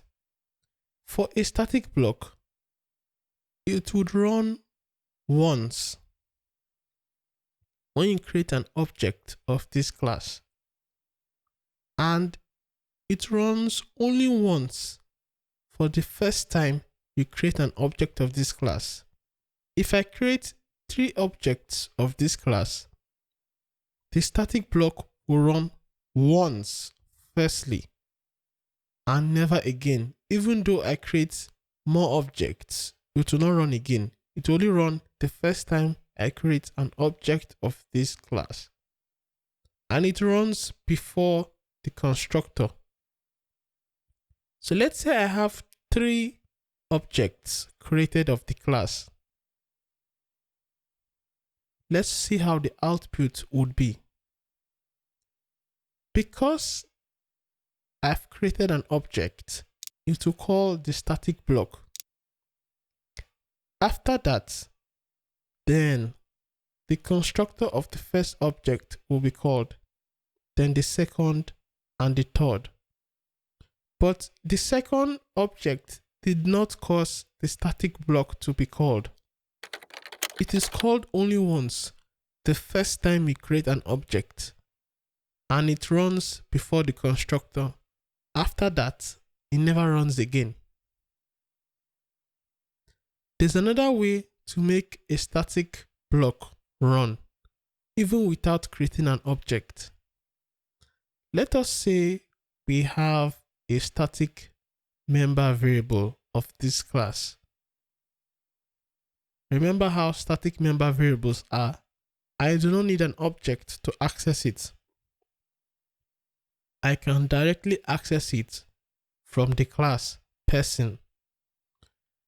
Anytime you try to access a static variable or method of a class, the static block would run if you have a static block there.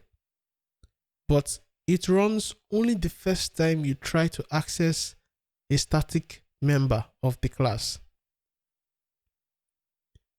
So let's remove the object and try to access score and give it a value. That is all we did. If we run this program, we would see that the static block was called. It was called because we called this. If we try to give score 2 values, the static block is still called only once. So even if we call it multiple times, the static block will be called once. We can give score a value in the static block. We give it a value of 1000.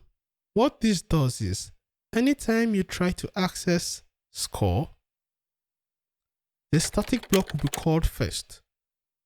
and give it a value so that by the time score is being printed out to have a value of 1000. We can use static blocks to initialize static elements so that the first time we'll try to access those static elements, the static block runs. In this case, giving the static element a value.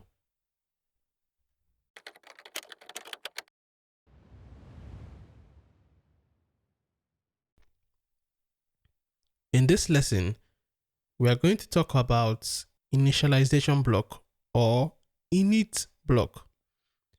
So we have our person class, we have a constructor and a method called talk. Normally, a constructor can be used to initialize member variables of a class. Now we have an empty constructor, but we can tell that constructor to accept a name and age and assign those values to the member variables of the class. Sometimes you might need to add some extra code to a constructor, but you don't want it to be inside a constructor. Another time, you might have multiple constructors that accept different parameters, but probably share similar code, and you want to put that similar code in a separate location. You can have an init block. This is how to create an init block. You just put 2 curly brackets and that's all. An init block will be called anytime you create an object of this class, just like a constructor. So look at it as a brother of the constructor. The init block will be called before the constructor. So let's create an object of the class person. If we run this code, the code in the init block will run and then the constructor would run. Even if we create multiple objects of the class, the init block will run for each time we create an object of the class. Here we have 3 different objects. If we run the code, the init block will run for each of them and then the constructor would run. Java gives you these tools so that in the situation you need them, you can use them. You wouldn't need to use init block in every code you write, but there might be some situations you might need them. And it's also good to know so that anytime you see it, you understand what it does.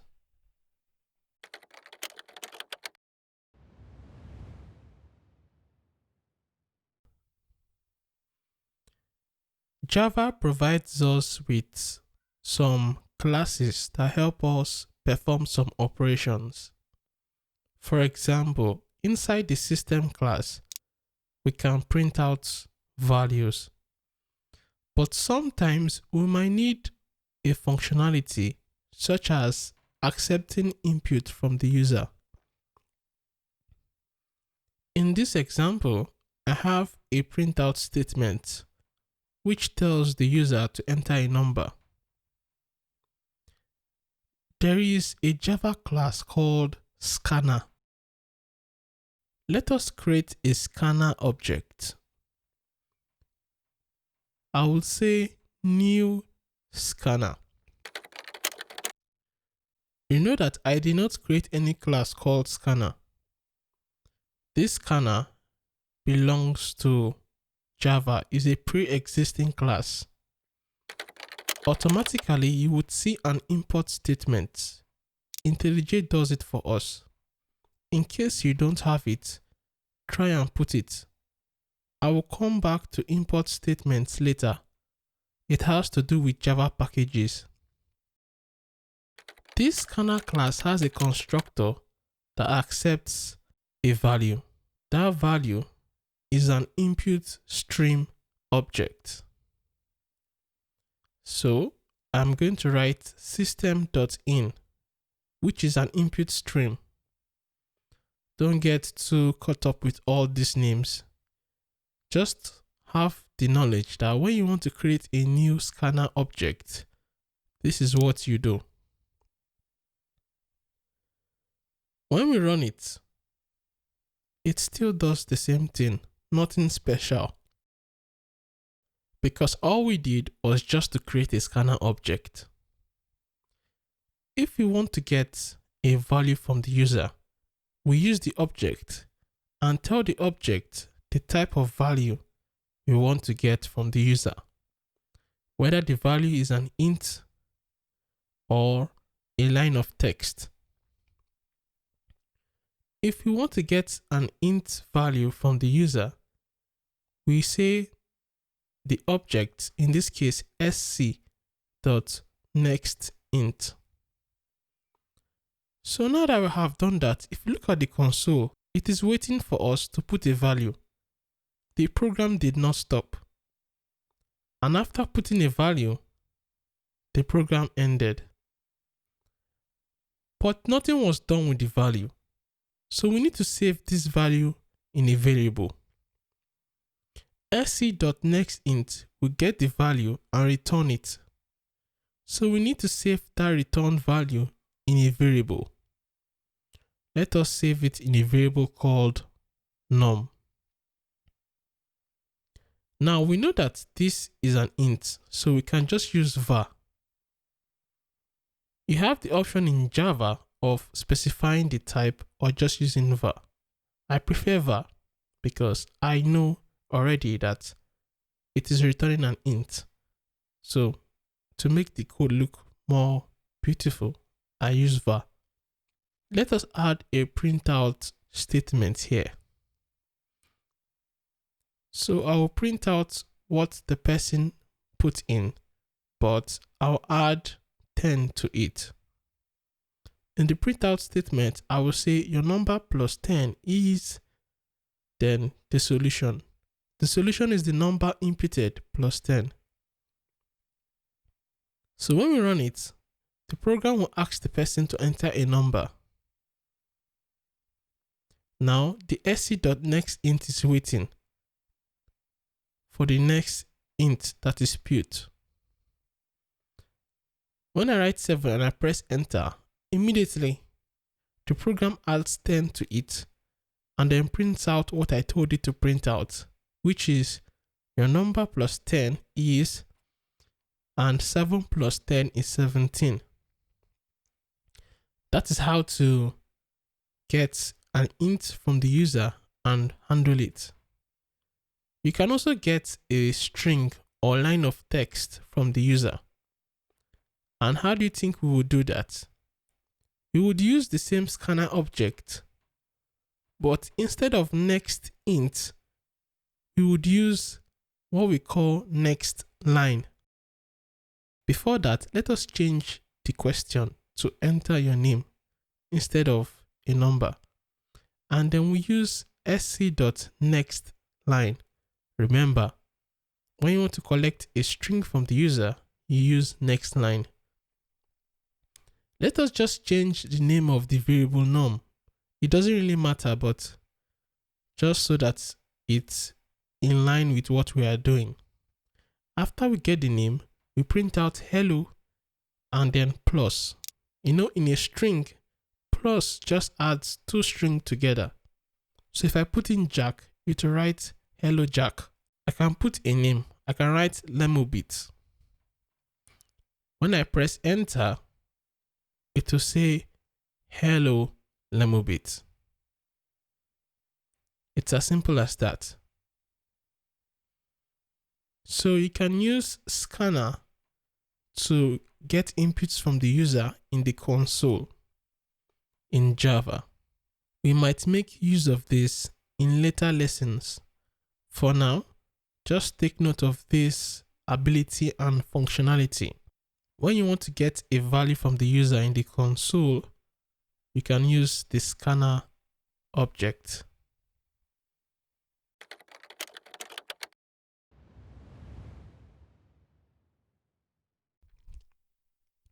Sometimes in Java, you might desire to have constant values. So we have been dealing with variables that can change their value. But in life, we have some things that are constant. For example, the value for gravity is constant. So if we're making a scientific program, we need some constants to avoid that value being edited. If I have a variable called age, it's a normal variable, of course, and the value can change. For example, before printing it out, I can say age plus plus. We all know that age plus plus is going to add 1 to the age. So instead of printing out 10, it would print out 11. This is possible because age is a normal variable. But if we had another scenario, for example, year of birth. If I did year of birth plus plus, it will increase the year of birth. But normally, the year of birth should be a constant value. The year someone was born shouldn't change. To make it a constant, I would use final. As you can see, there's an error. If I attempt to add the value or change the value of a final variable, if you try to run it, you'll get an error.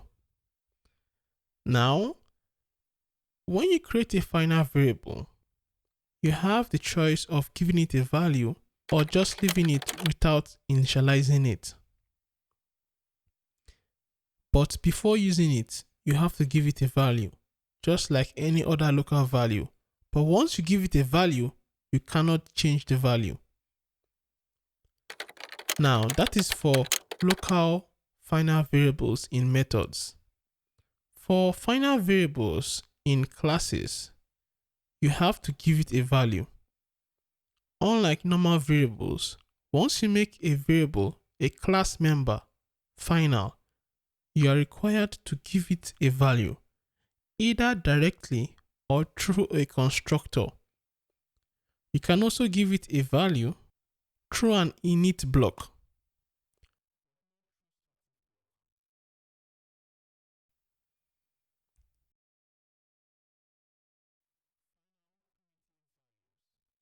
What happens when you make a reference variable final? So we have a class person. We have created two objects. If I say P1 is equal to P2, we know that means the reference variable P1 is now controlling the object P2 is pointing to. So anything I do to P1 now is controlling P2's object. If you make a reference variable final, what that means is that reference variable is not allowed to point to any other variable. It doesn't mean you can't change the value of the object it is pointing to. It just means that particular reference variable cannot point to another object. Assuming P1 wasn't final, this is how it will look like. If I change the name of P1 and I go and say P2.name, P2.name will have the name of P1.name because I have told P1 to point to P2. Sometimes you want to avoid this. So if I make P1 final, that would mean that I cannot point P1 to another object, but I will still be able to edit the name and age of P1. The only difference is I am not allowed to have P1 reference another object so I remove that. Apart from that, you can use it as any other reference variable. So that is the difference between final primitive values and final reference values.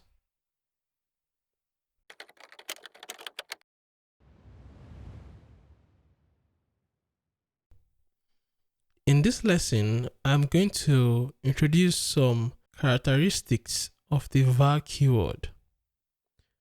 Here we have a variable x, and you can clearly see it's an int. You have the option of using var in Java. When you use var, you're simply saying find out the type of this variable.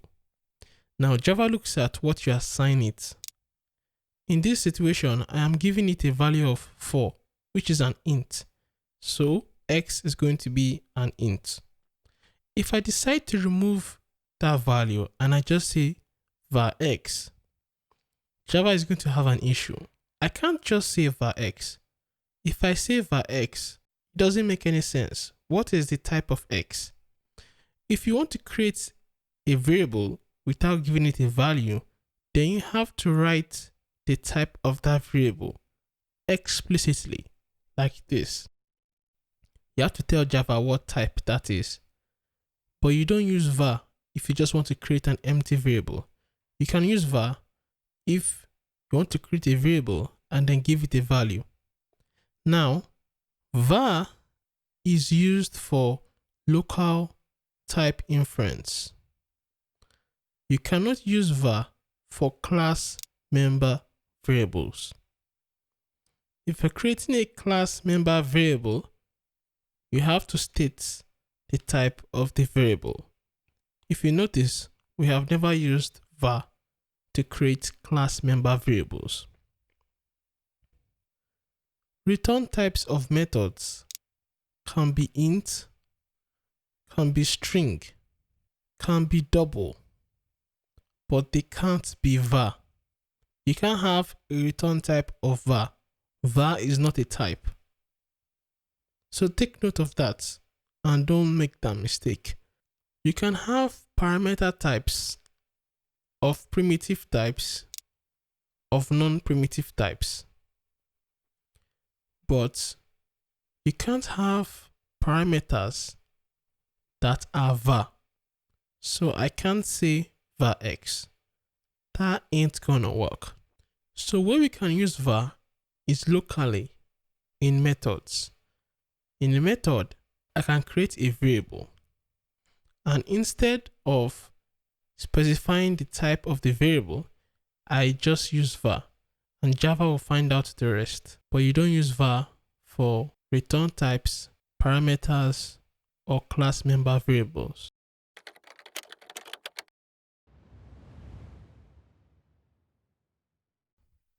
So here we're going to talk about comments in Java.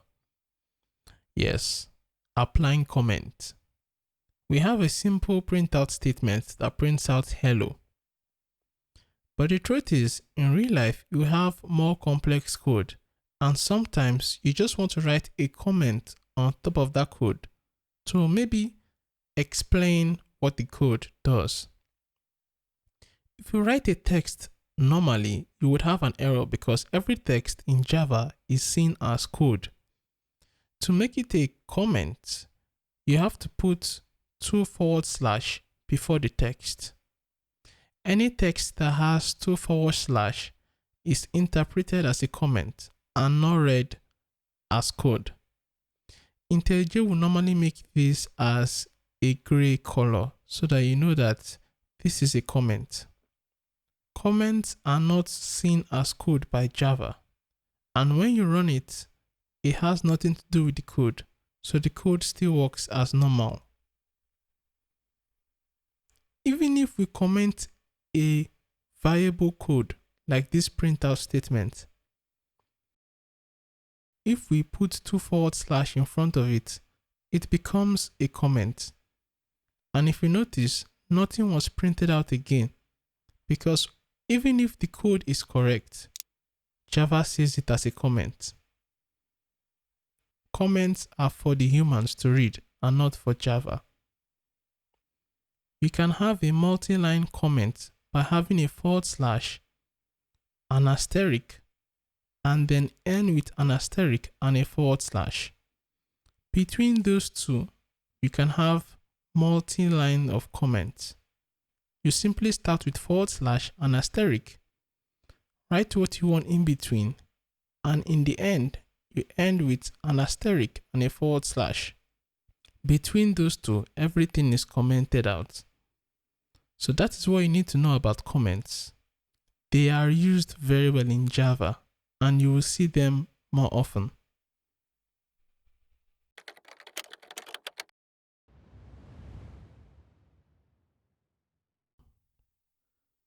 In life, we have inheritance. So imagine a family where you have a dad and a mom. And then they have a child. Now, this child would inherit some characteristics from the parent. The child is different from the parent. The child is a different object. But the child has some characteristics from the parent and some additional ones that make up the child. So in Java, we have a parent class and a child class. But unlike real life, in Java, the parent class is just one class, not two classes. So imagine we have a class called box. This will be a parent class. Another name we call parent class is superclass. Yes, we call it superclass. We then create another class and then inherit from the parent class. The child class can be called the subclass. So we have superclass and subclass. The child just took the characteristics of the parent and added more features to it. So that's what normally happens in Java. You have a parent and you have a child that takes the parent's characteristics and adds more to it. For now, this is just theory. When we go to the code, it will be clear and simple.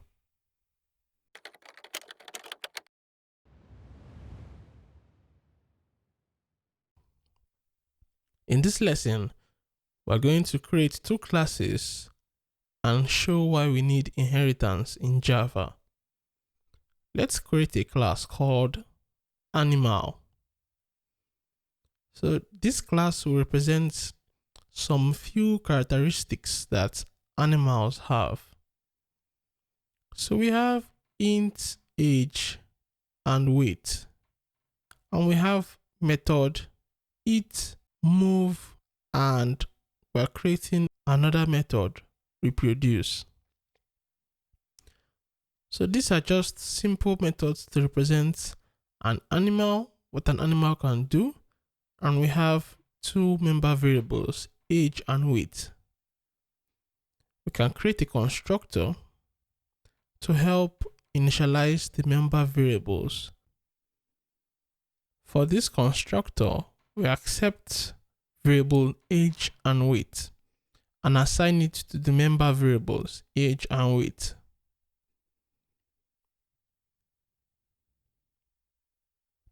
Let us create an animal object. We give it age. Let's try and make this weight 7.3.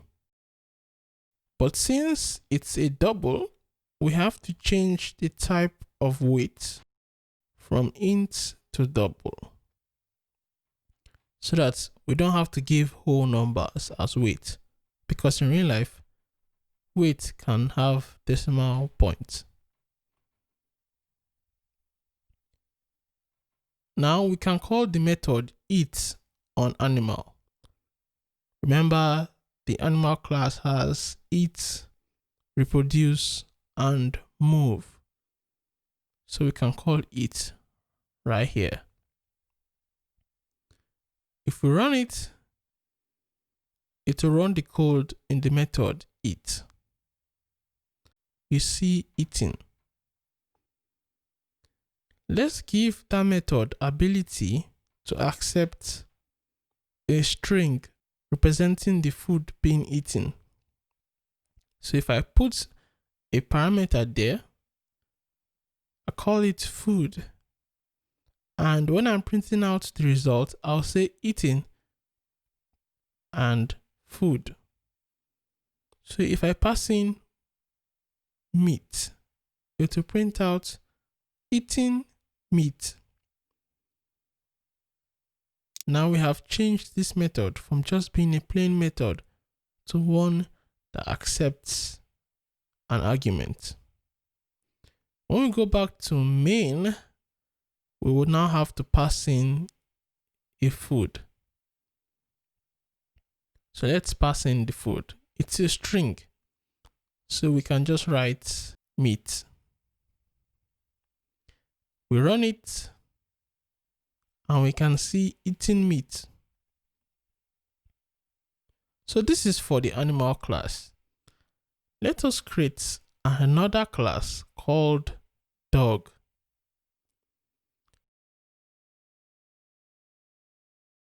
We would put in the things you normally find on a dog. So we have member variables, for color, pet name. We have a constructor to initialize them, and we have one method called bark. Woof, woof. So we create a dog object. We'll call the dog object dog1. That's the name of the reference variable. Then in the dog object, we pass in the for color and the pet name. The for color here is black and pet name is Max. We can now call back on this dog. When we run it, the animal will call its eat and it will print out eating meat, and the dog will call back and we will see backing. So here is the issue. In real life, a dog is also an animal. So a dog is supposed to be able to eat. I have one option here. The option is to create a method eat in dog.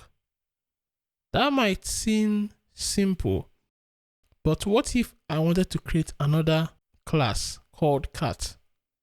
I will have to be repeating that code. A short and easy way is to tell dog to inherit from animal. That way, it will have the characteristics of a dog, but also the characteristics of an animal. I wouldn't need to repeat the animal code in dog. All I'll do is just to tell dog, inherit from animal. That sounds interesting.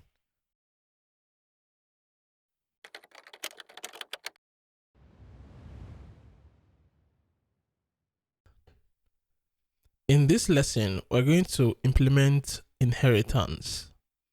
But before that, let us understand what we want to do. We have an animal class and we have a dog class. The issue here is the dog object does not have characteristics of an animal.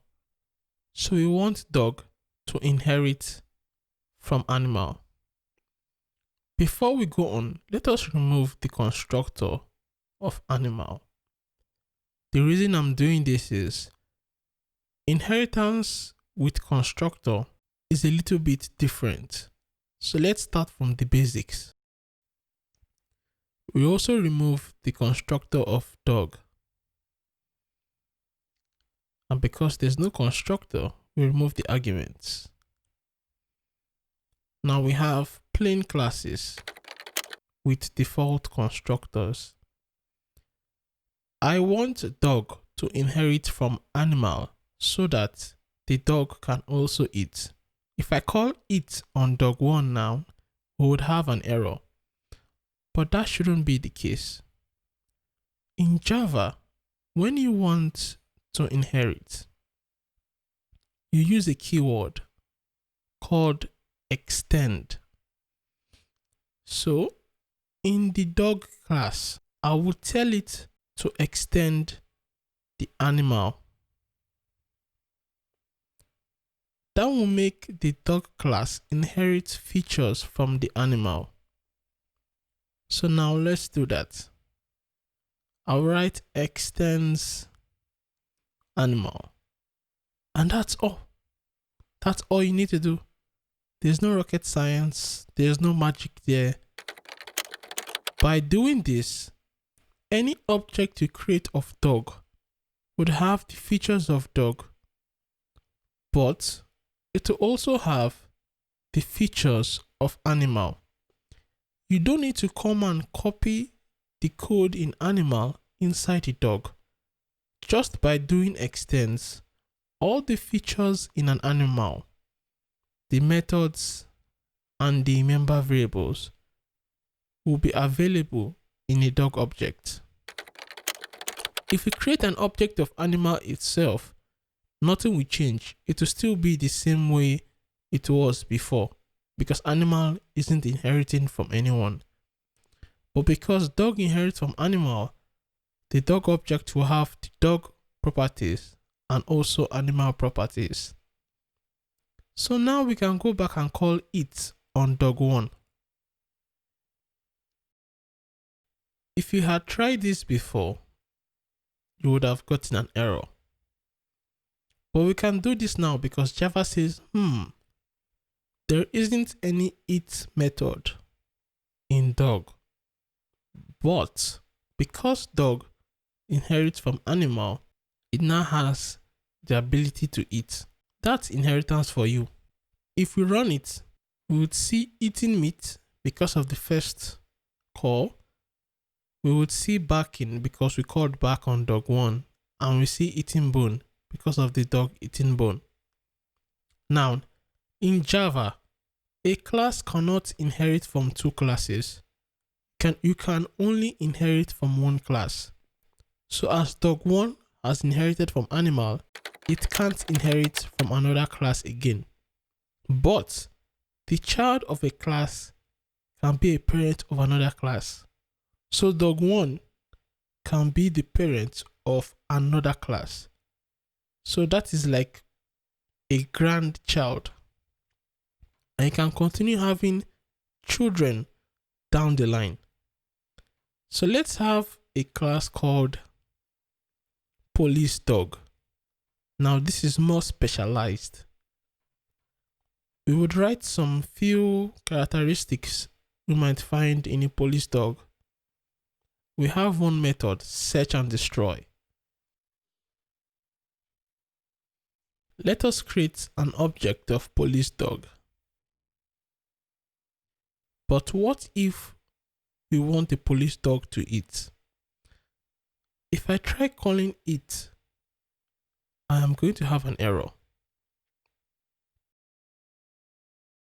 Because there is no method called it. Also, if I call back, I'll have an error. So what I can do is extend dog. Because police dog has extended dog, it will inherit everything in dog. And because dog extends animal, police dog will also inherit everything in animal.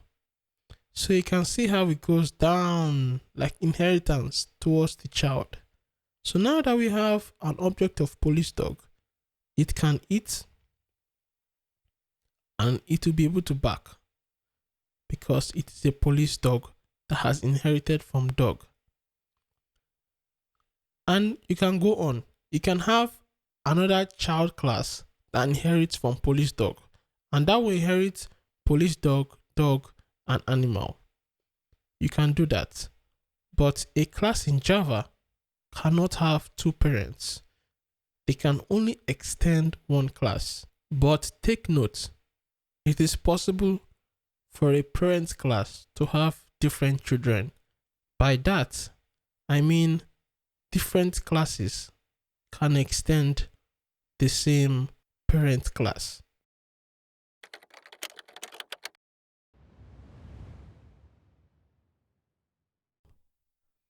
In this lesson, we're going to talk about overriding. Don't worry, it's going to be easy. So let us clear this code that we have here. We're going to delete police dog class because for this lesson, we don't need it. So I press delete and that's gone. Let us add one more method to the animal class. I would call that method info. So anytime the method is called, it should print out something like I am an animal. So basically, it's just printing out the info. Because I have created this method, any class that inherits from animal will have access to info. Let us create a dog object. As usual, I'll call it dog1 and we'll call dog1.info. When we run the program, what do you think the output would be? Just as you guessed, the output would be an animal. That is what was specified in the superclass. But the issue here is, this is a dog. And I want, when I call info, it should print out dog. In that case, we override the method in the superclass. To override a method in the superclass, you create a method with the same signature as that in the superclass. If we look at the message IntelliJ tells us, it overrides a method in animal. IntelliJ is smart and knows that this overrides the method. Let us add the code to this method. Anytime I call info on a dog object, it will use the overriding method instead of the one in the superclass. Remember, another name for parent class is superclass. The superclass of dog is animal.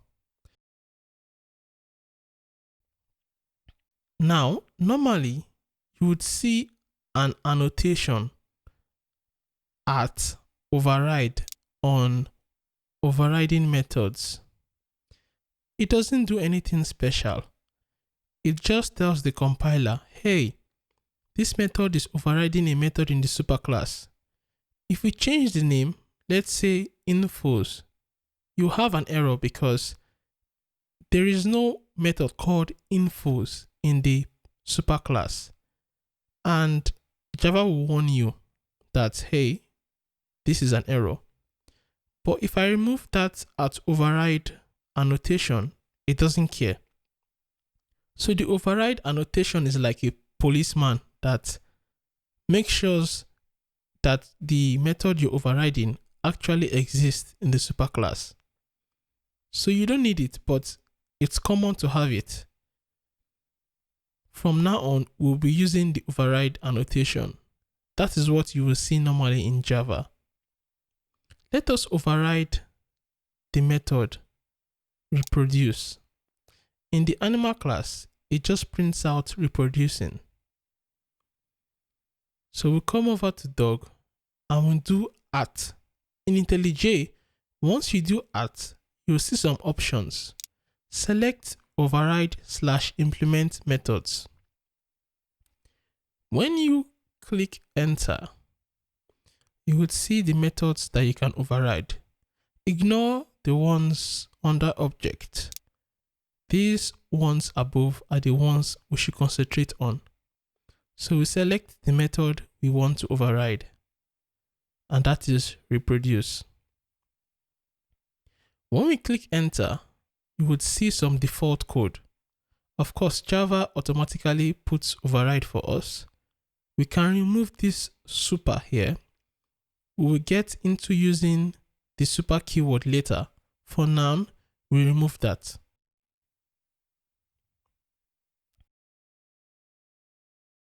When we call reproduce on dog, we can see dog reproducing because that is what we put in the overriding code. Now, if we go to animal, you will see a message just telling you that, hey, this method was overridden in a class. The second method that was overridden was reproduce. It's just IntelliJ giving you tips. Let us create a class called cat. It should inherit from animal. So we're going to say extends animal. It has a method called meow. Meow. I'm just kidding. When we call info and reproduce on cat, let's see what's going to happen. Remember, we have the dog object and we have the cat object. The dog object prints out dog and dog reproducing, but the cat printed out an animal and reproducing. So the cat is still using the version that was in the super class, while the dog is calling the versions that were overridden in the dog class. Let's say I want to change the value of info for cat objects. I would have to override it and print out a cat. What this says is, anytime info is called on a cat object, use this method instead. That is how override works. Now, when we run it, when cat calls info, it will print out a cat. So override is simple. We have a superclass and we have a child, but the child wants to have a separate implementation of what the parent initially has.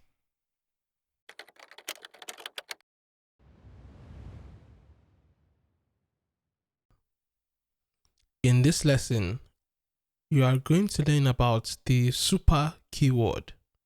Yeah, the keyword is very super. So we have our dog class and animal class. The animal class is the super class. Remember, let's create a dog object.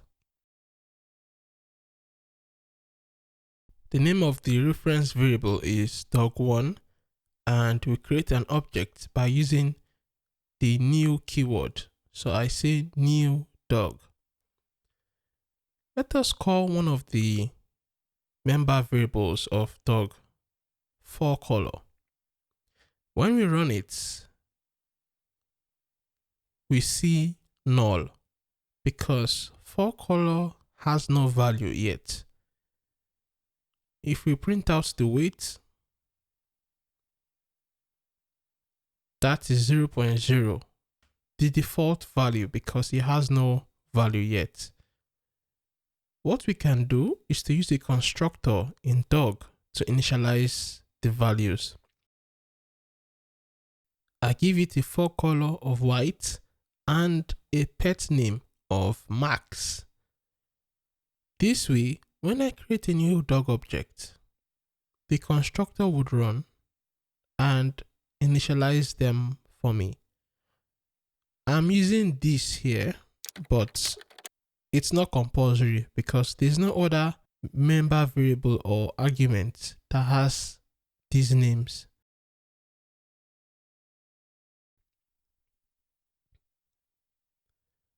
When we run the program, ForColor prints out white. Dog also has other values like weight, which it inherited from the parent animal. So the dog's weight is currently 0.0. How do we initialize this value when we create a new dog object? Because dog inherits from animal, what belongs to animal also belongs to dog. So if I want to give the weight and age of the dog, I can also add them to the constructor. I would say this.age and this.weight. And it will work as if age and weight were written inside dog. But the truth is, they aren't. This is only possible because dog inherits from animal. So now we have a dog that has 4 color, pet name, age, and weight. This is possible because of inheritance. Assuming I remove the extends animal, immediately the values turn red, signifying an error. IntelliJ is saying, I do not know where age and weight is, and all these other methods you're overriding, they don't exist. So the reason we can do that is because we're extending animal. Sometimes the child and the parent might have the same variable name.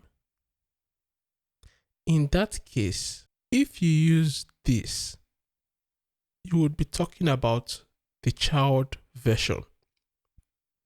If you want to talk about the parent version, you would have to use super. You might say, what are you talking about?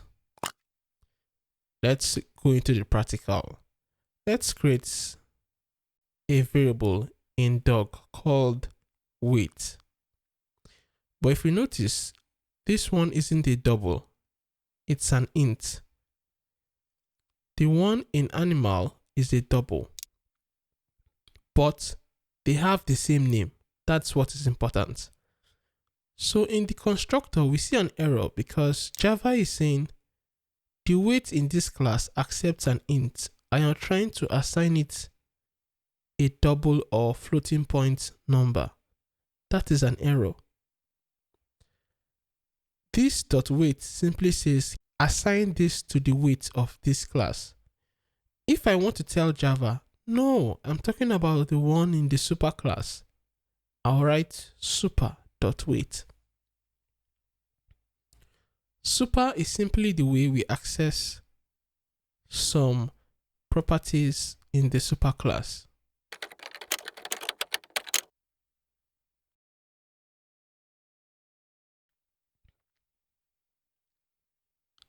Let us make the weight in dog class double.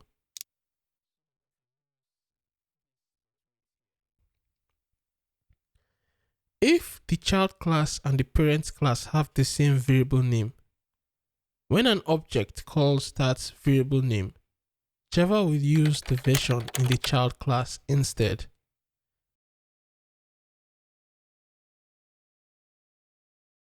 So when we run this, we can see the weight is 23.9. That was what was assigned to the weight in dog. So what if I made this super? What I'm trying to tell Java is assign this to the weight in the super class and not the one in the dog class. Because of that, anytime I run this program and I say dog.weight, it will be 0.0. It looks funny, but what happens is in the code, I didn't assign any value to the weight in the dog. If I remove that weight in the dog class and I run the program again, dog1.weight would give me 23.9 because at this point, the only weight that exists is the one in the superclass. There is no one in the subclass dog, so it uses the superclass version.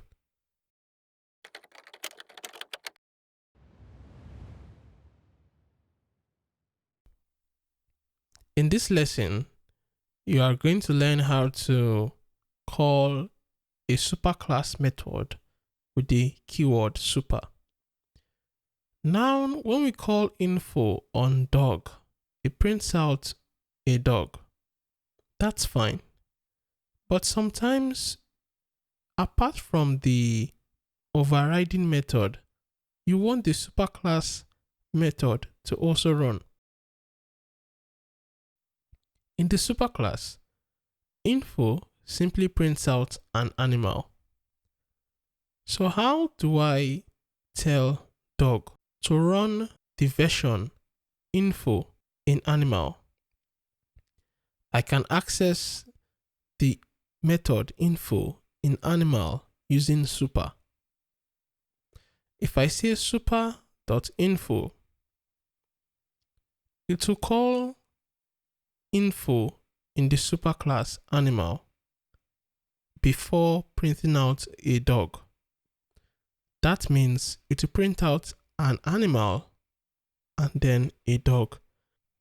If we run the program, it will print out an animal because in the method we called super.info first, and then the next instruction was to print out a dog. And that's it. Voila. Let us try to override the eat method in animal. So in animal, it prints out eating and then food. So let's override it in dog. We use our shortcut. If you notice, IntelliJ adds some default code for us. Normally, it will automatically add super and passes the string to the super method, so that in case you don't add any code to this method, it works as normal.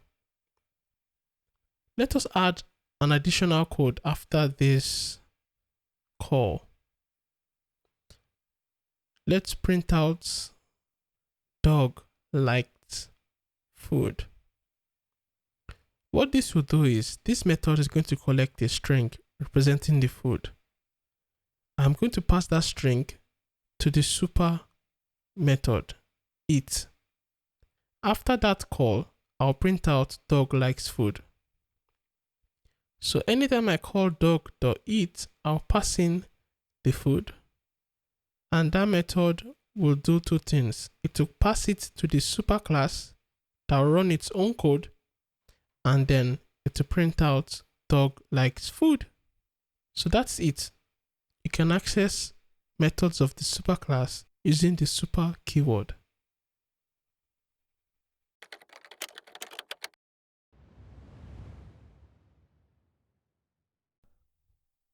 So far, we haven't had or dealt with classes that have constructors. By that, I mean these classes that inherit from each other. I haven't used constructors. In this lesson, we're going to talk about inheritance when the superclass has a constructor. We give animal a constructor, we implement it. It prints out animal created. And the dog class has a constructor that prints out dog created. Now, when I create an object of dog, which of these constructors would run? Which of them do you think would run? Let's remove this extra code and run the program. Now, we see animal created first, printed out, and then dog created. That simply shows us what happens. In Java, when a child has a parent, if we create an object of the child, the constructor of the parent will run first, and then the child will run. That is how Java operates. Now, this is a simple example, but it becomes tricky when the parent has parameters. For example, the animal constructor has no parameter. Assuming we want to initialize age and weight in animal, and it now has a parameter, two parameters. How does the child class pass these values to animal when it's being created? Of course, because we now have parameters, you would see an error on the dog constructor. If you check the error simply says there is no default constructor in the animal class. What does that mean? The default constructor normally is simple, it doesn't have any parameter.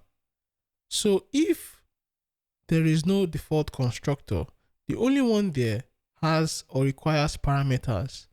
So you must pass the parameters to the superclass.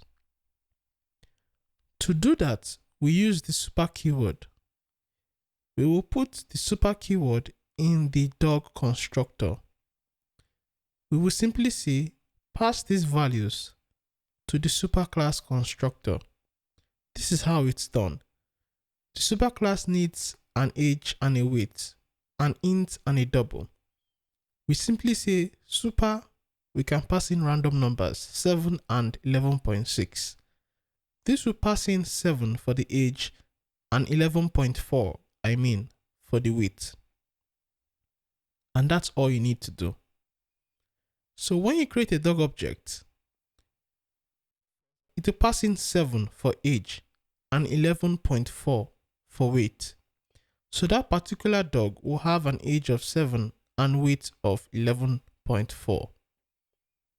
So this helps you pass in values to the variables of the superclass for a particular subclass. Let's try this out. We go to the main and print out dog.weight. Let's see what value that will give us.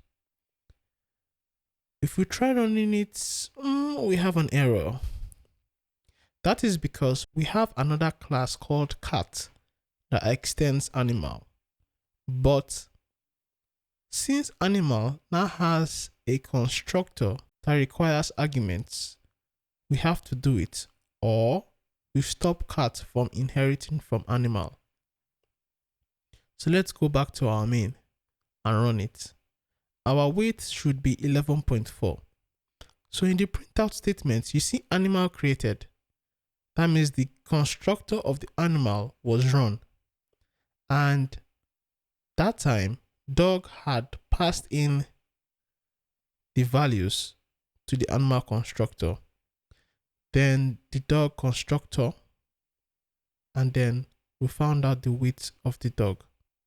So when you have a constructor, a superclass constructor that requires arguments, you can pass those arguments with the super keyword.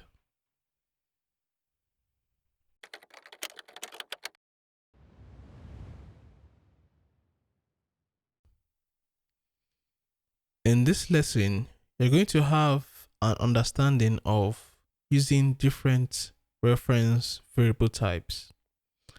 We have a class called dog here. You can see the methods present in dog. We have back, info and reproduce are from the superclass animal. We also have another class called cat. It has methods info and meow. Info is inherited from animal and overriding. These two classes, cat and dog, inherit from animal. And animal has info, eat, move, and reproduce. Let us create a dog object.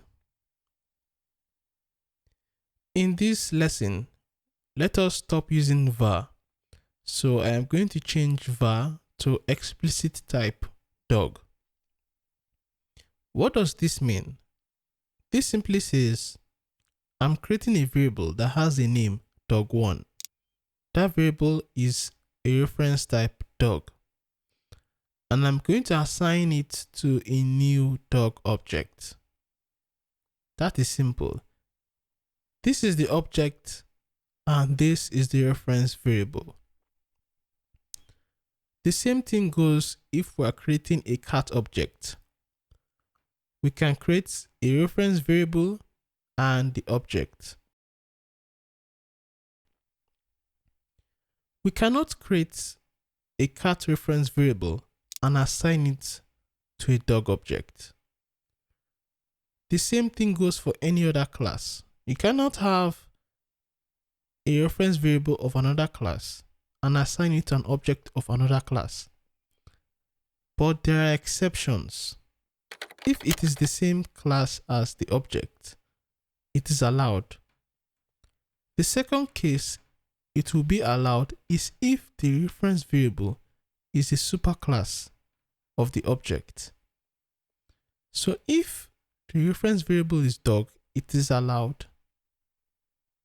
Remember that the variable name does not have any meaning here because it has cat. It has nothing to do with the type of object.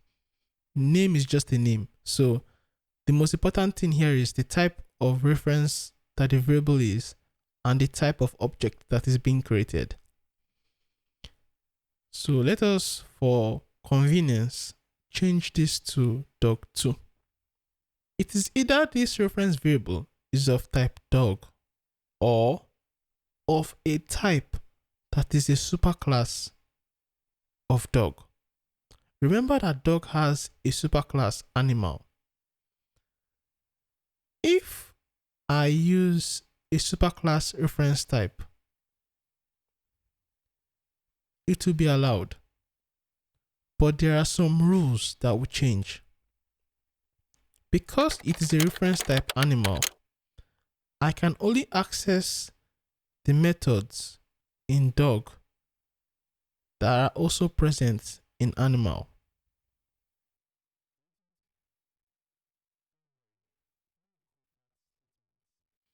In the dog class, we have back, info, and reproduce. The method back is not in animal. Because this reference variable is of animal, I would only be able to access those methods in dog that are also in animal. The same thing goes if I change cat reference variable to animal. Now, for the first object and reference variable, we can call info, we can also call back. For the second one, we can call info, of course. But let's try calling back. We cannot call back because the reference variable is of type animal. So the reference variable tries to restrict what you can access in the dog object. The object remains a dog, fine.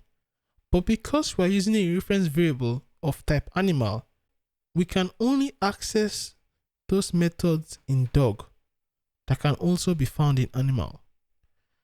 Because back cannot be found in animal, the reference variable will not allow us to access it. If we want to access it, we can change the reference type from animal to dog. So this is how superclass reference type behave. You can have a reference type of the object, in this case dog, or a superclass, in this case animal. But once it's a superclass, you can only access those methods in the subclass that are also present in the superclass.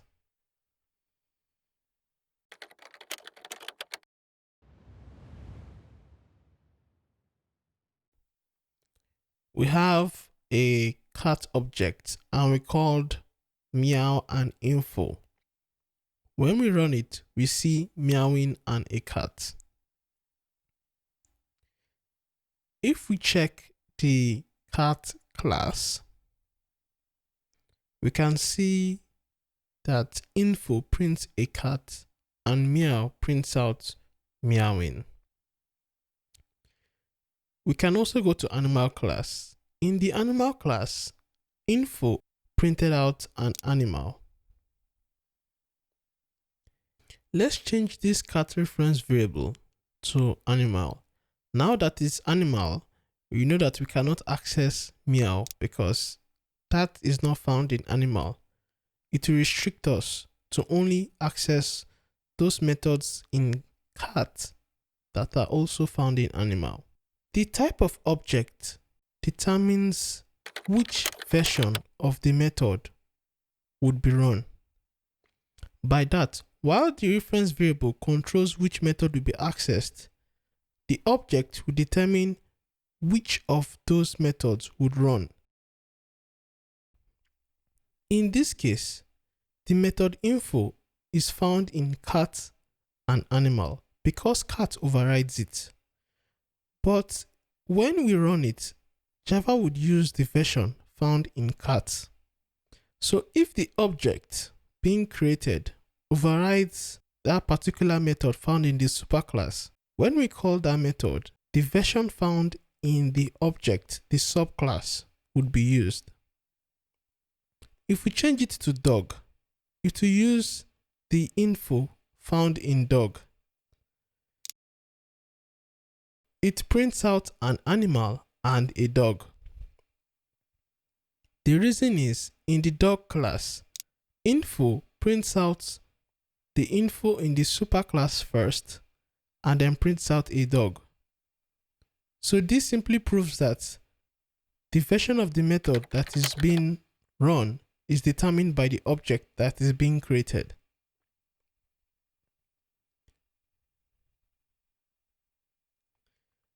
Let us go to the animal class. While this works with methods, it is different for fields, member variables of the classes. Let's create a variable age in cat. We'll give it a value of 3. If we say cat.age and we print it out, we see that it printed out 4.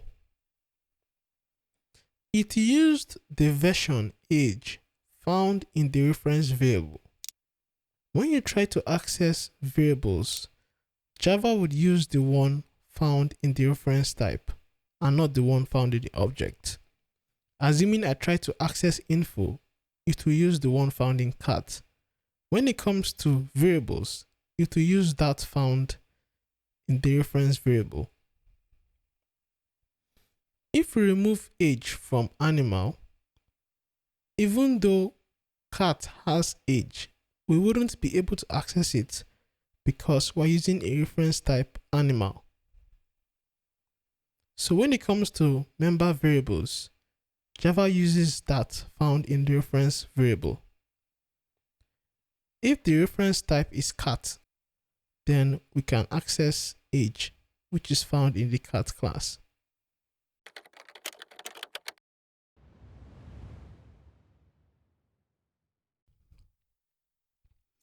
Java allows you to have flexibility on how you want your code to behave. We have a cat and an animal class. In the animal, we have info, eat, move, and reproduce.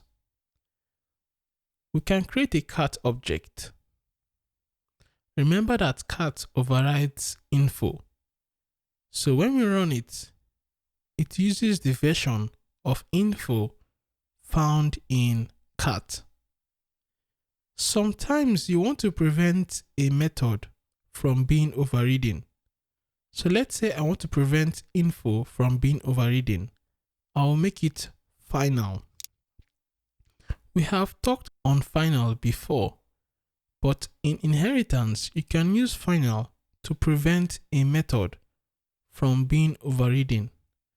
Because info is final, we cannot override it any longer in cat. You can see the error message. Because info is final, the method in the superclass called info cannot be overridden by any subclass. When we try to run it, there is a small error because we have another class dog that tries to override info. So we can fix that as well. When we run the code and we call cat.info, it uses the info in the superclass animal. Apart from methods, sometimes we don't want a class to have any subclass. So let's say I don't want any class to inherit from animal. I would simply make animal final. That way, no class can extend animal. So when we go to cat, we see an error. Because animal is final, we cannot extend animal. Now that we have removed animal from cat, cat no longer has any property called info as a method. It had before because it inherited from animal. The same thing applies to dog, who also inherits from animal. It can't also override reproduce. Anything that has to do with animal, we remove. So using the final keyword, we can tell Java we don't want a particular method to be overridden or a whole class. We don't want it to have any subclass. Java gives us these tools and allows us to use it depending on the current situation and our need.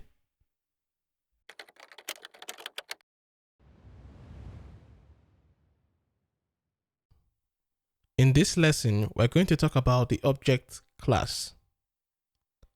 We have a class called dog here. We create a constructor and we're going to create an object of that dog. So I say dog is equal to new dog. Every class in Java has a superclass automatically called object. Object is a superclass of all classes in Java. It is automatically extended when you create a class. Now, that means that the type object can reference all objects of classes we create. Object is a supertype of the class dog. So, the type object can be a reference to dog. We can check the code in this object by hovering over it and clicking command. We can see the source code of this object class. What I am interested in is the toString method. What I just did here, you can do it anywhere. Like once you have any Java class that exists already, you can check the code. This toString returns a string to represent the object. You can see how it is generated. We get the name of the class, then an @ symbol, and then a hash code. That is what is printed out anytime you try to print out an object. Because all classes inherit from this object class, when you try to print any object of a class, they will all use this toString method. Let us change this object back to dog and try printing it out. We would see that the printout statement will follow the pattern stated in that object class. So you see, it named the name of the particular class, which is dog, then an @ symbol, and then representing the hash code conversion.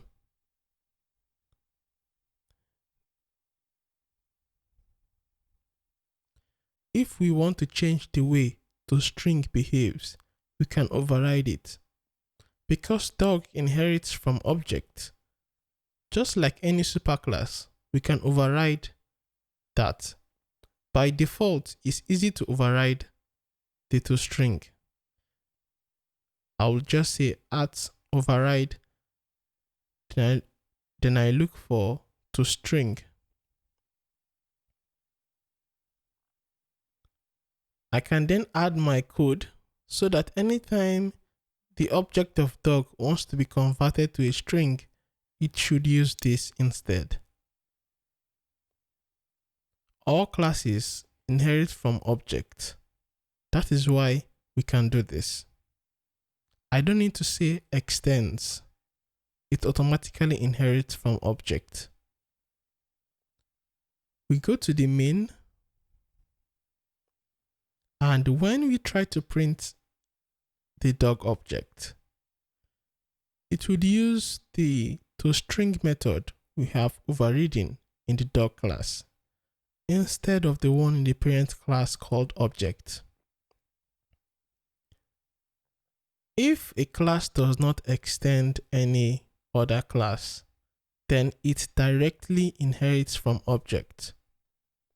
But if it does extend any class, like if dog extended animal, it would indirectly inherit from object because animal would also inherit from object. I will put some articles below for further reading on object.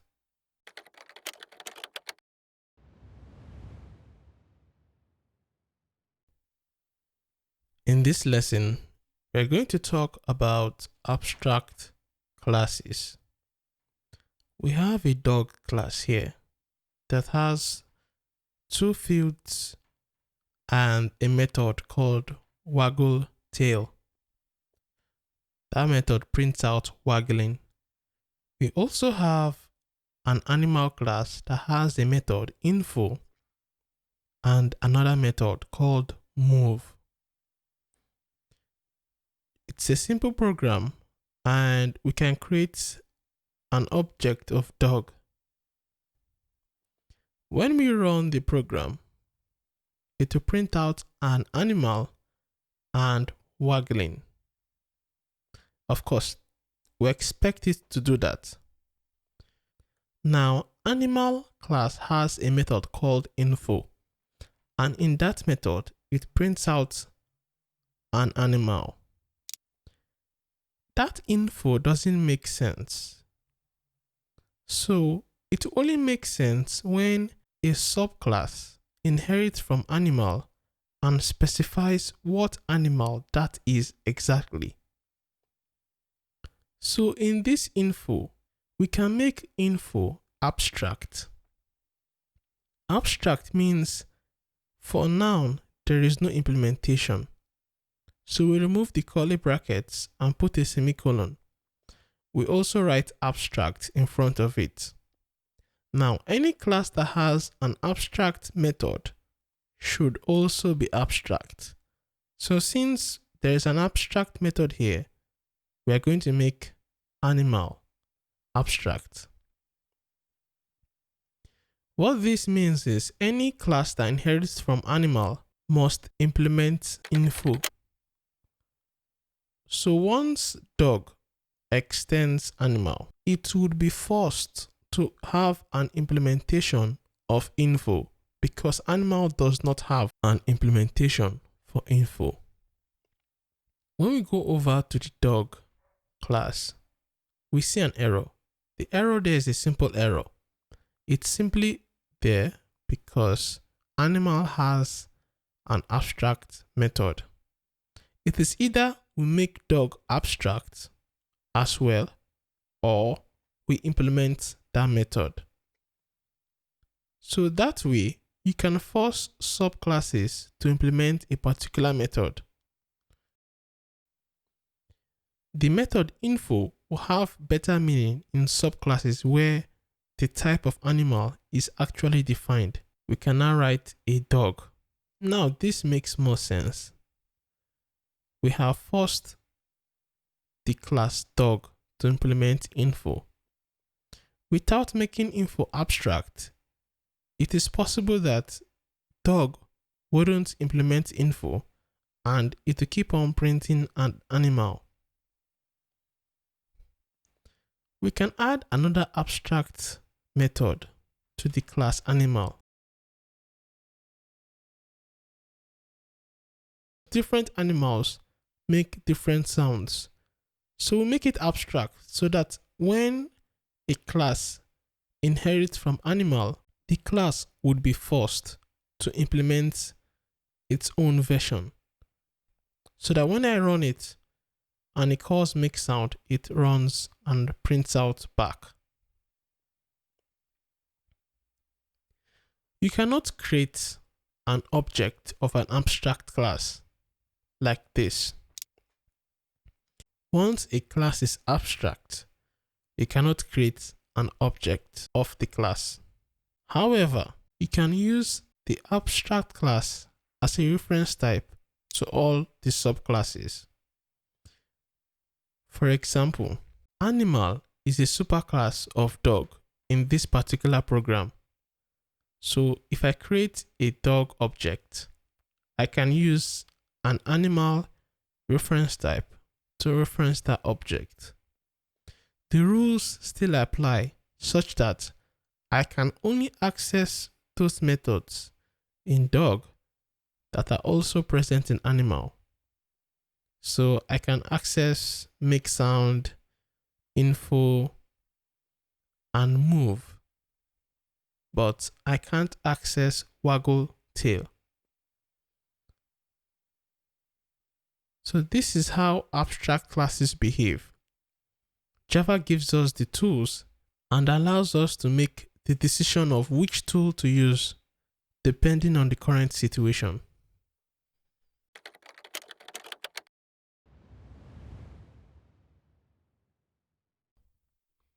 In this lesson, we're going to talk about anonymous inner classes. We have talked on inner classes before, and in this lesson, we are going to learn about anonymous inner class. We have a person class here. It has a variable name and two methods. Greet, which prints out hi, and the second method is called hair color, which prints out black. We could create another class that would inherit from person and override either greet or hair color, or override both. But we can do that with anonymous class. Let us create an object of this person class. Now, anonymous classes are normally created in expressions, and to do that, I would remove the semicolon and have an opening and closing bracket, and then a closing semicolon. Now we have an anonymous class. Anonymous classes don't have names. Let me explain what this expression means. This simply says, create a class. It doesn't have a name.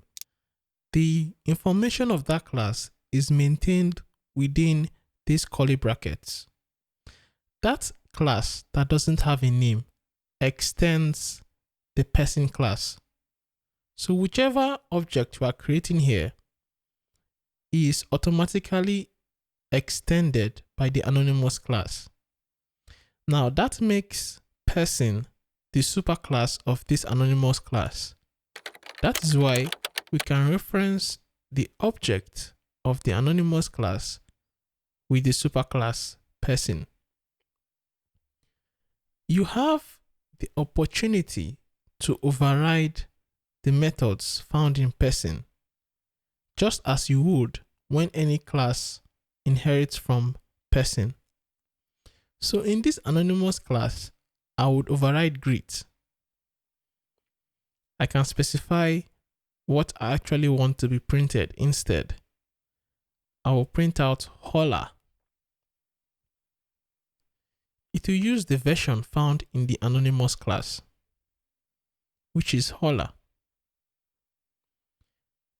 So you might see anonymous classes as you code in Java. It's good to know what they are because by looking at them, it might seem a little bit funny. If I call hair color, it will call the version in the superclass, which prints out black. This is because we haven't overridden that in the anonymous class. I can change the type from person to var. Of course, Java would know that this is representing an anonymous class.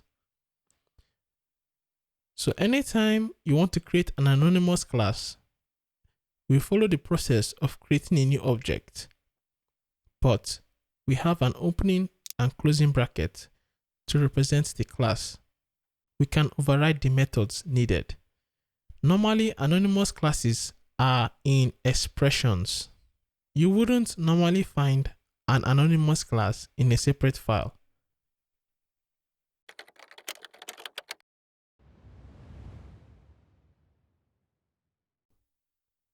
In a previous lesson, I mentioned that you cannot create an object of an abstract class. Let's see how you can do that.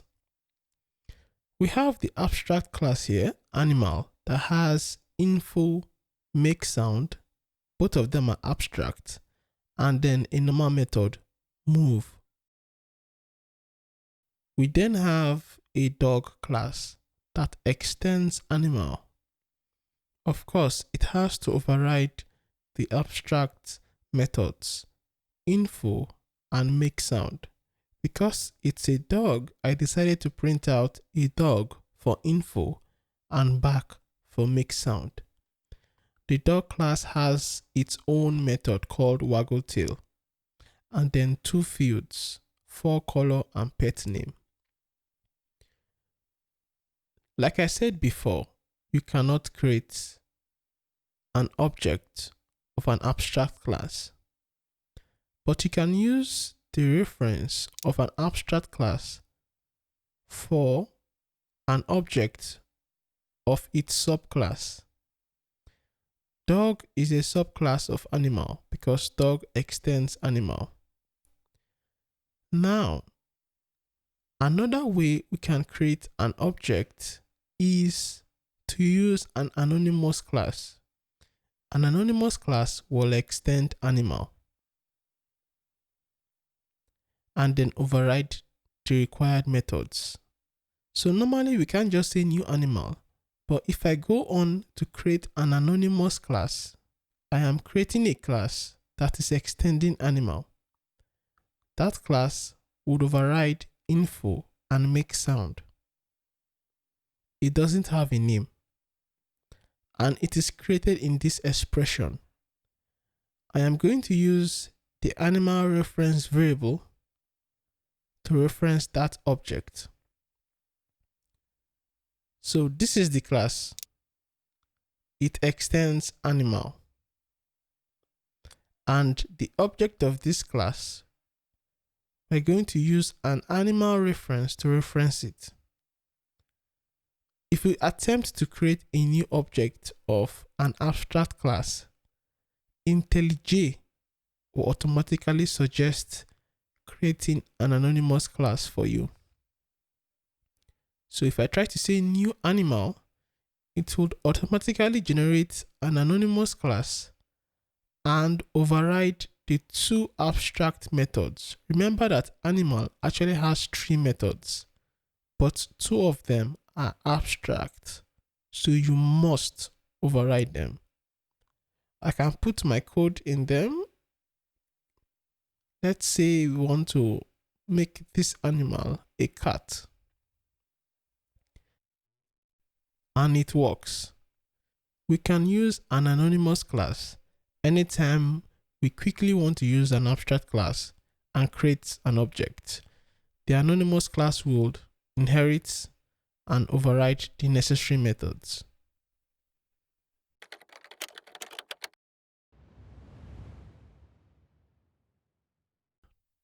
In this lesson, I am going to talk on packages. So far, while we have been programming, I'm sure you've noticed the package statement above. Now, there isn't anything special about packages. It's just used to group some Java components together. For example, we can use it to group a set of classes together. So you can have some classes under a particular package. To create a new package, I'll go to Source, that's SRC, right click and click on Package. This new package, I'll call it limuel.obunude. Now we have two packages, lemobit.academy and limuel.obunude. Lemobit.academy has a class called main. Let's call the class we're creating in limuel.obunude home. Just a simple class that has a simple method called talk. This method is going to print out hello. So this is in a different package called limuel.obunude. So home and main are in totally different packages. Let's see what happens when I try to create a new object of home in main. When I try to create a new object of home, IntelliJ automatically imports the package. If you look above, you would see limuel.obunude.home. So it has imported this class for me to use this class in the main class. For you to use a class in another package, you have to import it. You also have inbuilt packages existing already by Java. Java groups its classes in packages as well. If you don't want to use the import statement, for example, if we remove the import statement, there will be an error. Java is saying, hey, there ain't no home in this package. I can tell it explicitly to go to the package limuel.obunude and find the class home. Sometimes you might see something like this, but you wouldn't see this all the time. Normally, we would just import it instead of directly pointing it to the package and to the class. We have some common built-in packages. For example, if we try to create a scanner object, remember the scanner that we used to collect input from the user, you would see that IntelliJ automatically imports scanner for us. This scanner class is in a package called java.util. That is an existing package in the JDK. Our home class is created by us and it is existing in the limuel.obunude package. We are the one that created that. For scanner, it exists in the JDK and it exists in a package called java.util. There are other packages. Let us inspect this scanner class. We hover over it, press Command or Control and click. If we go to the top of the class, you would see package java.util. So that should prove that this is belonging to java.util package. There is no limit to the amount of subdirectories a package can have. For example, it mustn't have two levels like java.util or limuel.obunude. You can have more levels. For example, this next package I am going to create will have 3 directories. So I can say student.limuel.co. And then I create a class called home there. Something to note, now we have 2 packages with home. That is allowed. You cannot have a package with two classes that have the same name. So you can have classes that have the same name in different packages. But now that I have home inside this particular package, student.lineal.co, I cannot create another class called home again. If I attempt to do that, I would have an error.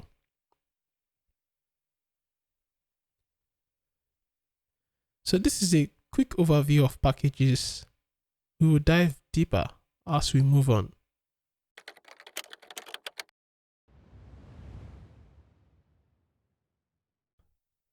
You might be asking, why is it that when we use system.out.print, there is no import statement?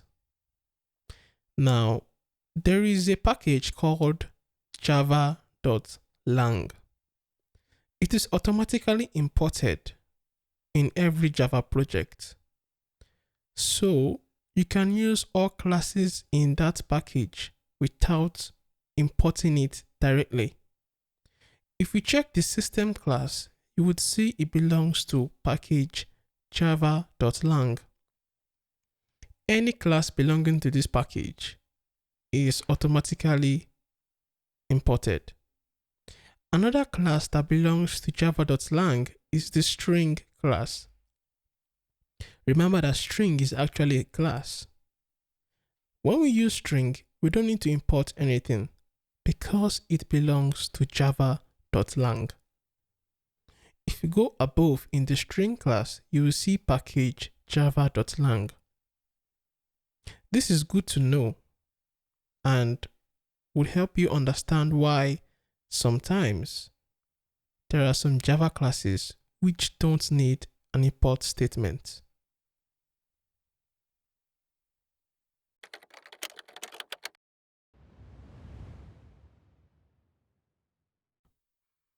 In this lesson, we're going to revisit access modifiers.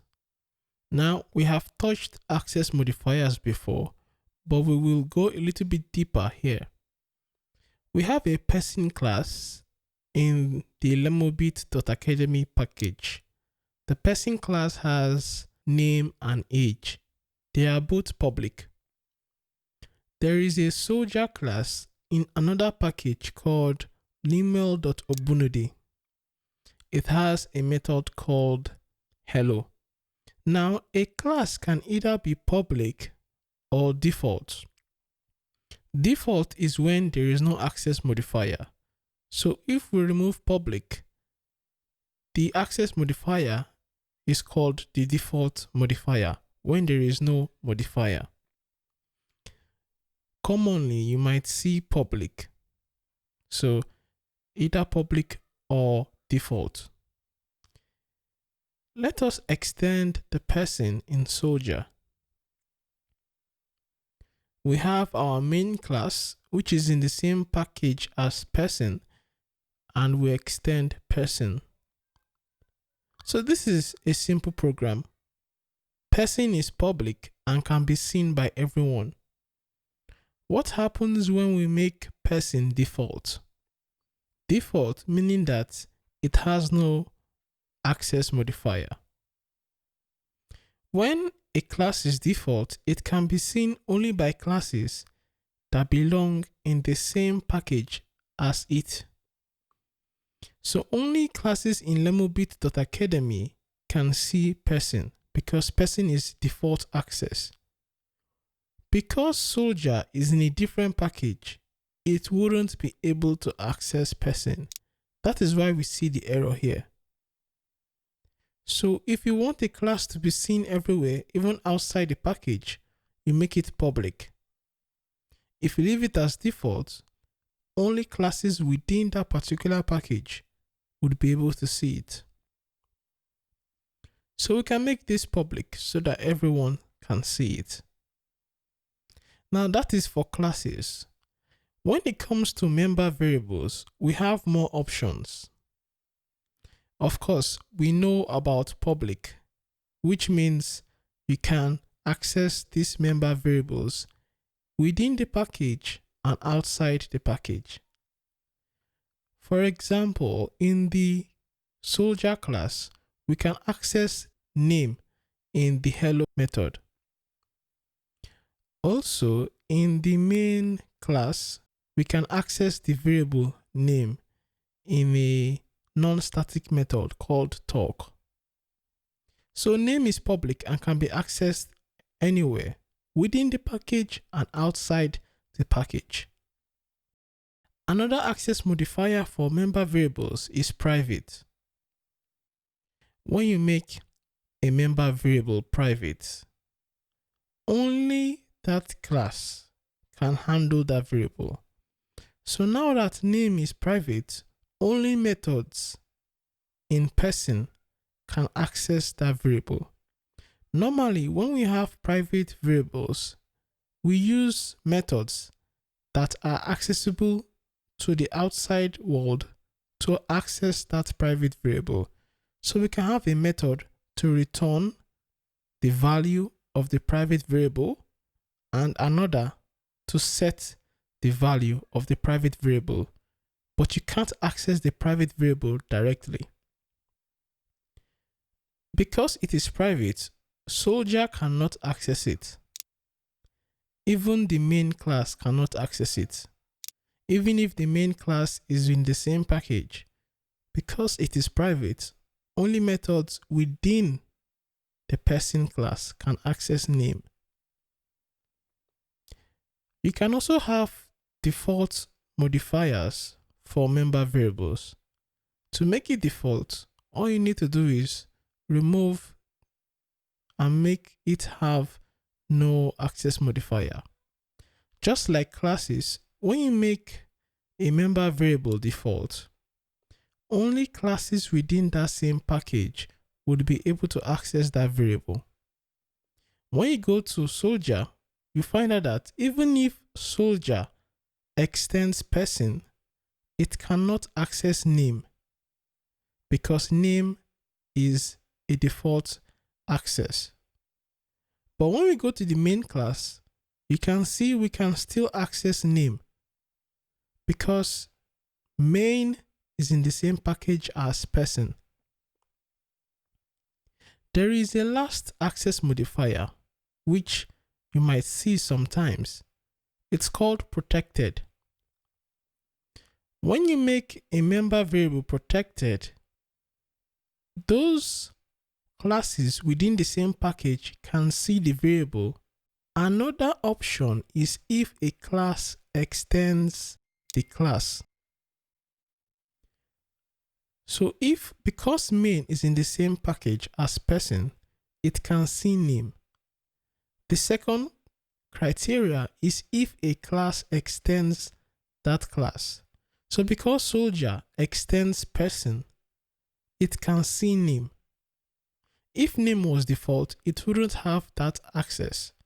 But name is protected. So even if soldier isn't in the same package, because it extends person, which is the class that holds name, you can access it. Normally, we will be dealing with public and private. These are the common access modifiers you would see.